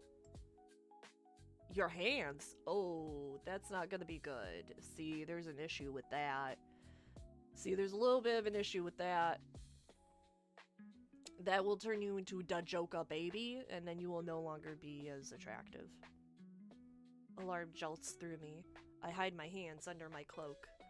Show me. Why? Won't ask twice. With a sharp huff, I reluctantly hold out my bandaged hands. But what if he's hotter after he's great? That's a fair point. Are you getting off on this? Unwrap them. Heat rushes to my face and fire to my tongue. I should give him a piece of my mind, but not when his solace are one command from ripping me to shreds. Yet no matter how much I will myself to move, my body is frozen in place. I stand there for a long, agonizing minute. My hands are trembling when I finally raise them. I know the skin beneath the wrappings all too well, the hideous, unnatural flesh I've grown to despise. I grip the edge of the bandages. Stop. With a weary sigh, the man slides off the beam and lands with a thud that shakes the panels underfoot. He's a monster, with an imposing figure that towers over me. I couldn't tell how tall he was before, but he's big. Illuminated by lantern light, his features are stronger, sharper. He thick. Yeah, he a pretty thick boy. Subtle clinks of metal accompany each of his footsteps. The closer he gets to me, the faster my heart hitches. What does he want? Is he gonna kill me? I step backwards and find nothing to set my foot on. I'd forgotten my back was to the sea spring. I fall, right before a warm hand catches my lower back. I'm hovering above the sea spring, the scent of smoke and leather enveloping me. Blazing crimson eyes bore into mine. He's like right on top of us! Told you to watch your step. I'm too stunned to muster a response. Like I weigh nothing, he guides me back to solid ground and steps back. I was hoping I could yell, "See ya, nerd!" Following a subtle gesture from his fingers, the soulless around us disperse and relax. The shift in their demeanor is so abrupt it gives me whiplash. The enormous tentacles are no longer in the rafters, though now I doubt I ever saw them at all. Either way, I exhale a breath of relief. Thanks. As focused on me as he was before, the monster pays no attention to me now. He kicks some seating pillows out of the walkways, checks the contents of the kettle with a scowl. The sudden disregard is almost insulting. So that's it, I'm not a threat anymore? You never were one. Then why'd you threaten me? People get honest when they're afraid. Fair. In other words, he was messing with me. 'Cause it's Bud. I drag a hand over my face, exhausted by the fact that this is the second time a monster has provoked me today. We're gonna say it's Ace. You're Ace, aren't you? Or is it Ice? We'll say Ice.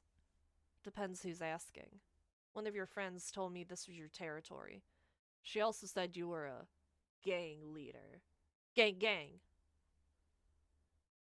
but there's no one else here. Hey, gang gang can mean just yourself sometimes, man. I thought there'd be more people. Ayas picks up the kettle and walks to the edge of the sea spring, then dumps out the contents into the endless red. Gang took a walk. Oh!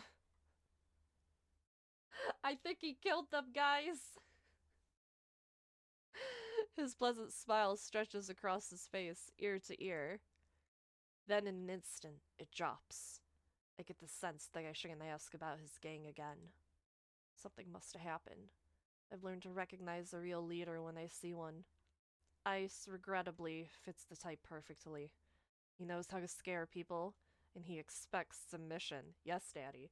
But it's uncommon for someone so used to being in power to be so alone. What do you need the Sea Spring's power for? Depends. Can it cure a curse? Probably. You mean you don't know? Nope. He shakes out the empty kettle and starts collecting stray cups. Tiny, he's so nonchalant. My frustration builds. He's just so chill. He's just a chill guy. He's just a chill guy. I narrow my eyes at him in a questioning glare. When he notices, he returns it with an amused smirk. Are you being irritating on purpose? Yes. And it's hot. Keep doing it. Listen, Sparrow, the Sea Spring can cure anything. Nothing's stopping you from trying it yourself. What do I have to do? Drink. I have to drink from the Sea Spring?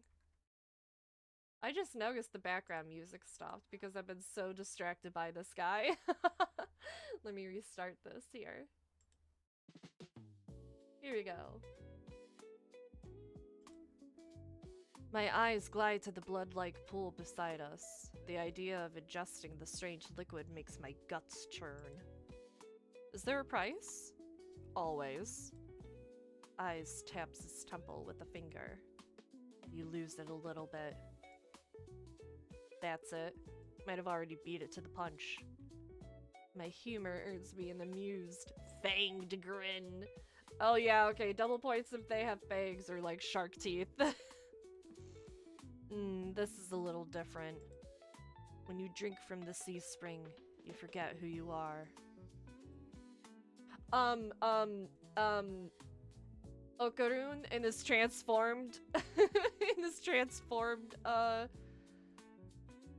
like, appearance or whatever from Dawn to Dawn. Yes, love. Your mind combines with everyone who ever drank before. Humans, monsters, soulless. One big, happy family in your head. My blood runs cold. I've heard of these before. Group minds. I think those are called hive minds, actually. I thought they were just rumors. I've heard whispers of cults performing rituals to bind their members' minds together. It never seemed possible. But something tells me this is real, even if one thing doesn't add up. Your eyes are red too, but you obviously haven't forgotten who you are. Before I can finish my sentence, Ice strides past me towards the entrance. He is still red flagging slightly. Well, he explained to us that we have to drink from the Sea Spring, and then it essentially makes us part of a hive mind. Which, you know, I'm not out yet. Time's up. Let's finish this later. Wait, already? You barely told me anything. Came on a bad day. I've got somewhere to be. Well, then why did that woman vouch for you? There are still so many questions burning on the tip of my tongue, but my frustration spills out before any of them. I was told to come here for help, but instead I get threatened and kicked out. You're joking, right? Watch your tone. I'm nice, but you don't want to ruin the host's mood. He wants you to join his pyramid scheme, his MLM, if you will. My skin prickles. Yeah, right. Well, I don't know. Would being part of a hive mind, is that like being part of a pyramid scheme? I guess it depends where you are on the cult. listing. You'd say so? My skin prickles. The feeling of being watched washes over me again. My eyes dart back over to the sea spring. A lone ripple dances on the quiet surface. I take Ice's advice and clamp my mouth shut. He approaches a nearby Solus, a lanky dog-like one with 6 legs and a crown of tendrils. Several sets of crimson eyes adorn its sides. Its forked tail wags rapidly when Ice squats beside it. Doggy. He runs his fingers through the tendrils, scratches its chin and pats its head. It's just a doggy! A gentle smile plays across his lips. The affection he holds for the Solus is painfully clear. Oh, and he loves the monsters! See? He's the best. He's the best one. See? See why he's the best? I mean, first off, look at him, and then look at him! I dip my eyes away, my stomach fluttering at the tender sight. It's getting dark out, so this pretty girl will guide you back. Oh, I gotta sneeze, hold on.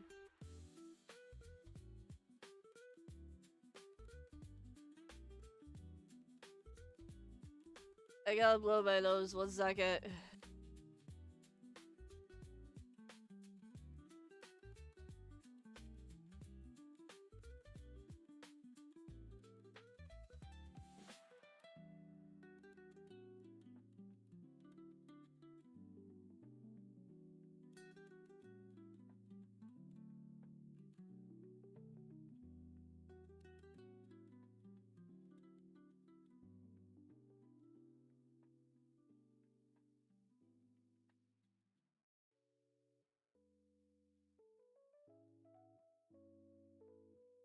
Okay, I'm back. That was... Thank you. That was a big sneeze. Following a short whistle from Ice's lips, it trots over to the entrance obediently, tail swaying. I watch the Solus warily. Pretty is not a word I would use to describe it, and the idea of it protecting me sounds a bit absurd.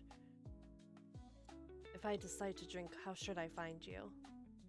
Find someone with eyes like mine. Hey. They'll point you in the right direction. But think it over. Once you drink, you can't go back. It's a lot to process, but I give a small nod. At least I know I have another option for a cure, as disturbing as it may be. I follow the Solus at a measured distance, and watch it nudge the giant doors open with ease. When I'm about to cross the threshold, I sneak one last glance behind me. My heart skips when I meet Ice's eyes. I'm about to snap my head away, but he just flashes me an easy smile. Till next time, Sparrow. I'll buy you a drink for scaring you. I don't trust myself to do anything but respond with another curt nod.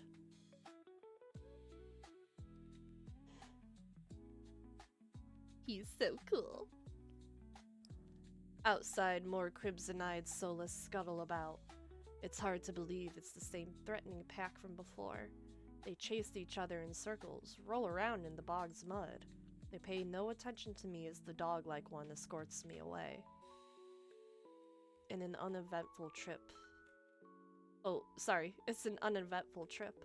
Sometimes the Solus looks over its shoulder at me to make sure I'm still following.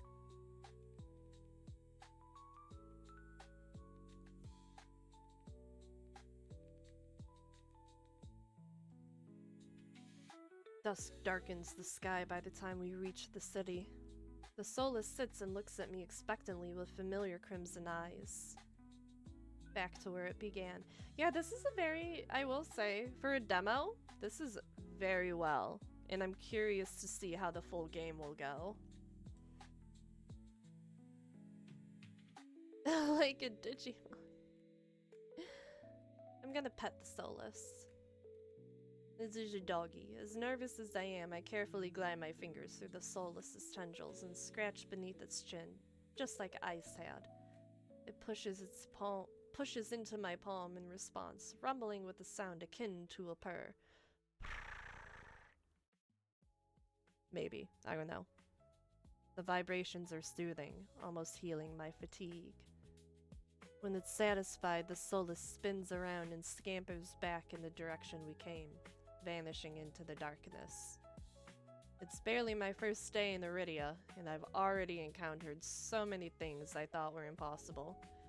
Tame Solus being one of them. My head spins. Maybe I should call it a day.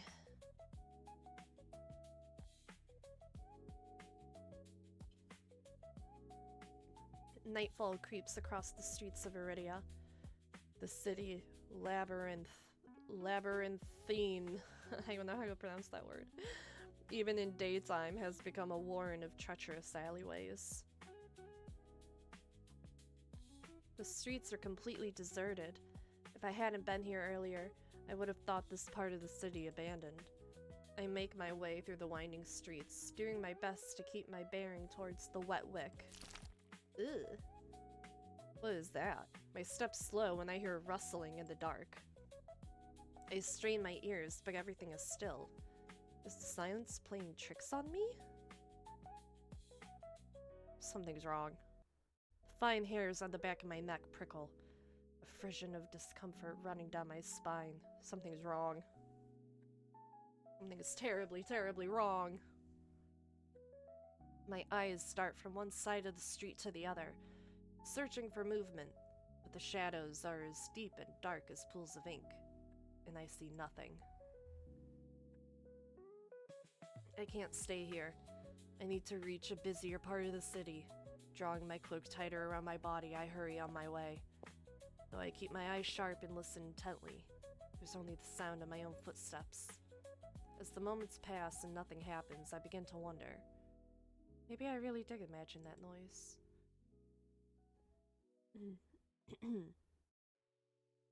I turn the next corner, and my thoughts come screaming to a halt. My head spins, the world blurring as adrenaline rushes through my veins.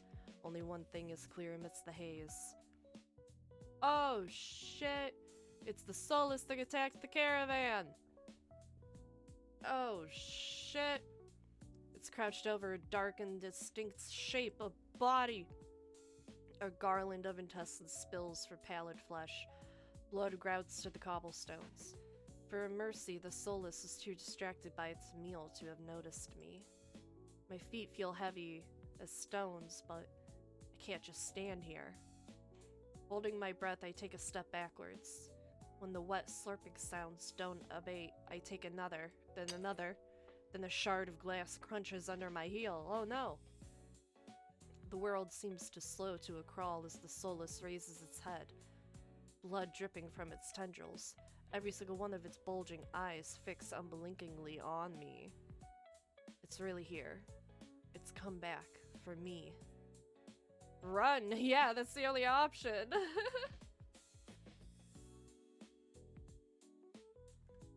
I'm off like a shot, running for my life through the darkened streets. Oh man.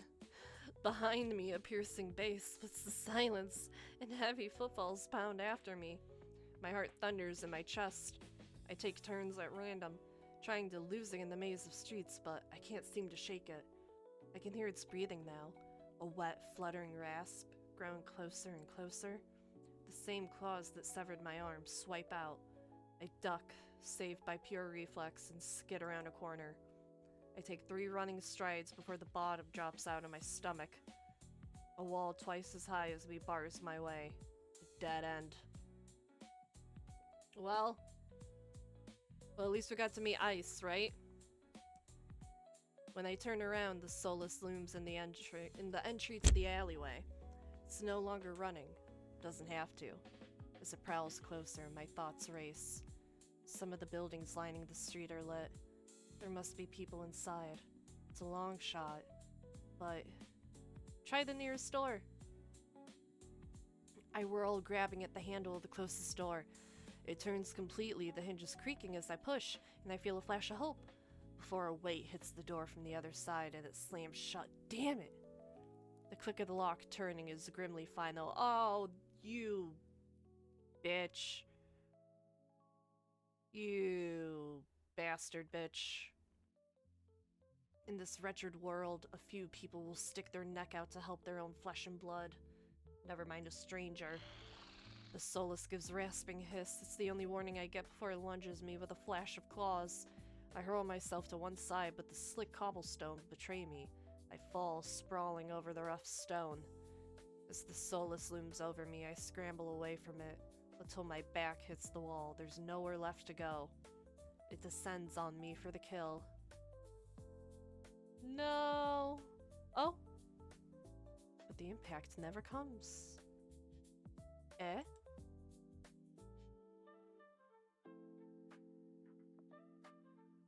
New husbando! I wearily crack one eye open, then the other, not sure whether I should believe what I'm seeing. A hooded figure crouches in front of me, one blood-stained hand outstretched. Okay.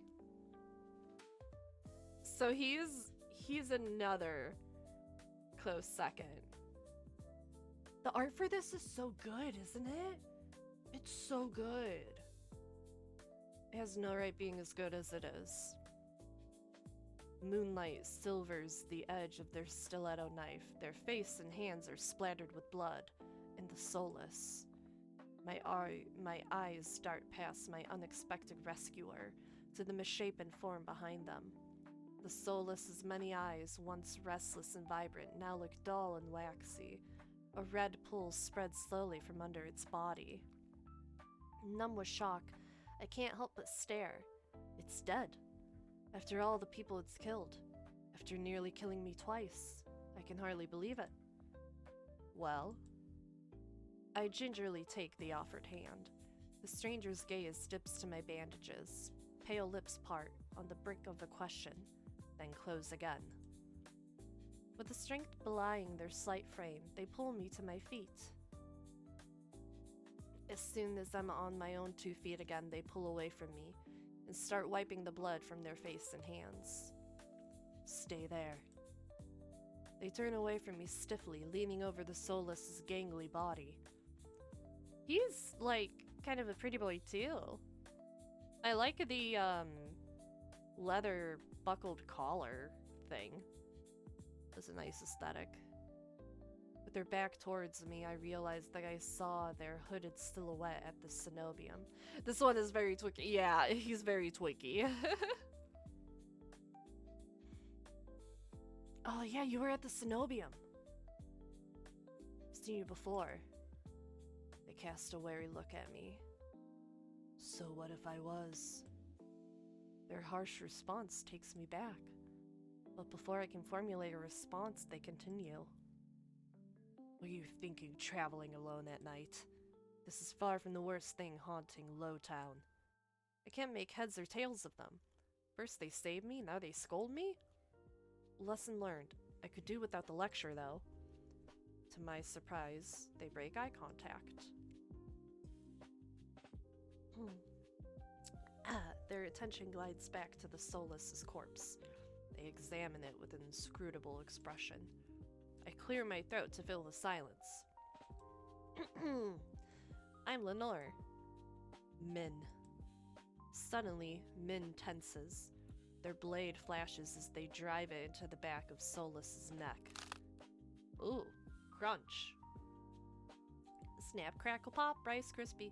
The Solus thrashes once, letting out a rattling hiss as the air leaves its lungs. Min leans on the blade, driving it deeper and deeper, till there's a sickening crunch, and the creature goes limp.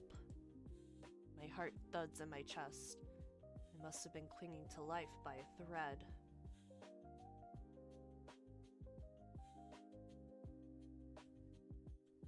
Min straightens up, withdrawing their blade in a single smooth motion. Better to put wretched things like this out of their misery. They calmly clean the blood from their knife. That swift, unhesitating, lethal strike wasn't the work of an amateur. But they don't act like any of the cold-blooded killers I've seen in the past. Why is a solace inside the city? Min looks at me, eyes searching before realization dawns. You're new here. There's no walls around the city. Solace can come and go as they please until someone is contracted to stop them. The Cenobium patrols don't bother to protect Lowtown. Not anymore. Let me guess. You're not a fan of the Cenobium. I wouldn't go that far. Their brow abruptly furrows, and they sheath their knife, motioning for me to follow them. See, they're like, they've got the white hair and like the red eye kind of aspect, but their personality isn't as fun. That's why. Personality also has to be fun. It's not safe here. The vultures can smell death. I'm not quite sure what they mean, but I don't want to stay lost in this city. I trail behind them as they stride down the street. If it's so dangerous, then why are you helping me? I came for the bounty on that solace, and you were in the way. Not killing you isn't the same as helping you. Don't count on being so lucky again, or you'll be dead by sunrise. Their answer is stingingly harsh. No, fine. Yeah, I just need to find my lodgings. I hold my hands up, trying to forestall any more snippy comments. Right, I get it. I'd love to get out of your way. I'm sort of lost, though. I just need directions back to my lodging. What makes you think I'll help you? Nothing, but there's no harm in asking. This seems to catch them off guard. Their brow knits, and they look away, scowling. How troublesome. Lenore? Oh, it's the hot doctor guy. I turn, surprised by the voice. Curtis walks down the street towards us. His white and gold clothing is pristine despite the grime of the city. He's back! Yeah. Hello, Min. I see the solace was your work. Min shrugs. There's a familiarity to the way they regard each other. You know them, Curtis? Min is a freelancer who has done a few errands for me. They are quite reliable. Unreliable freelancers don't eat. There's something Curtis isn't saying here. Lenore needs to get back to wherever they're staying before they wander into the jaws of another solace. It is late. Were you able to find a place to stay, Lenore? I'm staying at the Wetwick. Both their faces fall. They're like, no, anywhere but there. I see. Would you like a guide? It might be preferable to wandering about alleyways. That would be nice. Min clicks their tongue and sighs, sounding mightily put out. Going to the Amaryllis district, that gaudy cesspit. Come, this way. Despite Min's clear distaste, when Curtis leads me down the street, they keep pace with us. Catching my curious glance, Min's eyes narrow. It's not safe this late. I don't care about you, but Curtis is the only doctor worth a damn in this place. Are you like this with everyone? The deadpan look Min gives me is answer enough. I catch Curtis hiding a slight smile. I suppress a sigh and resign myself to having a grumpy shadow all the way back to the Wetwick. Are they bickering or is this BL? I can't tell. Both. Both. The route Curtis takes is completely different from my slow meandering earlier in the morning.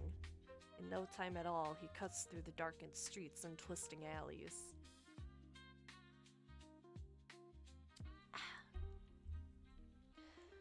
Sippa sippa, make sure you hydrate. I've been going kind of longer on this stream, so make sure you're hydrating. It seems like half the city is poured into the Amaryllis district's colorful streets. Laughter, clinking glasses, and music assault my ears. Assault my ears from every direction. Yet the most noise still comes from the Wetwick. Its doors hang wide open, lanterns lit. Here we are. He moves towards the door, and Min lets out an audible huff.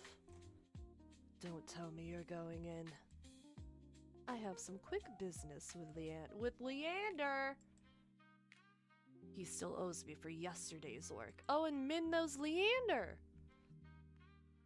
They drag their feet, reluctantly trailing me into the tavern.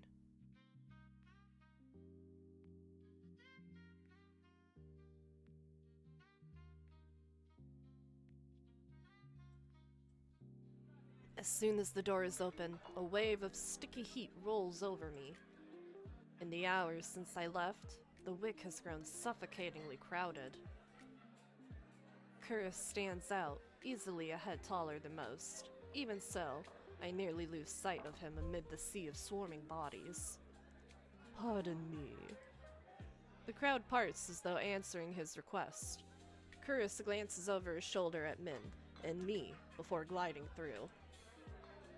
How can anyone breathe in here? Min follows Curris at a clipped pace. Leander is right where I left him, although he's traded places with the bartender. He holds a pair of shot glasses filled to the brim with luminous green liquid. Absinthe. Absinthe. That has to be absinthe. I have tried absinthe once, although it wasn't green, and it was homebrewed, essentially. I went to a Ren fair and I got herbs and instructions on how to actually make my own absinthe. And I believe I just had to let it steep for like a month and, you know, not fertilize, but ferment. I had it ferment for about a month, and it was really good actually, because it had like a very floral and berry after or undertaste. Yeah, don't fertilize your drink. No, ferment. Ferment. Ferment the alcohol. A flash of magic paints the glasses white with frost. You're never gonna guess what's in these. Oh. I don't... Is that good or bad? Leander slides the glasses across the bar, and I get my third and fourth shots, I think I mean, of the evening in rapid succession. Ice. Oh! There he is! Ice leans against the bar, an elbow propped up on the counter. He catches the glasses and lifts one to the light before turning it upside down. The contents, magically congealed, stay firmly in place. Oh, it's a Jell-O shot! No! Don't do it, they make you sick.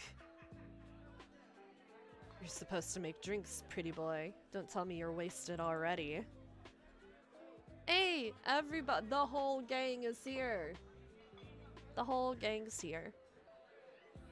Veer, perched on the bar's counter beside Ice, takes a single look at the shot glass and shakes his head. What have we here? A bucket full of boogers? Leander's nose treasure? You've eaten worse. Veer's lips twitch and his ears flatten when Ice offers him a glass. He turns his cheeks with a sniff, and Ice just snickers. Coward. Don't tell me you're actually... In one fluid motion, Ice throws back his head and downs the shot. Yes, that's my baby. Drinking that. A dark look crosses Ice's face. It's Chewy. Ew. Chewy? Wait, let me try again. Behind me, Min grumbles. I told you this place was a nest of degenerates. If it isn't Curris and Min, I can't keep up with all the voices. At the sound of Leander's voice, Min's pale eyes grow wide. They look ready to bolt under until Curris sets a hand on their shoulder. I promise this will not take long. Min's eyes dart from Curris's hand to his face, and then soften. Fine. You first. While they step forward, I linger behind, struck by a sudden revelation. All of the people I've met today know each other. Funny. Small world, huh? Good evening, Leander. Ice. Another drinking competition, I presume? Oh, is the evening already? Could have sworn it was earlier. Just some friendly rivalry, Doctor. Nothing to be afraid of. Curtis acknowledges Leander and Ice with the slightest nod, ignoring Veer entirely. Not that he seems to mind. He tilts his head, and an impish smile curves his lips when he spots Min looming silently behind Curtis. I almost didn't see you there, Min. Looking for your booster seat? Hey, he a short king. Min pushes back their hood. They level Veer with a cool look. I love the ponytail. I thought Ice wasn't allowed to bring his pets in here. Veer's tail gives an angry twitch. Look how happy— well, I mean, Min looks pissed, but like, look how pretty! They're all so pretty. At the first sign of an impending fight, Leander vaults clear over the counter. He slides in between Ice and Curtis. Now, let's try and keep the peace. It's not every day the esteemed doctor takes us up on the drink. His arm snakes around Curtis's shoulders. You are finally taking me up on that drink, right, Curtis? I'm afraid not. We were merely escorting Lenore back to their lodgings. Curtis gestures in my direction and my stomach sinks. I reluctantly step into the light. As soon as he sees me, Leander's face brightens. Lenore, it's been too long. Everyone, this is Lenore. They're new to Iridia. Yeah, I feel like everyone already knows. I feel 5 pairs of eyes fixed onto me, and suddenly the bar feels suffocatingly small. My voice nearly catches in my throat. Hi. Again. Again? Wait, you've already met everyone? Ice and Veer level me with subtly amused expressions. Veer's tail gives a lazy wag. Look at this! Look at this smut!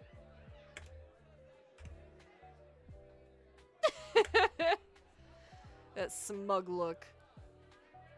Ice and Veer level me with subtly amused expressions. Veer's tail gives a lazy wag. We did. Not that long ago either. I'm starting to suspect they're stalking me. He looks far too pleased with himself when I roll my eyes. This is gonna go so poorly. This is such pretty, like, this could be like a wallpaper. This is so pretty. Everyone looks so pretty. This calls for drinks. What does everyone want? In an instant, all eyes turn to Leander, freeing me from the burden of attention. I still can't believe they all know each other. Watching them talk amongst themselves feels surreal. But for the first time since I undertook the journey to Iridia, I feel a faint glimmer of hope. I think, no, I know, I was meant to meet them. The low, pleasant rumble of Leander's laughter pulls me from my restless thoughts. Ha! Well, color me surprised. You make friends fast, Lenore. I wouldn't go that far. We're more like acquaintances. A wise man once said that acquaintances are merely friends you haven't shared a drink with yet. A wise man? You said that. Here. Last week! Hey, he could be a wise man. I can hear Min's lip curl with distaste from across the bar. Leander clears his throat and continues, unperturbed. Let's toast to Lenore's health. Care to join in, Doctor? Curtis politely declines with a wave of his hand. How about you, Min? No. Are you? No. He's like, no. Final answer. A resounding pop pierces the din of the bar.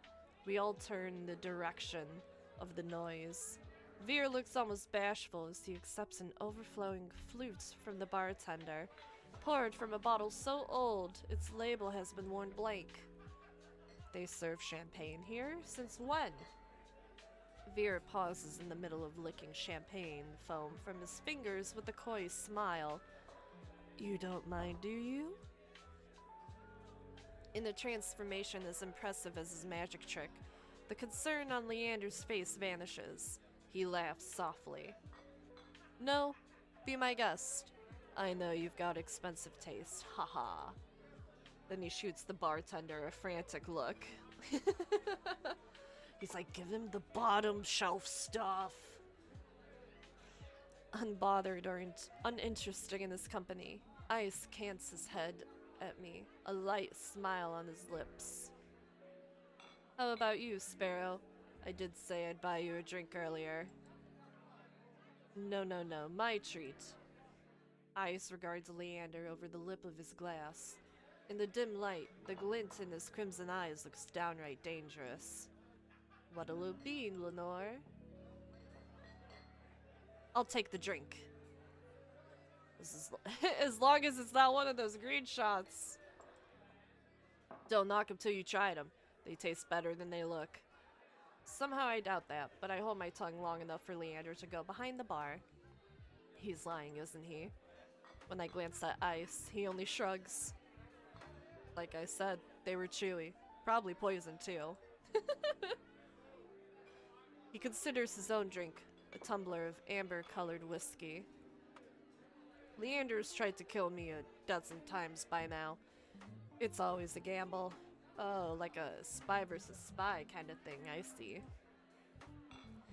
Veer clicks his tongue in disapproval when he finally looks my way.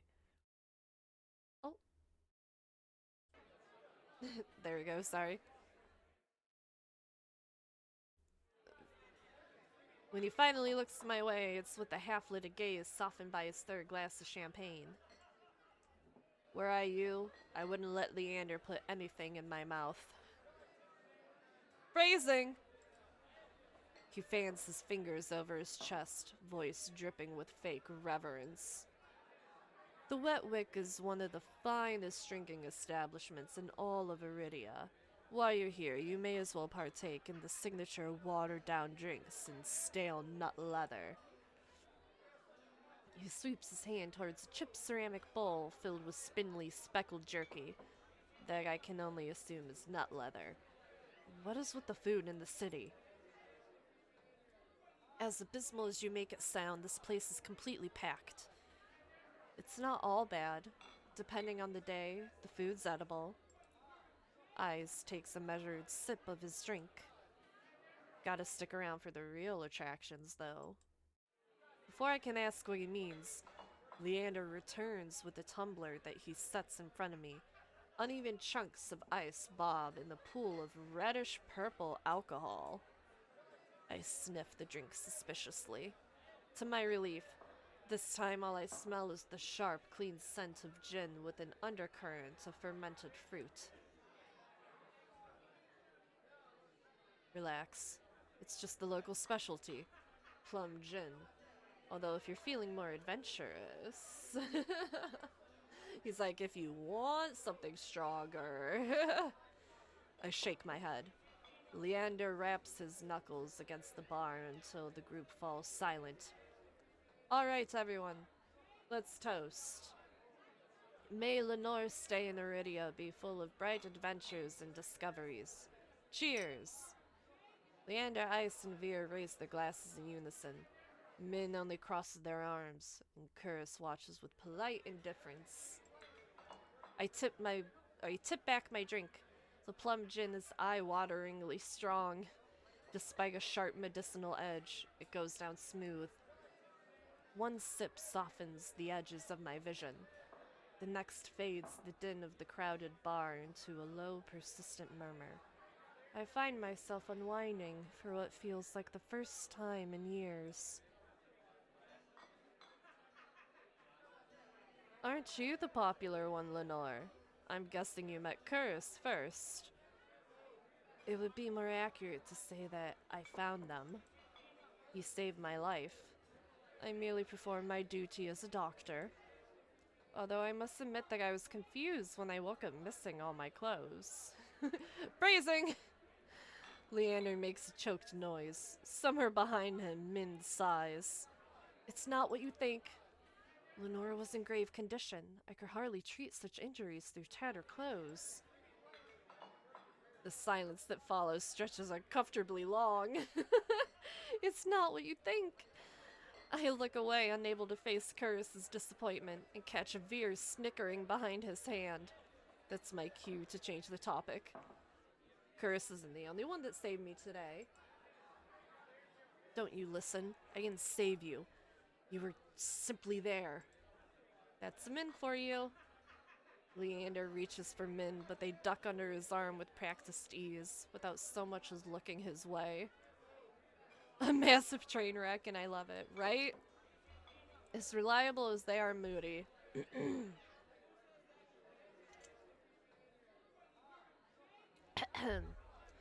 You're one to talk considering you neglected to warn them to stay off the streets at night. Oh, I might have gotten a little distracted. You know, when we were like, touching his face and stuff. Min's only response is a short breath. At any rate, I never got a chance to thank you, Min. Don't. The less soulless alive, the better. For a heartbeat, Min's eyes flick towards eyes and their lips twist. Oh no. Okay, so like that's the other reason why he can't be a favorite is because he hates the other favorite. I can't. Can't have it. Ice is too busy nodding along to Veer's enthusiastic pantomime of stabbing to notice. What the hell? Lost, no doubt, in an enthralling discussion. I've had enough of this hellhole. Let's go. Min and Curtis share a brief look. Then the doctor speaks up. Very well, but there is something that I must discuss with Leander, if you'll excuse us, Lenore. And just like that, the three of them depart, leaving me alone to savor my gin in silence. Or so I think, until I hear a voice so soft and low it's practically a purr. Prrrr. Lost your tour guide? I turn to find crimson and pink eyes trained on me. It's not lost on me that they chose the instant the others left to strike. Just my luck. I had to be abandoned with the two most irritating people I've met all day. Monsters or not, there's no telling what I'll do if either of them push me again. Don't tell me Leander already snuck off to get his knob slobbered out back. Wow! He's got business with Curris and Min. Oof. Oof. 2-on-1 business. Isn't he lucky? Wow. Knob slobbered. I'm getting right. I can't tell if it's the champagne or the company, but Veer has grown noticeably more relaxed. He sits with his chin propped on the back of his head, or his hand. His ears twitch whenever a hiccup shakes his shoulders.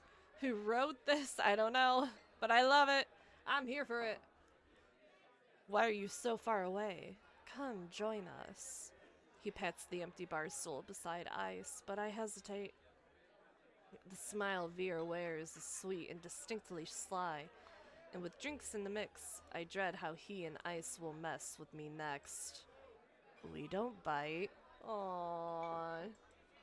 I'm not sure about that. Just hours ago he tried to rob me and you threatened me. Me? Steal? Surely you must be mistaken. You sure it was me? Yes, it was you. And then you had the gall to kick me out just so you could go drinking. He gives another one of his shrugs. I was lonely.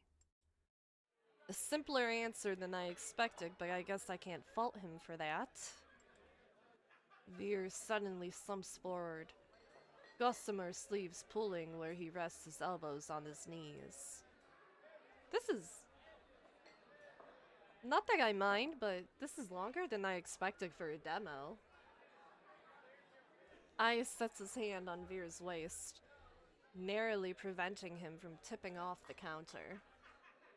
How about we start fresh, Begin with proper introductions, get off on the right foot and whatnot. I'll start. The name is Veer, hunter extraordinaire. Veer's right hand flutters to his chest, and he bows his head, flinching when hair falls into his eyes. Ice doesn't say anything, so I suppose it's my turn now. You already know my name? Yeah, it's entertaining, but it's long. I'm surprised. I'm wondering if they accidentally gave me a finished copy. That would be funny. Like, oh hey.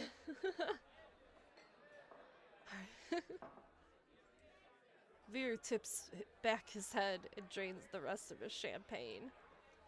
It's a pleasure to formally meet you, Lenore. He says my name slowly and deliberately, savoring every syllable. A tingle jumps down my spine. I quickly turn my gaze away. Ice smirks at my reaction over at the rim of his glass. Is something funny? Nope. I open my mouth and close it just as quickly. They want me to react, goading me to another ridiculous game.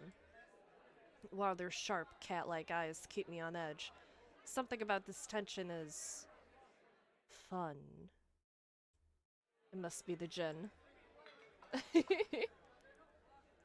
We need to throat punch this fool? Which one, Veer? Not Ice. A flash of light over Ice's shoulder catches my eye. Across the bar, Kuris heads for the door. I don't see Leander or Min, but it feels wrong to let him leave without saying goodbye. I'll be back. Veer hums and wags his fingers at me as I leave. I slip through the crowd, careful not to touch anyone, but just as I'm nearing Kuris.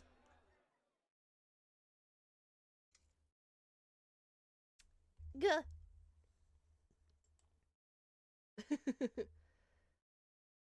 Gah! I stagger, shoulder checked by a man with a neck thicker than both my thighs. Whoa, that's a pretty thick neck, let me just say that. Let me just say that, 'cause... well, it's a little hard to see with it being cut off, but... I stagger, shoulder checked by a man. Out of my way, shit stain. My words spill out on their own. You watch it. I regret them as soon as they leave my mouth. That fucking gin. Oh no. The roughneck wheels around, shoving a bloodhound out of the way so he can close in on me. Oh no. What did you say?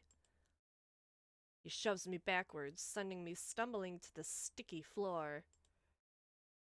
I'm fine, but my heart leaps into my throat when I see the roughneck bearing down on me. You trying to start something here? The roughneck freezes, his fist cocked back.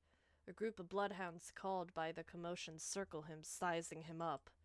For what feels like an agonizingly long movement, the roughneck looks from me to the bloodhounds. Oh, I gotta make a gross noise, hold on.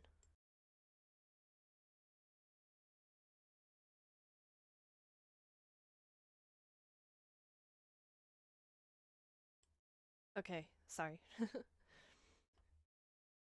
Show of dominance, headbutt the roughneck, right? Finally, he sniffs and spits on the floor next to me. The lob narrowly misses my cheek. Screw it. Too many freaks in the circus tonight. He turns his back on me and comes face to face with Ice. A dangerous smile spreads across his face. Ooh, now you fucked up. Now you fucked up. You'll do. What happens next is a blur. Ice's fist crashes into the roughneck's jaw, causing an eruption of gasps, shouts, and even cheers from around us. I scramble to my feet right as the frantic crowd swarms around me, cutting off my sight and everything and everyone. Through the ruckus, I hear Leander shouting, Hey, hey, Ice, taking outside. Ignore them, everyone. Look, drinks are on me. With those 4 words, the wick erupts in hoots and hollers. The ring around me disperses as bloodhounds and onlookers rush towards the bar. Through the thinning crowd, I catch glimpses of familiar faces. Ice vanishes out the back, dragging the roughneck behind him. He's defending us. That means he likes us. Curtis lingers nears the door, searching, I suspect, for any wounded before he departs. Min draws their hood up tight as they slip out a side door. Veer leans over the counter to swipe a glass of wine from behind the bar. And Leander, seated at the opposite end of the bar, gestures dramatically and apologetically at the bartender. In the space of a heartbeat, I realize that there's no telling when or if I'll see any of them ever again. Whoever I pursue may be the last person I get to speak to tonight. I follow Ice. I follow Ice!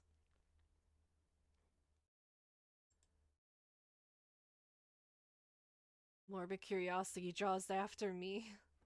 Draws me after Ice. I slink out the back to I'm getting flustered already, and I haven't even met him. Haven't even met up. Haven't even talked yet. This demo is huge. It has a part of a route for everyone. Yeah, I guess so. This demo is huge. You know what, Spartan, maybe you're right. Maybe they accidentally just gave me a whole one. The alley's dead silent. Not really what I expected from a fight. A dull crunch reaches my ears, then a thud. I peer around the corner of the building, careful to keep hidden. Dark, glistening red splatters the ground, spidering through the seams of cobblestone. It guides my eye to a collapsed body across from me. Once so violent, the roughneck is now little more than a sack of crumpled flesh, blotted with mud. Eyes exhales, his breath misting against the cold air. Blood flecks his knuckles as he looms over the motionless body, his feet on either side of it. Hot. Fear spreads like ice in my bones. Moments ago he was joking and friendly with the others, but now, the eyes as crimson eyes finds me in the dark. Not running, Sparrow. To you. Not away.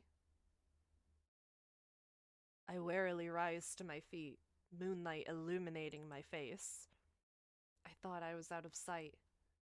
Got eyes in the back of my head. Holy alliteration, Batman! Ice steps off the roughneck. My eyes stay locked on the body. It's wet with layers of blood and grime, completely still. He's alive. How? Are you sure? Calling me a killer? Or a liar? A liar. Liar, which I guess is both. In that case, he's dead. I squint and he smirks back. He's so gay. Don't believe me? To be honest, it's hard to believe anything coming out of your mouth. I'm a liar after all. He's got us there.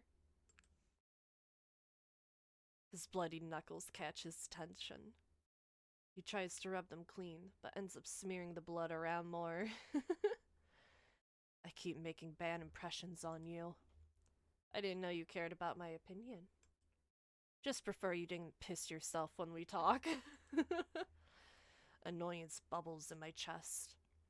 Well, I'm not pissing myself, even with your bad impressions. Like the first time we met, Ice chips away at my fear, replacing it with irritation instead. Ice kneels beside the roughneck and frisks him. I can't help but wonder if the crime was worth the punishment, but I hold my tongue. Deftly, Ice's hands search through the roughneck's pockets. It doesn't take him long to find his prize, a cigarette in a matchbox. He strikes a match. Sparks light up his angular features with a golden glow. It's distracting for a moment, but my gaze inevitably drops back to the muddy body. You're just gonna leave him there? Ice draws deep from the cigarette. He exhales heavily, smoke curling past his lips. I breathe in the sweet spice scent of cloves. As his tension melts away, he looks at me with cool-lidded eyes. Should I give him a blanket? What do you want me to do with him? You want me to give him a blanket? I'm bothered by the maybe corpse. He takes a seat on the crate opposite the bar. I stand awkwardly, forgetting why I came out here in the first place. An unpleasant silence stretches between us. Weather's nice. Cold, murky, and humid, he means. I want to believe he's teasing me, but for all I know, this is pleasant for Iridia. Was Princeska company? Who? Oh, the dog! The dog thing. He takes another long drag. His metal rings catch the light of the cigarette in a flash of red. The soulless who escorted you back? You named it Princess. Jealous? I return his smile. You have no idea. I think your nickname is more fitting. Sparrow. Not sure where Ice got it from. Maybe I should tell him to call me by my name, but it's kind of nice. This whole exchange is crazy, right? She was cute. In a weird way.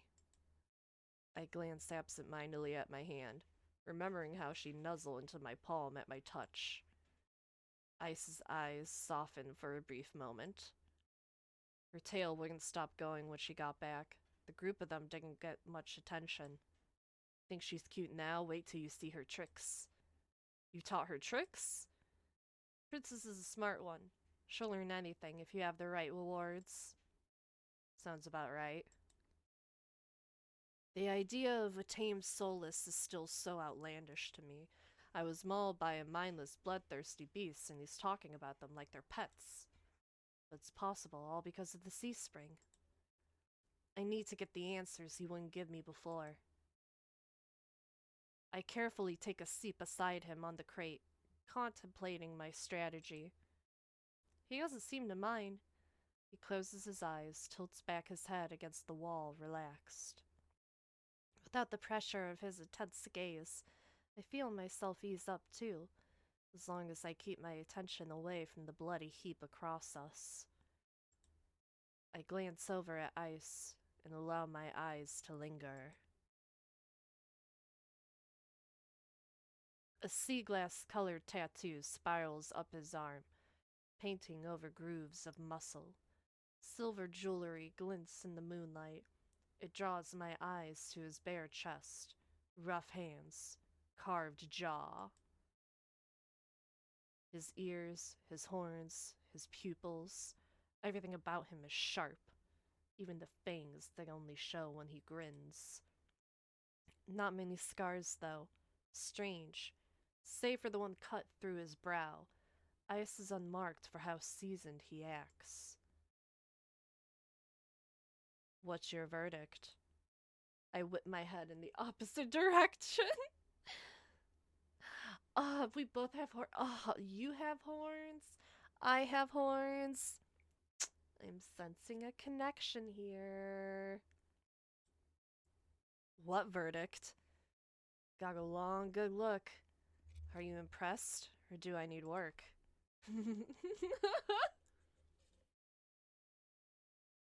My face grows hot. You're annoying. He responds with a low chuckle draped in smoke. Didn't stop you from staring. My embarrassment spikes. Without thinking, I'd blurt out a change in topic. I have questions about the sea spring. Boredom eclipses his amusement in an instant, and he closes his eyes again. Of course you do. I thought I made myself clear what you'd be giving up. Before you kicked me out to go drinking, I still need to know more. My turn for a question. Sounds more like an order more than anything else. I bristle under his narrowed gaze. Fine. He takes a long pull from his cigarette and lets the smoke trail slowly from his lips. Your curse. What about it? The song and dance is all too familiar. The selfish questions come first. What does it do? Is it painful? Can you control it? I brace myself for the inevitable onslaught. Is the thought of living with it really so unbearable? Eh? That's new. My dread dies with his words. No one has asked me that before. You survived this long. Unless you're running out of time, I wonder if it's really worth the sacrifice. He flicks the cigarette aside and props his head on blood-smeared knuckles. What do I know? I'm just an outsider. My fingers fuss with the trim of my cloak. Ordinarily, I'd feel annoyed, but now my chest feels tight. You could have sold me if you were less honest. You're a shit salesman. Thought I was a liar. I changed my mind.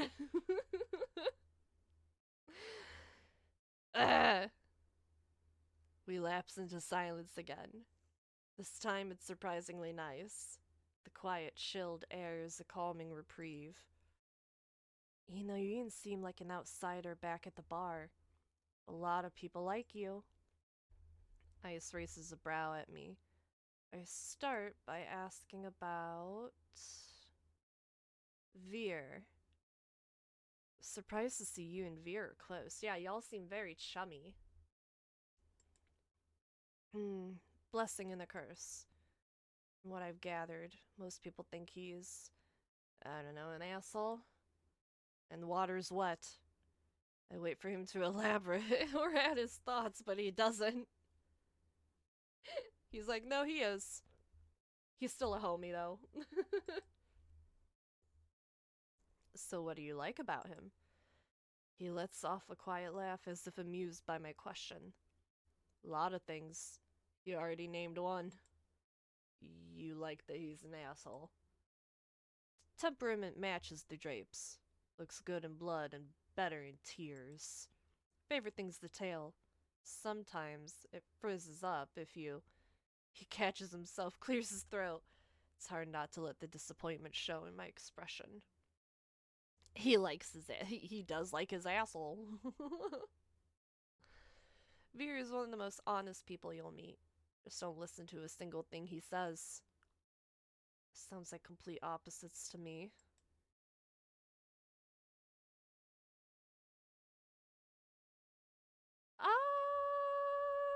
I was really mainly just interested in Veer. My main point is, speaking from experience, being an outsider usually means you don't have friends. I don't. I level him with a tired look. Fine, I'll confess, I have one friend. Don't say yourself. Ocudius? Ocudius? Ocudius? I don't know how to pronounce that. Ocudius? My skin prickles at the name, hair standing on end. Who's that? A friend. It lives in my head. It lives in your head. Eyes taps his temple with a finger. Right here. So like Venom. Scared you off yet? That'd be the third bad impression I've made on you today. I'm stunned for a long moment, processing what he's just told me. Then I burst into a fit of laughter. You're serious? Ice grins wide enough to flash his fangs. Deadly. It sounds so fucking absurd, I can't help it. On top of everything I've gone through today, it feels like I'm living a fever dream. I've come close to death more than times that I can count, encountered tame solace and a horrifying group mine, and now I'm supposed to believe that there's someone living inside Ice's head. There are tears in my eyes by the time I rein myself in. Ice waits patiently, lips quirked in amusement. Sorry, it just sounds so ridiculous. The tension that wound my shoulders so tightly has melted away, and for the first time in a long time, I feel like I can breathe. I feel better. Dukas, where in the rat's ass are you? Raucous? Gruff shouts arise in the streets, echoed by the sound of heavy boots sloshing through mud. The voices share the roughneck's accent from the bar. The same roughneck who is still maybe dead and lying bloodied across from us. I nearly forgot about him. I shove to my feet as their voices get louder. They're closing in quick. Ice pulls me by the wrist out of the alley, away from the beaming moonlight. We dive into a nook between buildings, veiled in the shade of tattered canopies. It's a tight fit. Ice boxes me in against the wall, in his body, all but pressed against mine as he towers over me. Ooh! For the second time today, the heady scent of smoke envelops me, but this time, cut with the metallic tinge of someone else's blood. What's that smell? It's blood. Ice pitches his voice low. Quiet. Just look at how pretty. Okay. My heart leaps into my throat. I'm suddenly acutely aware of the heat radiating off of Ice's body, the feeling of his leg grazing my thigh, the closeness of his breath. He's so pretty. This is bad. I squirm against him and earn a burning crimson glare. Did I get a screenshot? I might have taken a screenshot. Do we really have to? His hand covers my mouth, muffling my whispers. He shakes his head. Don't. Damn, he's over here. Dukas, wake up, you bastard. A group of individuals, all brandishing spiked weapons, fill the alley. Once I get glimpses of their violet sashes, I instantly know they're not just roughnecks. They're gangsters. Oh no. Only gangs with a lot of influence would fly colors so openly. I wish I could see what they're doing. But Ice's arm all but blocks my sight. My eyes trail up the teal markings. They coil around his arm, his bicep. They lead up to Ice's collarbone, to the cords hanging around his neck, and to the smuggest smirk I've ever seen. Bite him? What? That's a new option. What happens if I bite him? What the hell happens if I go to bite him? That's very forward. I don't know what to do. It's just a demo. I move before I can think, opening my mouth enough to bare my teeth and bite down on Ice's palm. Hard. Oh, like bite his hand. Oh, I see. He winces, surprise flashing across his features. His hand leaves my mouth, and I gasp in air. My breath is rapid from the adrenaline, but it's only when I lick my lips, when I taste the metallic tang of blood, that I realize I broke skin. Panic builds in my chest. My body tenses, bracing for his reaction. Every movement he makes is slow and deliberate. He bends down, leans close to my ear, and in a husky whisper only I can hear, "At least someone could draw blood today." A hot thrill jolts through me. For a heartbeat, I forget to breathe. Voices in the alley grab Ice's attention this time. Shit, he's got more broken ribs than whole ones. What kind of freak did this? Fan out. Find the guy. I don't know if I can say that word. Find the guy responsible. I don't know if I can say that word on Twitch. I don't know. You three, take Dukas back to base. Least he's still breathing. The alley clears out the footsteps.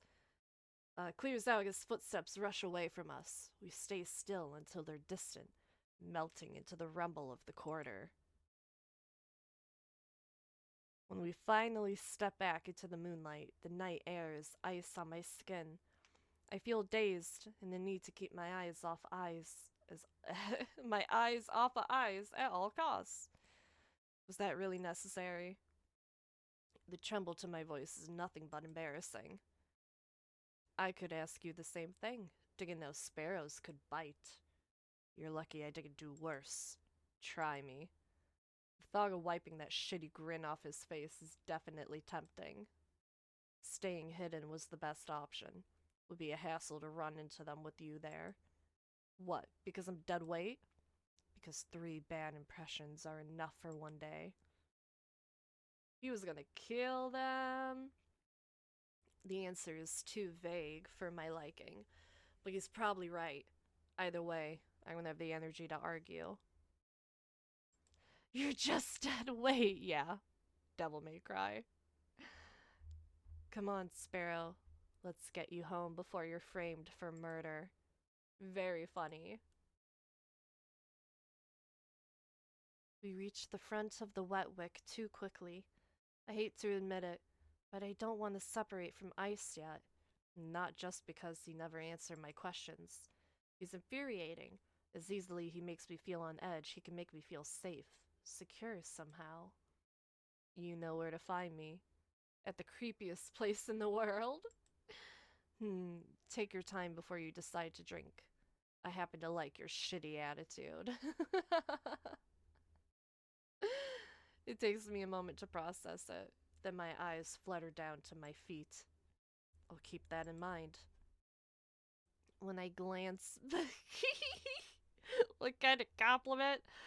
When I glance back up from the ground, Ice is already down the street, disappearing into the throng of people. No fanfare, not even a wave. Asshole. I love him. Choose my fate! I don't remember this! It's Ice. It has to be Ice. It has to be Ice. Oh, wait, I see. An intimidating yet laid-back outsider, he presides over the sea spring with unnerving powers. He offers you a miracle, but the price means submitting yourself to the horrifying presence at the heart of the spring. Yes. I would. Well, I guess it was just the demo. That was a very long demo. If that was a demo. But apparently there's a full one that's gonna be released. I don't know how much more they're gonna fit in. That was a big demo. That was a big demo. That went on for a little over 3 hours. But I hope that was still entertaining. It was fun for me. It is not the full game. It's not. I have it here. Yeah, no, it was just, that was just one route. That was just one route, and that was just the demo. But yeah, if you enjoyed that, make sure you go check it out. Are you gonna play the actual game on release? Yeah, probably. I don't see why not. Yeah, whenever it does release. I've had it in my wish list for a while now. For a little while now. I'm glad that everyone's enjoyed. I do have one more game, but I know I usually don't stream this long, so I'm gonna take a little break just to stretch. And I'm gonna let you guys decide if we want to keep going and check out one last game. Because I'm down if you guys are down. If that is something you guys are interested in, it's called Yog Sahot's Yard. And it has cute monster girls. And it says it's a base building game. Yeah. Yeah, no, that was just the demo apparently. But that is touch starved touchscreen. I guess touch starved. Ooh, the gallery. Look at how pretty. Look at how beautiful. And there's tentacles in the background. How beautiful. Look at all those flags, right? Alright. Aren't we all a little touch starved? I mean, that's why I'm playing these games. But okay. I'm gonna be right back. I'm gonna stretch, and then I think we're gonna check out that game for a little bit. We're gonna check it out. I know I'm doing a little bit of a longer stream, but that's why I started earlier, in the hopes that that way we have more time for it. But I will be right back.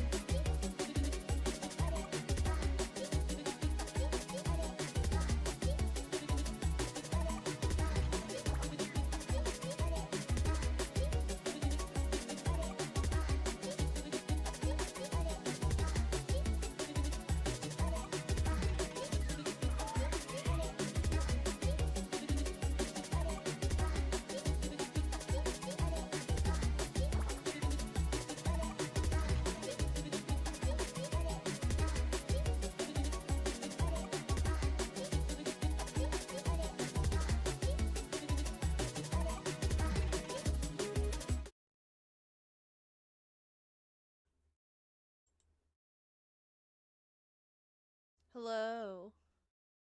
Hello, I'm back.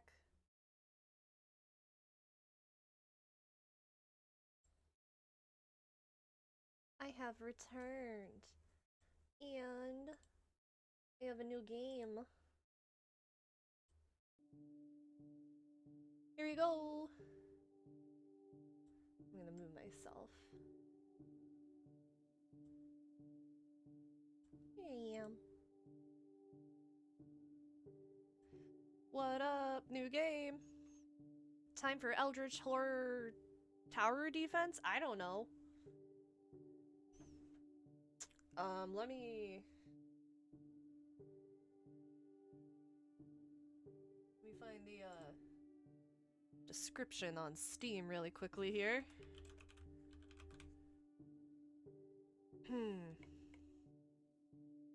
It was let me see. According to Steam, I manage a hotel and I hire employees, including Death, a dragon, a demon slayer, and a bioroid maid. Build my wealth through various means and refine my strategies based on predictions of oracles. My choices will determine which employees become enamored with me.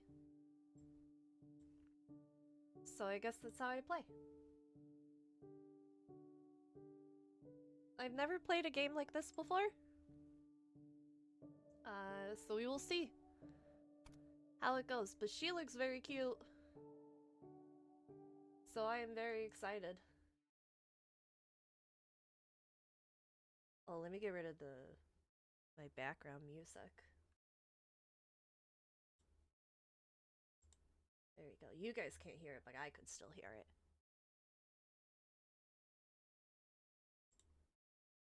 I am ready to show you the ultimate mystery, to look on which is to blast a feeble spirit through the gates of the Silver Key. I am ready to show you the ultimate... Oh, this is the same thing.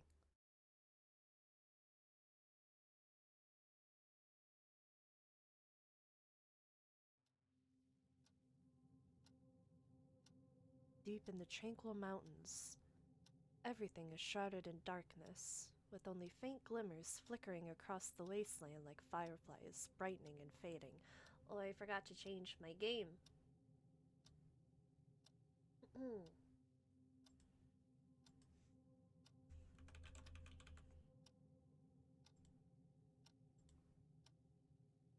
Boop.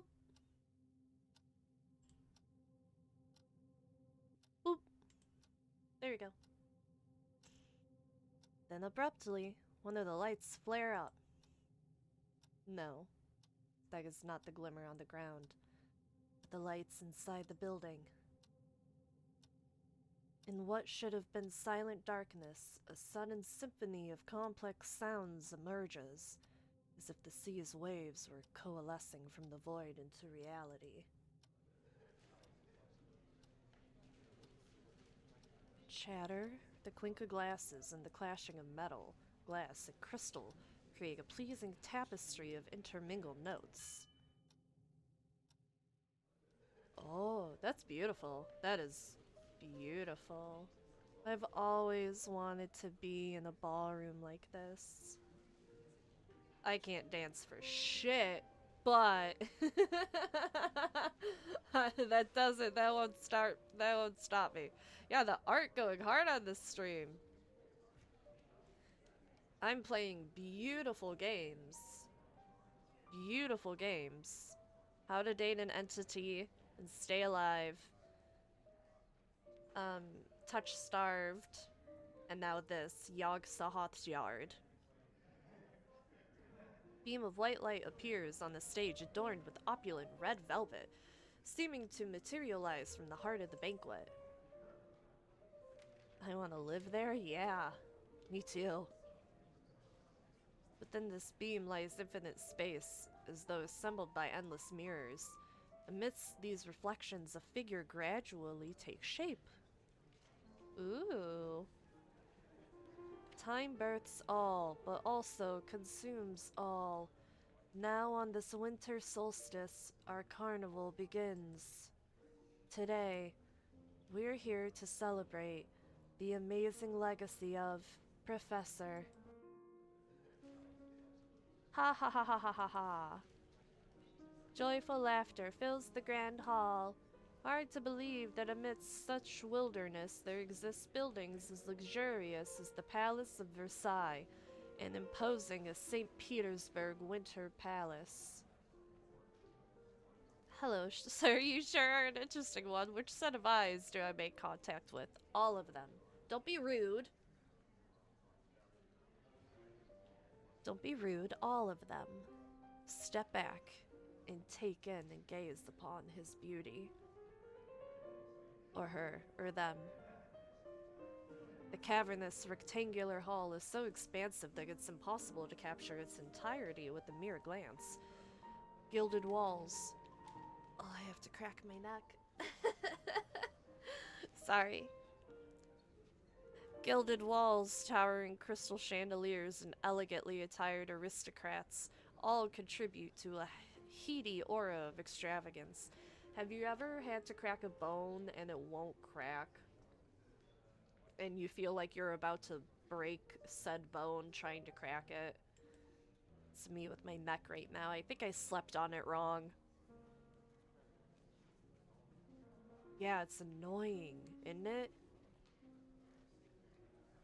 Yeah, every guest dons an animal mask. Well, yours isn't an animal. Yours is more like a biblically accurate angel, but you're telling me that's a mask? That's not real? Damn. Alright. Well, you lost my interest. Damn, you don't actually have wings sprouting out of your face? Ugh, well... that's some aura points lost for me. Creating an undercurrent of isolation as they mingle and sip their drinks. Check out those chunky folks hiding behind pig face masks. Oh. That's a little... I don't know how I feel about that. Those tall, spindly, almost ghost-like figures sporting rusty antlers. The blend of animal and human elements among the crowd brings a palpable sense of weirdness. Some are so oddly garbed they're hard to identify, adding to the eerie atmosphere. Okay, but like, just because whatever animal mask you chose doesn't mean that's like who you are personality-wise. I mean, sometimes, but not all the time. Sometimes people want to go completely opposite, you know? Who knows?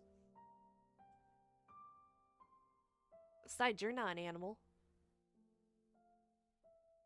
Our esteemed professor left us on a chilling winter night, leaving a plethora of unsolved mysteries and a lifetime's cache?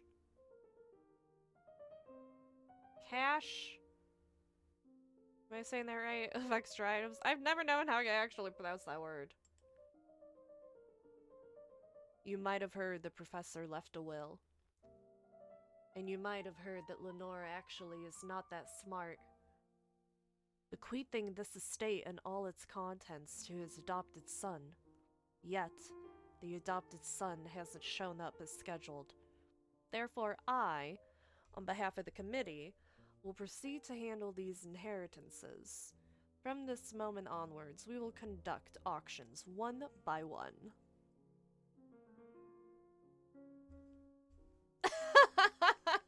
All I'm saying is that if this angel shows up in my room, I ain't screaming out of fear.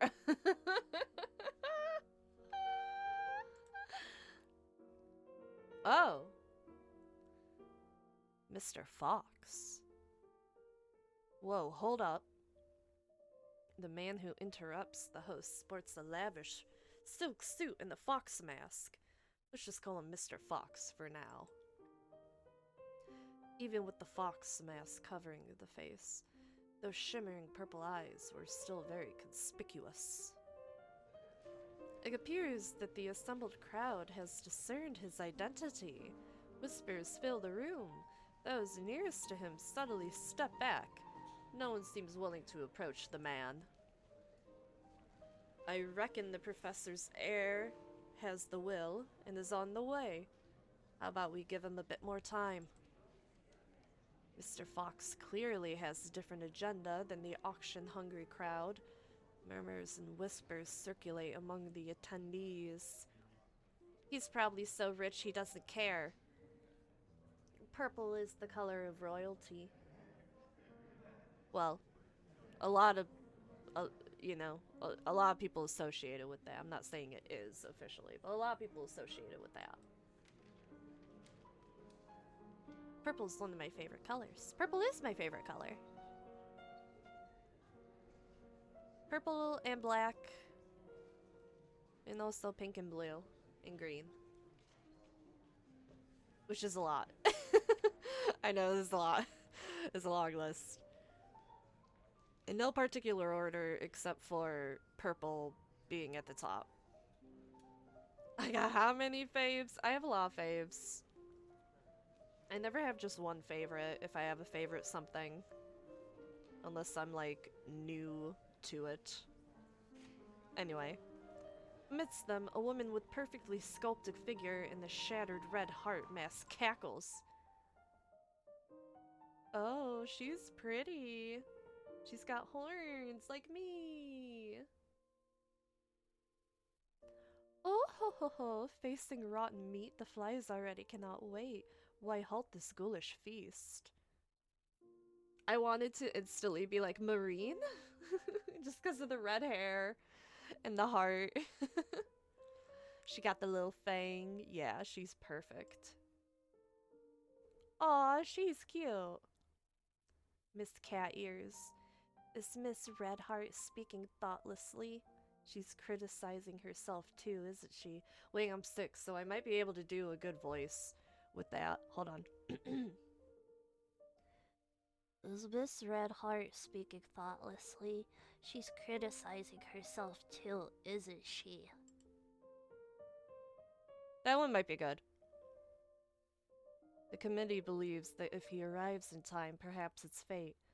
If he doesn't, well, that's fate too. So there's internal agreement on how to handle the estate. You could say that. For now, I'll hold my peace. But we'll still set aside the rest for the heir, if he makes it in time. If he makes it in time. After all, if he successfully claims this courtyard, we'll be counting on him for future carnivals. I love carnivals. I love carnivals, and I love fairs. And I love fair food.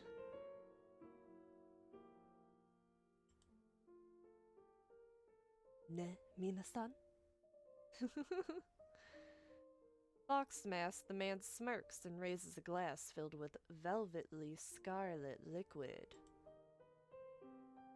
Standing alone in his defense of the absent heir, he seems open to a variety of future possibilities.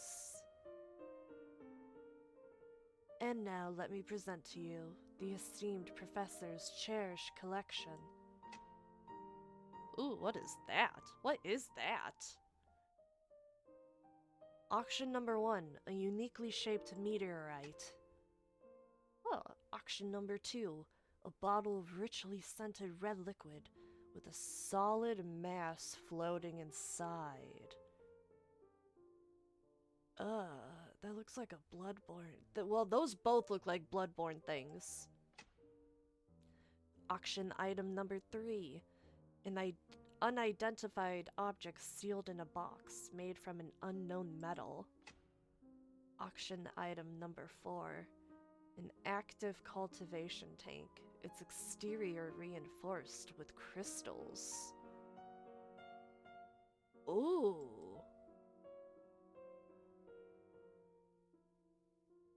They just like got better and better with each one, honestly. The simple details of the 4 auction items appear one by one as spiritual vision behind the host. The crowd gasps in awe, eager to inspect them more closely, but the projections vanish in sequence. Look! There's a bunny! There's a bunny! There's a bunny! That one's me. That one's me. This one is me. Lady Rabbit. Lady Rabbit harumphs, clearly displeased. This is a plump lady. Adorned from head to toe with jewels and a variety of colorful accessories. Am I plump? Am I plump, chat? Am I a plump lady?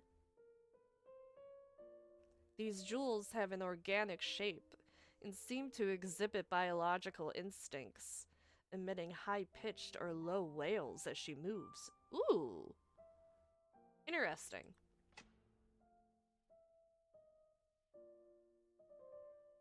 Are you telling me this woman's fit is alive? Yeah, is it? Well, I don't know. It makes noises, though. Before becoming a stakeholder in Hoba Incorporated, our esteemed professor was a renowned expert in astrogeology. Did I say that right? Astrogeology? This meteorite is from his research period. Nothing special to the naked eye. Excuse me? That's a rock with eyes on it. That don't look painted on. Like... that... that meteorite needs to go see, like, a doctor. I don't know. That meteorite needs to be crushed. Nothing special to the naked eye, but with spiritual vision, which I assume we all possess here. Inside the grand hall, guests interested in the auction gather near the stage, while those uninterested form an outer circle. However, when the term spiritual vision is mentioned, nearly everyone, whether close or distant, bursts into genuine laughter. Why they laugh? Why they do that?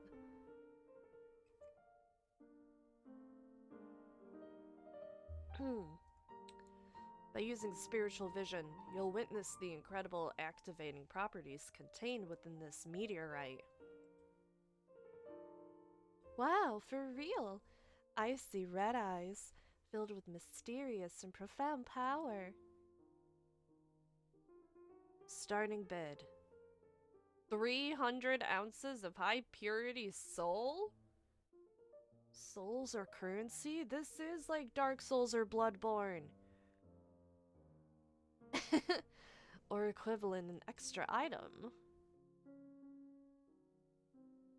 As a noble woman, I must engage in this first auction. I offer an extra item in exchange. The plump lady rabbit appears quite enthusiastic about the auction. The item she casually presents is a piece of soft, light-colored leather, slightly humanoid in shape, shimmering as if dusted with diamond powder. Indeed, looking quite valuable. What the fuck is that? This perfect leather, like the rest of Lady Rabbit's accessories, is emitting a mournful cry. The shimmering, snow-white skin, flawless and perfect, once belonged to a person with extraordinary abilities, making it a highly valuable alchemical material. I think it is equivalent to... Oh, she says a lot, just like me too! Oh, she's just me. It's just me. It's just me. Equivalent to 400 ounces of high purity souls. I'll bid 401. I'll bid one higher than you, because I'm petty. Mr. Fox, who is standing aside, casually estimates the price, and then joins the bidding. Hee, is this stone precious? Well then count me in for some fun. A box of Shoggoth's fluids. That doesn't sound valuable or like anyone wants that at all. What the hell? What the hell? Any guesses on its worth? Nothing. What? Between 570 and 600 ounces of high purity souls, if it's not a full creature. I'll go with 601. Alright. I love this dude. Wow, I didn't see this intense bidding coming for the first auction. I really don't think this stone should cost more than that. I was thinking of embedding the meteorite in my new jewelry. But you know, after some thought, I'm more into living organisms than stones with all these activated properties. Gah. Oh, Lady Crow, oh, she's cute.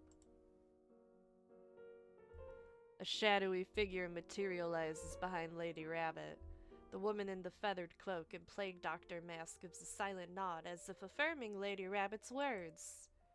What a fit, right? All of these fits are going hard. 601 going once, 601 going twice, 601 going 3 times. Sold to the fox, the petty fox. Congratulations, Mr. Fox. This meteorite belongs to you. Please deliver 601 ounces of high purity souls to the committee. Will do. And should any other meteorite-related lead surface, keep me posted. But I wanted those spinning eyes for my new necklace.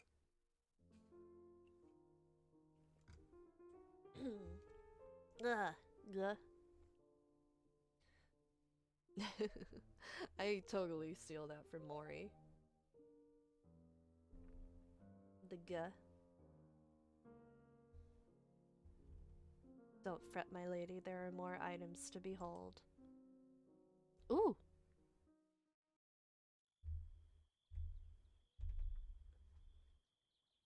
It's fine.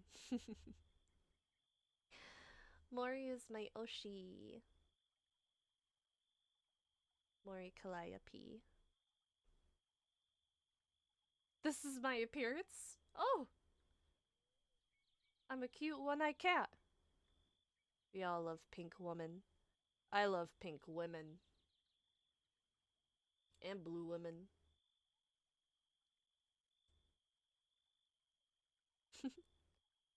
Meow. Shit. Pink and blue good. Yes, yes. Especially even if together. Like Fuomoko. Bow bow. Anyway. An inheritance is coming my way. My recently deceased so-called foster father, the famous professor, left me a secluded villa with a heap of peculiar possessions inside. But for some reason, right now, I'm just a cat.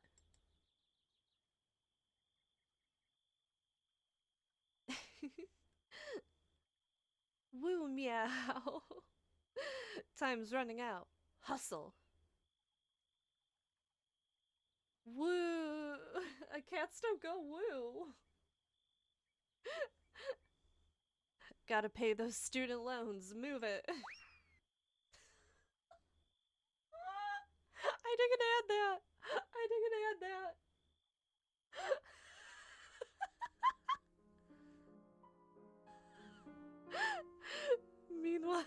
Meanwhile, at the carnival, the auction's excitement continues to escalate. After settling the first auction item, the audience shifts their focus to auction item number 2. Up next, auction item number 2. A dark young... Okay. I didn't want to say it. I didn't want to say it was a fetus, but that's what it is. I knew that that's what it was gonna be. I knew it in my heart of hearts. I had it in my heart of the cards. I knew it. Yeah, we really are bloodborne in here, huh? A dark young embryo sealed in a bottle. A round fleshy object is floating in the thick red liquid. You know what that is, right? It's blood. But its exact shape can't be seen. What the fuck? Activate your spiritual vision and you'll feel an icy chill creep up from your feet. Yeah. No shit. A cacophony of high-pitched whistles and howls fills the air, piercing through everyone's senses. An embryo? Can it still hatch? Regrettably, no, madam. This is an undeveloped embryo. The mother's body was unable to withstand the indescribable force of greatness. And therefore, the embryo only existed for 2 months before leaving the mother's body and dying. That's sad. Yet you can still sense its incredible energy. Intriguing. Feels like it could turn into a powerful weapon. Starting bid, 400 ounces of high purity souls, or equivalent in extra items.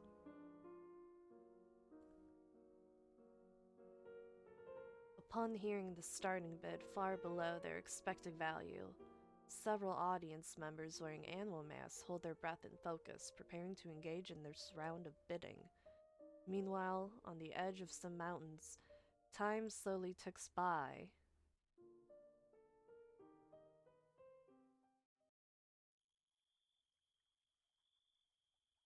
I'm running through the mountains in the late night, discerning my direction occasionally through the glimpses of the starry sky between the leaves.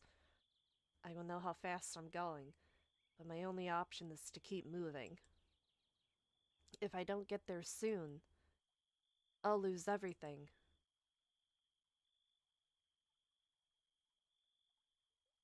Oh? Oh, okay, I gotta get to the auction. Even if the embryo of a dark young has lost its vitality, it still possesses a high research value. The bidding starts, and the price rises from 400 ounces all the way up to 600 ounces. Okay, hold on, I gotta try to do this voice again.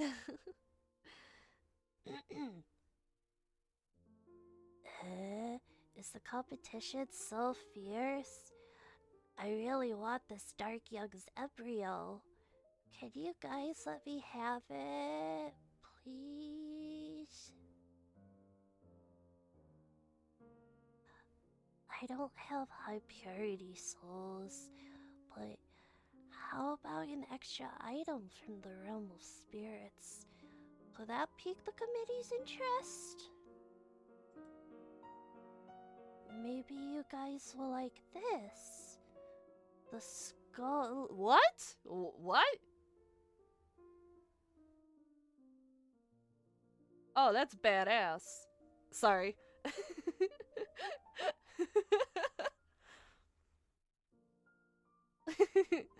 Oh, thank you. The skull of a mermaid from the spirit realm, capable of summoning storms. Actual and tangible storms that could occur in the real world. It's very useful for tasks involving covering one's tracks. It's tricky to gauge its value. This is the equivalent to, She looks towards Mr. Fox, whose previous estimates seemed to hold considerable weight. $1 million. Can I actually conjure a real-world storm? Well, it's worth about 600 to 800 ounces of high-purity souls. Beautiful lady, would you be willing to trade this mermaid skull with me? Are you literally about to steal candy from a child? Eldritch candy from an eldritch child?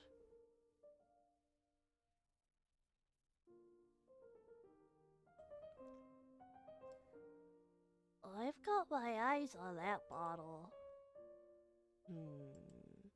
Mr. Host, I'd like to bid 800 ounces of high purity souls for the bottle of Dark Young's embryo to give it to this lady as a gift. Is that acceptable within the rules? What the hell? Show the oracle. What the fuck? What are these? What do I have to... What?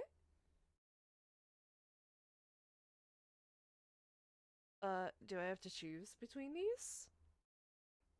Yeah, I don't know what any of these say. It's all in runes.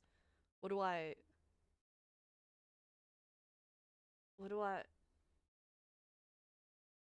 I'm gonna go with the fish one. Mr. Fox smiles and visualizes the oracle he possesses.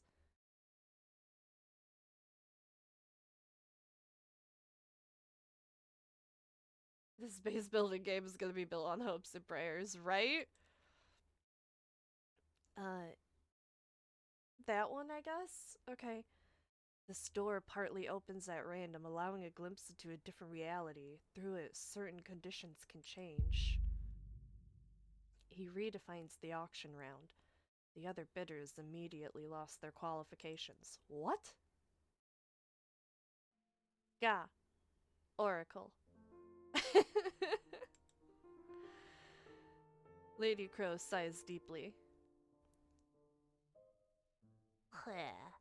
Holding the oracle grants you extraordinary abilities, but at the cost of eroding your sanity.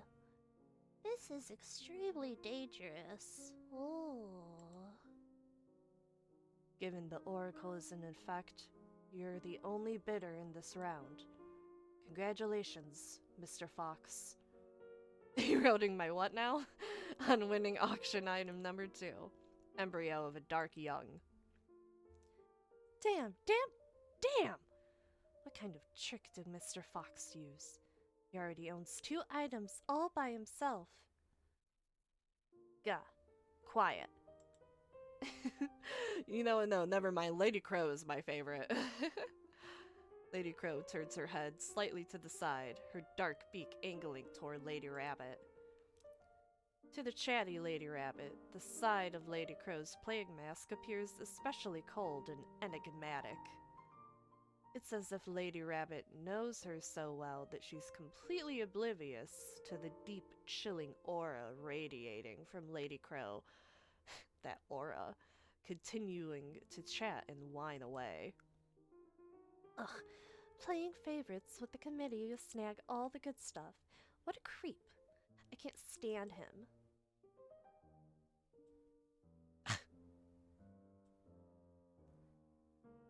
That Mr. Fox, wielding the oracle so casually, as if he's not worried about its drawbacks.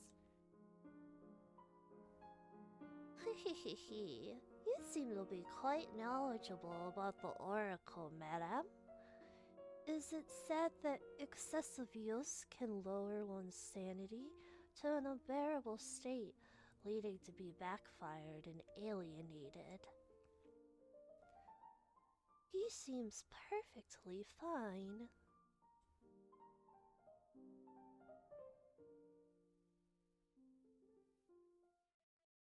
Those red flashes are like slightly concerning each time the transitions over. Meanwhile, on the other side of the forest, the towering ancient mountains stand like dark giants, shrouded in depths of the night.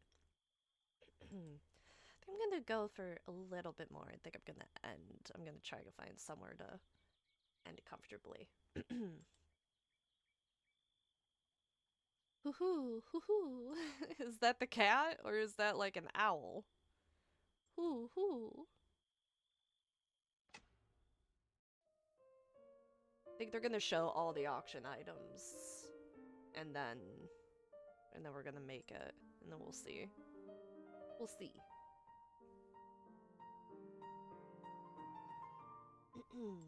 But I hope you guys are liking this one. I love the art. Ladies and gentlemen, we now present auction item number 3.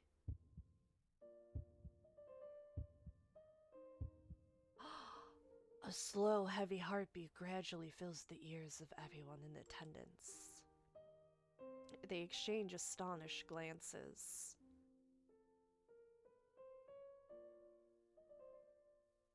the non-visual novel aspects show up in how they work. Yeah, I'm very curious about that too. Honestly, with what I saw. Anyway, they exchange astonished glances, scan the room, and finally realize that the heartbeat is coming from auction item number 3 on display. Guests whisper and murmur, discussing the nature of auction item number 3. I think it's a heart. So what's in there? Is it alive? I heard the committee has been breeding massive creatures somewhere in Europe. Alive, you say? I've also heard rumors about Miss Redheart. Lady Rabbit, who had been sulking, perks up again. Ugh, I can't see anything. Host, open it up, will you? Use your spiritual vision to see what's inside. A massive heart beating slowly. What if it's not? I don't want to get duped here. The committee isn't being mysterious for the sake of it.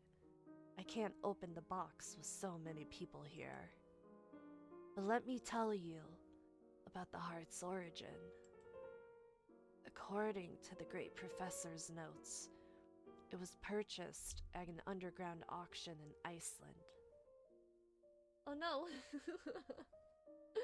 I have a plush next to me on my other monitor and it just fell over. There we go. Fixed.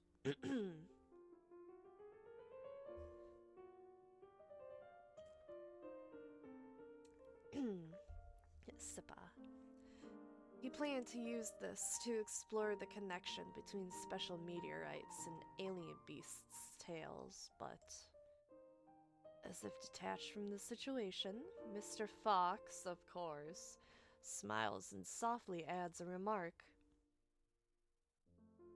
And the researcher who touched the box turned into a monster. Oh, Mr. Fox, you're quite the know-it-all. In summary, it's a highly dangerous item.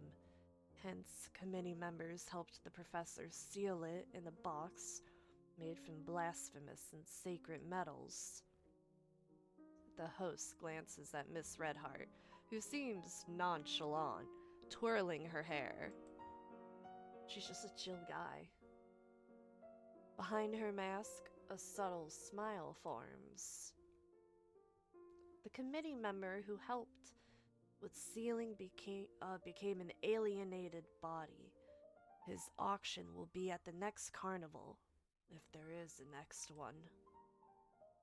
Upon hearing this, Miss Redheart looks up, intrigued.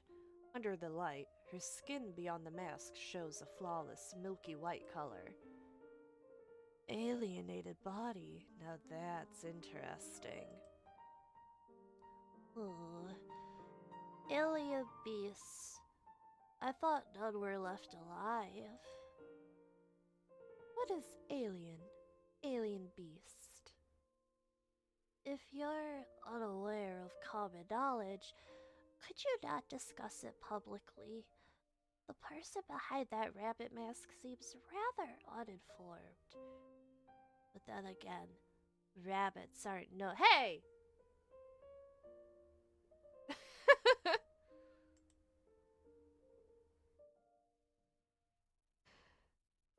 An ancient behemoth that no longer exists, serving ancient gods and wandering barren lands.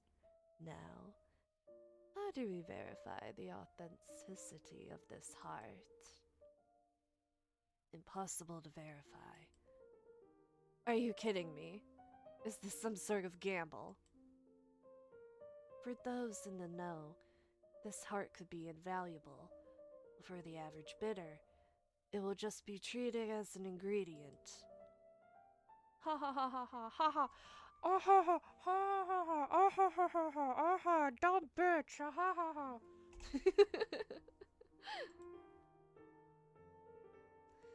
The starting bid is 2,000 ounces of high purity souls, or equivalent in extra items. 2001. It's him again. that fucking fox. Does he have bottomless pockets or what? Lady Crow turns to Lady Rabbit, her expression hidden by her iron black mask. The long beak opens slightly, letting out a muted.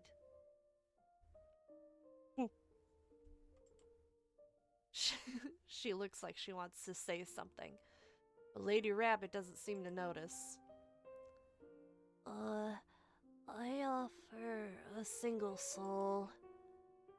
Miss, you do realize your one soul doesn't weigh several thousand ounces, right? The crowd bursts into mocking laughter, but some sense something and begin to watch Miss Cat Ears with curious eyes.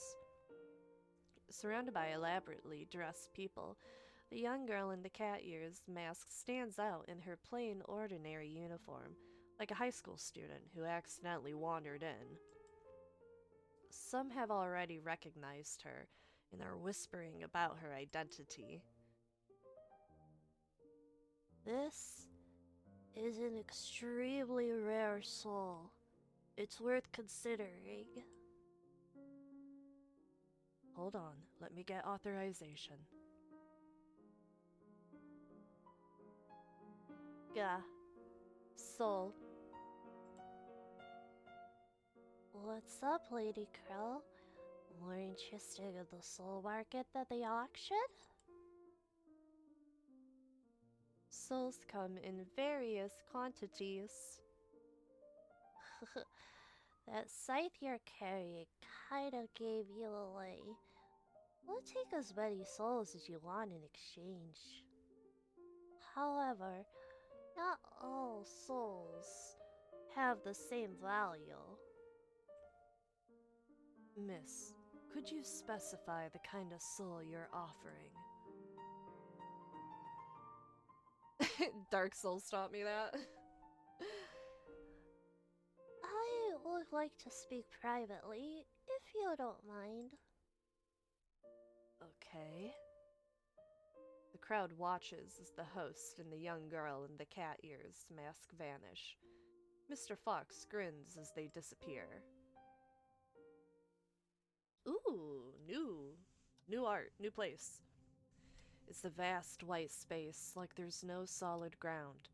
Even its very existence seems incredibly fragile here. Oh, look how cute she is! Wow, talk about space warp. Rap. Rap. Talk about a space warp. Thanks. Beneath the cat ear mask are actual cat ears. The girl's youthful face, full of life, greets the host. Miss Counselor of Eastern Spirits Authority? Whose soul are you offering? The soul of the King of Spirits, set to mature in 6 months. That's a bold move. The current King of Spirits is your father, as far as I know. Correct. His soul will mature in 6 months. It'll mature like fruit falling off a tree. Deal. But if you break the contract... Don't worry. You won't have to consider me an enemy. You're clever. Oh, wait. That looked more like a panda tail, like a red panda tail. Is she a red panda? Or is that just supposed to be a striped cat tail? Kind of looked like a red panda tail. The two reappear as abruptly as they vanished. The cat ears girl's smug smile irks the onlookers. To satisfy everyone here, show the oracle. Why? That's so ominous. The host summons the oracle. A tremor runs through the crowd, leaving everyone dizzy to some degree. I guess... Oh? Oh? Yeah, I can't. Yeah, can I get some subtitle? Can I get a Google Translate, please? The dragon looks cool. Well, I'm gonna go with the fish person because that's what I want to let. Okay, I guess I have to choose that one. I guess I have to choose that one. The reality dimension has been distorted. Through this, the basic rules of things have changed. No, each time I tried to choose the fish and it's like, no, choose this one. Unless I'm doing something wrong. The winner of auction item number 3 is this young lady. Are you kidding me? This auction hasn't even started. How can you change the rules so arbitrarily?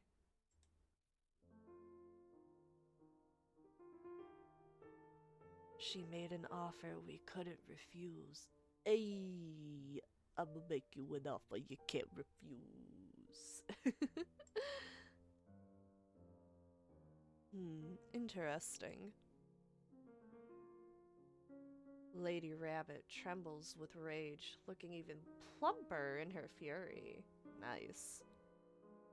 Lady Crow silently tilts her head, as if trying to distance herself from Lady Rabbit. Let's take a short break, folks. We need some extra time to set up for auction item number 4. Ladies and gentlemen, a tea break awaits you on the other side of the hall. We have a variety of teas like Golden Darjeeling, Southern Chinese Black, and the Fountain Spring of Youth, along with an array of snacks. Help yourselves. Whether they're bidding or just watching, guests start to migrate towards the refreshments in 2s and 3s. Do any of those teas let me read those whole ass cards? Occasionally, someone glances back at the stage, eager to sneak a peek at auction item number 4, but spatial magic obscures their view. The item needing extra setup must be pretty huge, huh? Some guests speculate. Either way, the competition for the 4th auction item will be fierce. Those in agreement start to tally up how many souls they could potentially offer.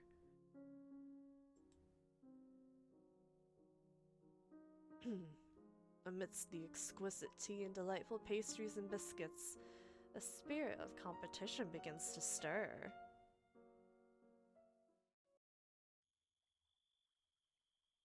And we're back in the forest as the cat. Meanwhile, on the side of the forest... What is that animation? I love that. Just choo choo choo. That owl noise making cat, right? Although I think right here is where I'm gonna stop. Let's see. Can I save right here? There's gotta be a way I can save, right?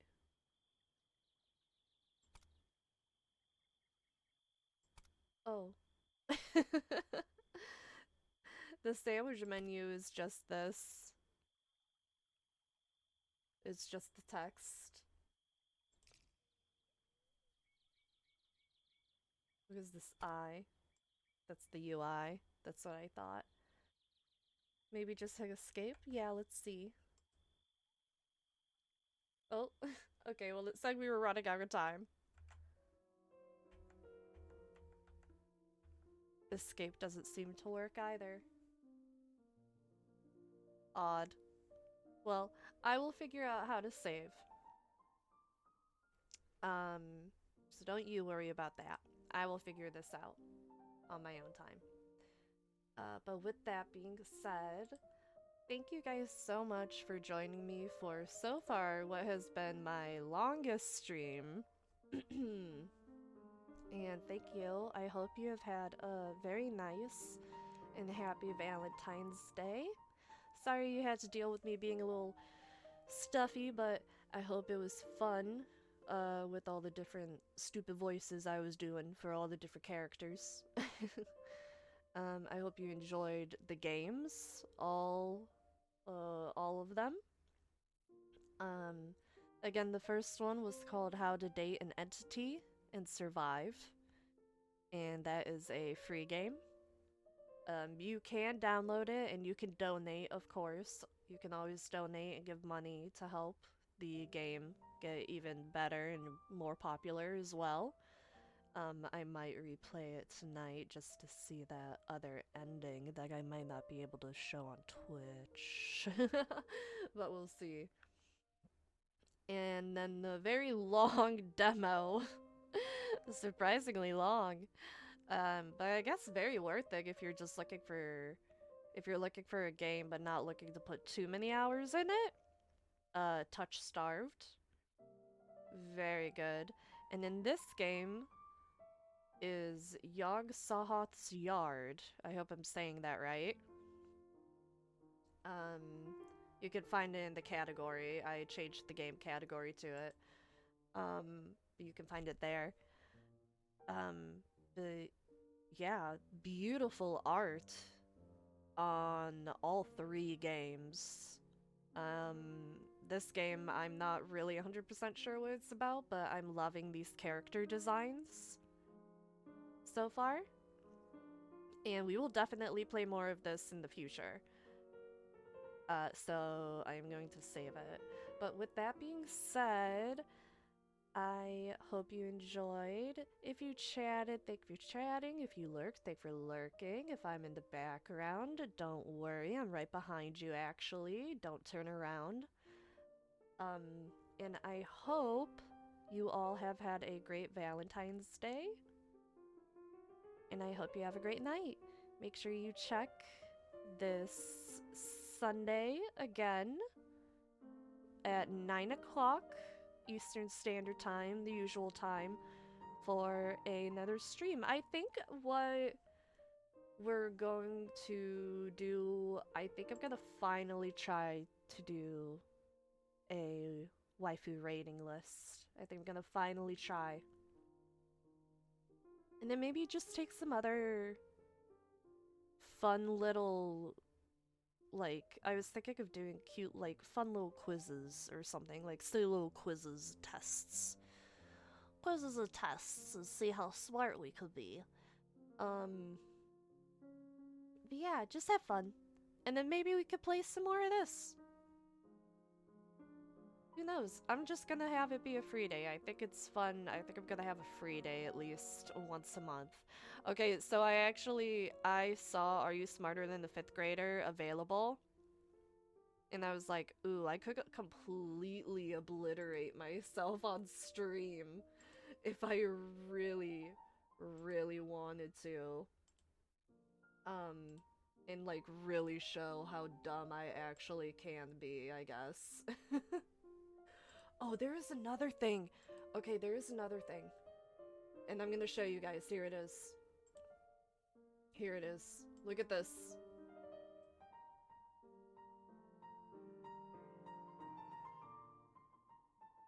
What is this?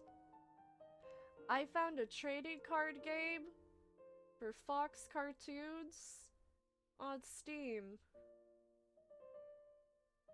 And I don't know how to feel about it. But I think this would be hilarious to play. Because could you imagine going to your, like, local card shop and being like, alright, I put Peter Griffin face down. I tap Bob Belcher and put him in attack position or whatever. And then I play Francine from American Dad.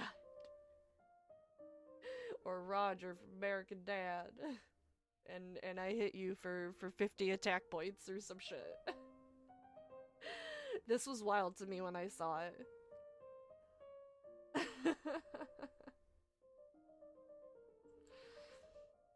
That was wild to me. I wanted to share that to you guys really quick. But yeah. Anyways, have a good night, everybody. With all of that being said, bye-bye.